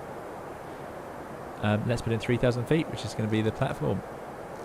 Yeah, thank you so much, Tom, for your $5 donation. Really appreciate it. I hope you're doing very well, and thanks for joining us. And thanks for supporting the channel. And yeah, as Dougal says, it must have been your fault then.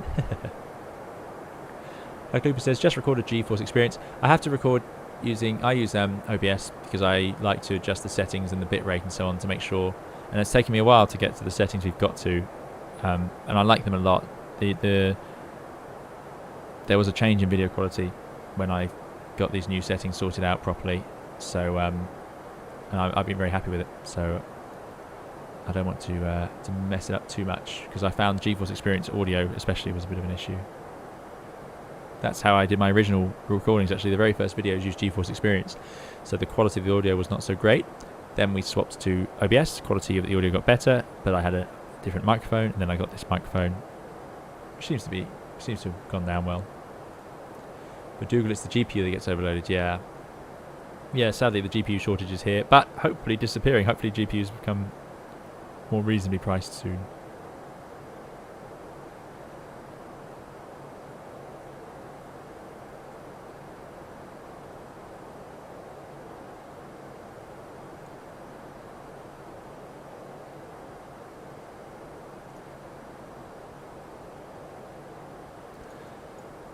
Right, engine anti-host is on. Down to 3,000 feet. Through 10,000 feet, we'll get those landing lights on. Oh, come on. Get those seatbelt signs on. Passengers have had enough time to go to the toilet by now.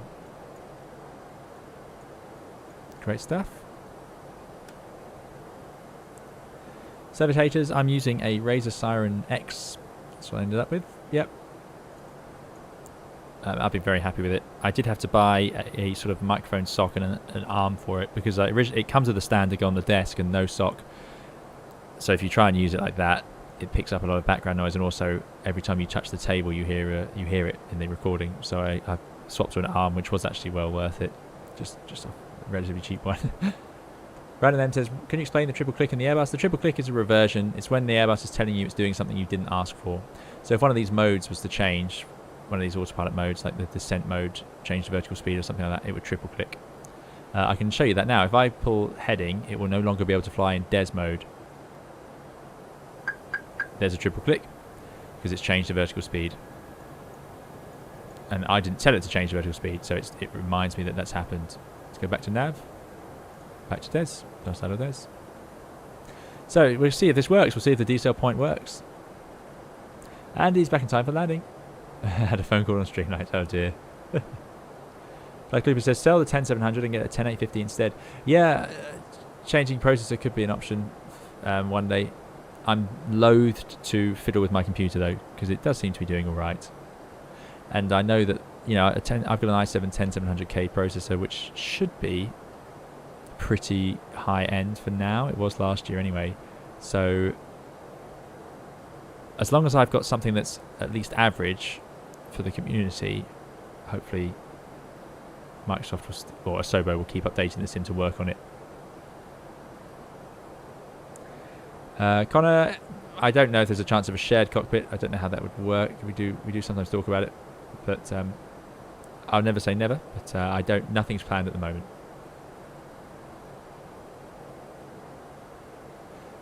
Mike says the next thing they need to fix in X-Plane is the way the clouds move. Well, actually, I think they're fixing the lighting system, which I'm really excited about because that does look a lot better. I've never minded the clouds in X-Plane. I've always thought they've been quite nice. They're especially good at sort of the really low cloud days when it's just sort of really grey and miserable out.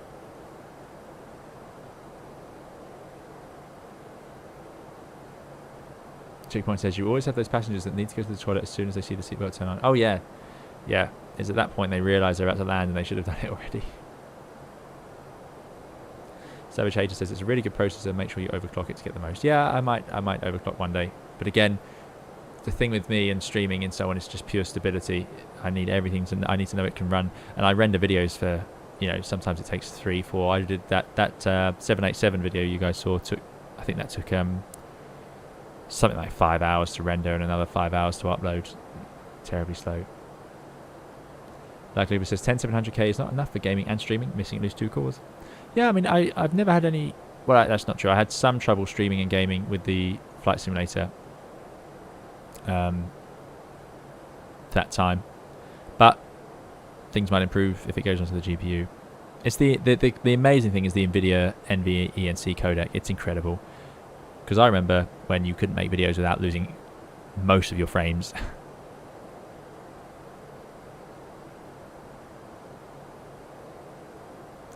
Mike's Basement says, I'm using the 8700, works decently with a 1070 Ti, but I don't get the same FPS. Yeah, well, my X-Plane FPS is sort of a bit artificial now because they're restricted by the performance and optimization of the game, which sometimes, you know, in London I can easily get 20 frames a second, whereas in Flight Simulator in London I can get much more.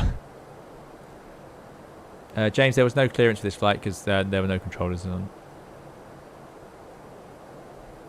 Right, let's run through some checklists. So the approach checklist briefing is confirmed, decam status is checked. We know we have limitations, but they're not going to affect our approachability. Well, they are, but not how we're going to fly this approach. Seatbelt signs are on. Barrier ref is set to 650. MDA, sorry, I always do that. Barrier ref, this is obviously a different checklist. This is a sort of generic one. So barrier ref, QNH 29905, and MDA DH is 650. Engine mode selector to norm. Here we go. Excuses are as follows. Right hand seat. Aeroplane's lost some screens. Landing in Canada, which I know we've done recently, but not in the A321. I think that covers it. I think that should do. So we're letting the airplane do it. This is all on the airplane's decision making.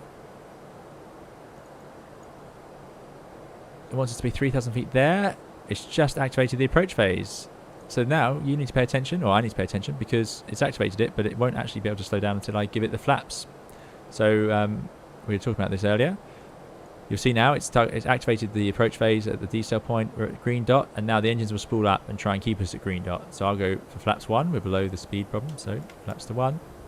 And now it'll spool down and go to the S. We're pointing in at the RLS. Test box is level at 3,000 feet. Recommended. Starting down shortly after. Arm the approach now. Just check it is identified. Yes, it is. 14 miles out ISO. Arm the approach. And there's no point trying to engage Autopilot 1. It won't work because of the AC Central. So there we go. Autopilot 2, 2FG2 and Cat 1. So we're only a Cat 1 approach. Now I could put out flap 2 here, but it's bouncing around a bit, so I don't want to overspeed. So I can actually pull the speed, put it slightly lower, 200 knots. In the Airbus we can go below these speeds, we just can't go below VLS, you see. Slightly different in the Boeings. Right, there we go. Now I've got more room. Let's go to flap 2. Just so we don't suddenly get a gust and overspeed. Now I've gone to flap 2, I'll manage the speed again and let it reduce back. Now, of course, we said we'd be 3,000 feet, 190 knots. 875, landing runway 29. Manta 283, currently 11 miles out, final approach inbound for runway 29 at St John's. So we're 11 miles out. Hopefully the Tom is ahead of us. Yep, I think I can see the Tom there landing. That's great. Lock star, there we go. 3,000 feet will be the go altitude. So the Airbus has done a pretty good job. Can't complain at that.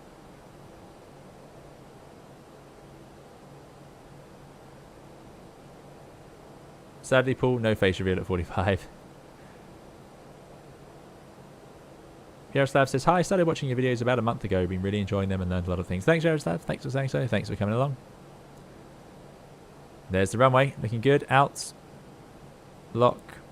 So yeah, this is a pretty good guess by the Airbus. Not guess, calculation by the Airbus.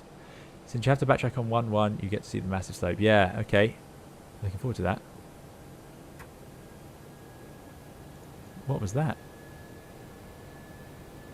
Just heard a clunk in the simulator. Nice touch star, going out to the 3,000 feet in. Excuse me to Kai, we've done the excuses. I won't try again now.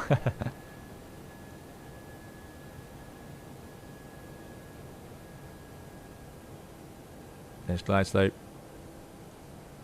You'll notice that flap 2 is basically landing flap almost. It's crazy. Down we go, 7 miles. Let's not mess around. Gear down. I think the FO is now completely asleep on my lap, so I'm going to have to disturb her for the rudder pedals. Flaps 3. Arm those ground spoilers. Put the last of the lights on. Flaps full. There we go. Landing checklist, cabin is secured. We'll need to give them the ding. Probably, yeah, we're too high. It will come up shortly. So let's wait for that and then we can do the checklist. With the speed bobbing up and down, I would do a flap full in turbulence, yeah.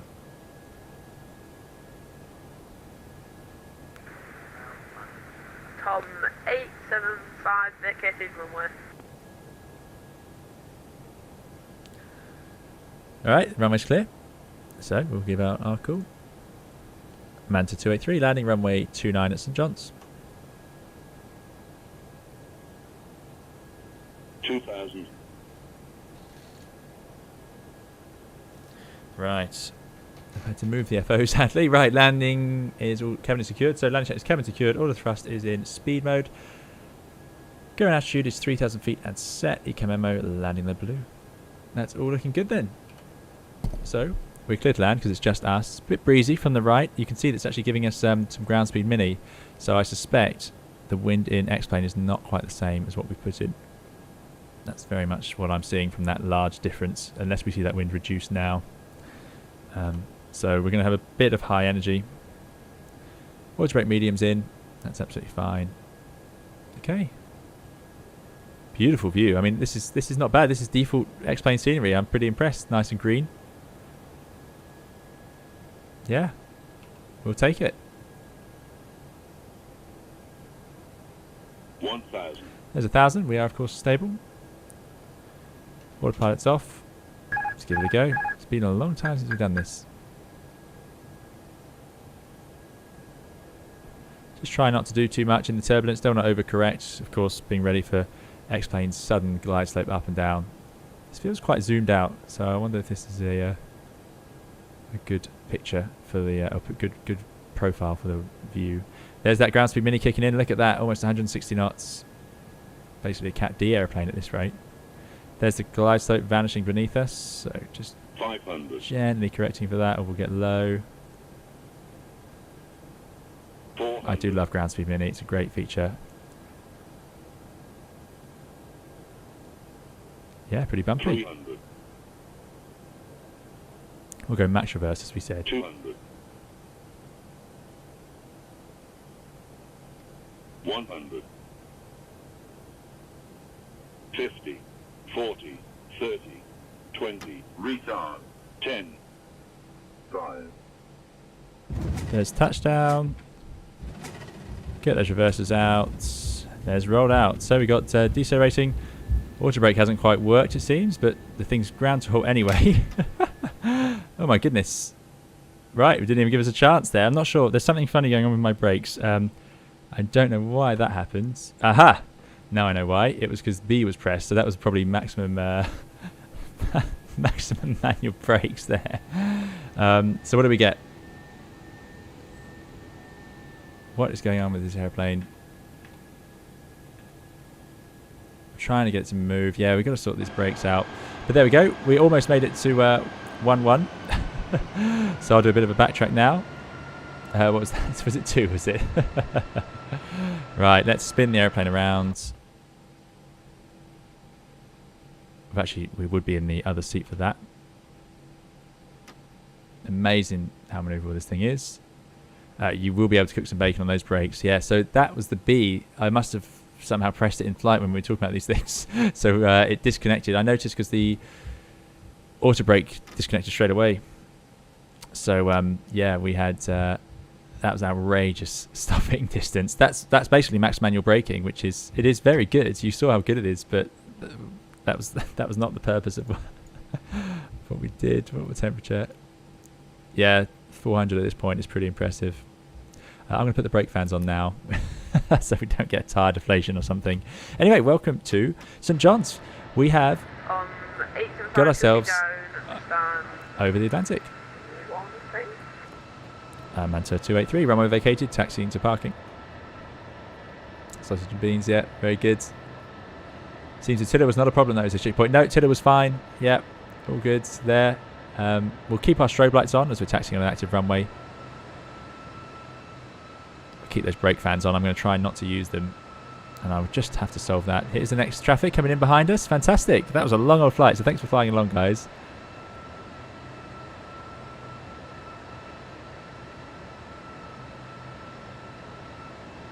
Maintenance is going to want a word with you. Yeah, you can. I mean, max manual braking is a legitimate brake. You are allowed to use it, but you would feel that. I don't think that stopping distance was realistic. There's the next one. Excellent. But I can't prove that. That at that weight in a 321. But it is a dry runway. You know, on a dry runway, these things the brakes are amazing. They are amazing. He says, "I do not want to be a passenger on that landing." No, you'd have felt a quick deceleration on that one. That's for sure. Thanks, Dougal. Glad you enjoyed it. DG burst the tyre. Oh dear. And here we go. Back to this braking issue. Yeah, look at that. We're keeping those brakes are fine. We were below max landing weight, so in theory, max manual braking and below max landing weight, we should be okay. Pilot, I'm allowed to use it. Yeah, exactly. There's some airports where, I'm thinking places like Gibraltar, where it's the only option, maximum manual braking. You can't actually use the auto brake. You might set it there in the background, but it won't actually be enough to meet the performance criteria, so you have to use max manual initially. So it does happen. Yeah. There's a Thompson who we saw a few hours ago. Fantastic. Right, flaps coming in. Thank you to the Thompson for flying along. Speed brake disarmed. Let's get the APU up and running. We might find that doesn't work. If that's... Yeah, we might need to get ourselves a GPU. And then tails can come off. I'm a little bit surprised though. It didn't warn us. Didn't say anything about the APU battery start being a problem. It could be the light. Aha.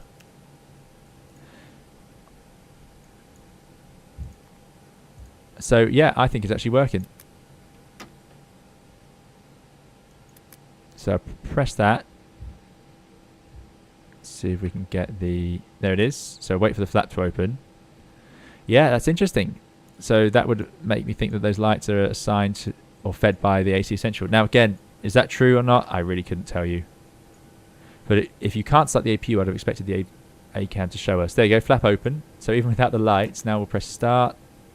And there it goes. So we do have an APU. Yeah. Is there an ABS system? The stopping distance is impressive. Yeah, there is, absolutely. And it was working for us today. So that's why that worked so well. So that's why maximum manual braking, you can just stand on the pedals, and that's the only way to get the best performance out of those brakes. Yeah. Mr. Martin Tom Torres says 2 FPM is witchcraft. Yeah. Oh, that was just a bit of a little bit of luck. We will have a replay coming soon. DJ27, thank you very much. Thanks for coming along. As always, great to see you again. Now this is a bit awkward because we don't see that ground speed. Let's get ourselves around to stand. Slow it down. I'm having to use the B key here. Will the APU be able to connect to the bus properly though? Goodness me. Yes, because the APU should feed the AC buses like normal. Nothing. The AC essential feed is fed from AC bus 1, I believe, but I need to check that. This is something you might have looked up in flight if we weren't busy nattering. Oh, I think we'll stop there for the sake of arguments. Oh, that's not good enough really, is it? Okay, let's go a bit further forwards. Got a colleague arriving with us. Excellent stuff. Thank you to those who flew along. Replay coming very shortly.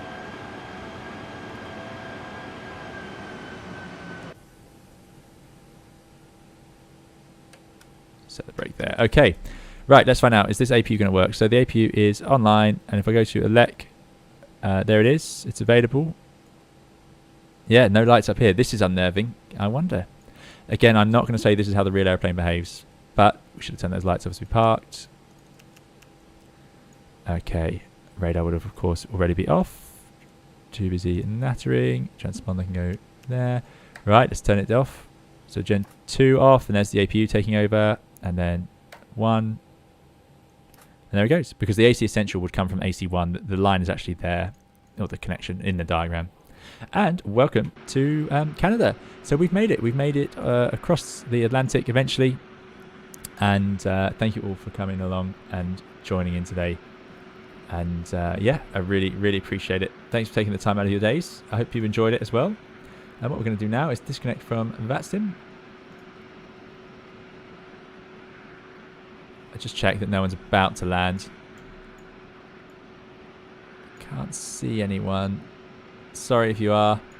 I do have to balance these things a little bit. So we'll disconnect from VATSIM. It has an interesting time with the Airbus today. We'll definitely solve the brakes issue. It's always hard to do this on these longer streams. So let's take a look at that landing. No problem, checkpoint. So yeah, a little bit breezy. Wind ever so slightly from the right. Aircraft pretty much aligned. Didn't need to do anything. Into the flare. Runway sort of came up to meet us there. I wouldn't say that was a... There's nothing particularly special about that as a landing, just a normal landing really. So again, those feet per minute readouts are not particularly accurate. I think the runway sort of came up to meet us slightly. You can see a slight bump there, which probably saved us from floating. So let's do the favourite view. Love, love, love this view.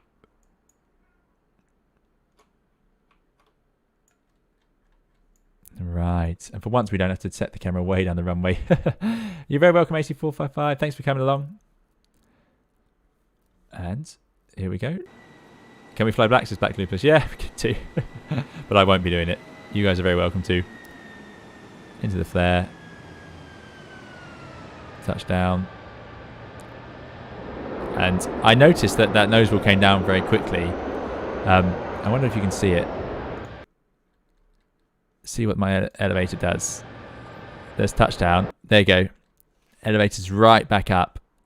And I'm thinking, because so what you're doing, if you were doing a max manual braking, which is effectively what happened here, you wouldn't obviously apply those brakes until the nose wheel was down, because the nose wheel will come down very harshly otherwise, because the brakes are in the main gear. So what I'm doing here is pulling back to try and keep that nose. That's funny, you can see that. Yeah, I instinctively did it, but I felt it. I felt the difference. Because you shouldn't have to work that hard to keep it there. So Slow motion version. Yanking the nose up, didn't make a difference. Down it came. There we go, rolling out. Great fun. Right, time to jump into a wing view. And we're going to say, of course, the usual. Thank you all so much for coming along. Thank you to those who've subscribed, and thank you to those who've joined in the chat and chatted along. Thank you to those who flew along. Thank you to the moderators for taking the time to look after us. And thank you, of course, to those who very kindly donated towards the channel. I really, really appreciate it. No problem at all for answering the questions. It's my pleasure. We'll be streaming again soon. I've got lots of videos in the works that I'm excited to show you guys. So they'll be on the way over the coming sort of week or two. And, of course, more live streams to come soon. Time for the outro music then. So thank you all very much. Do please keep safe and well. Have a great evening. And we'll see you again soon. And let me just rewind it to a more suitable place. That should work there. So thank you very much. Bye-bye.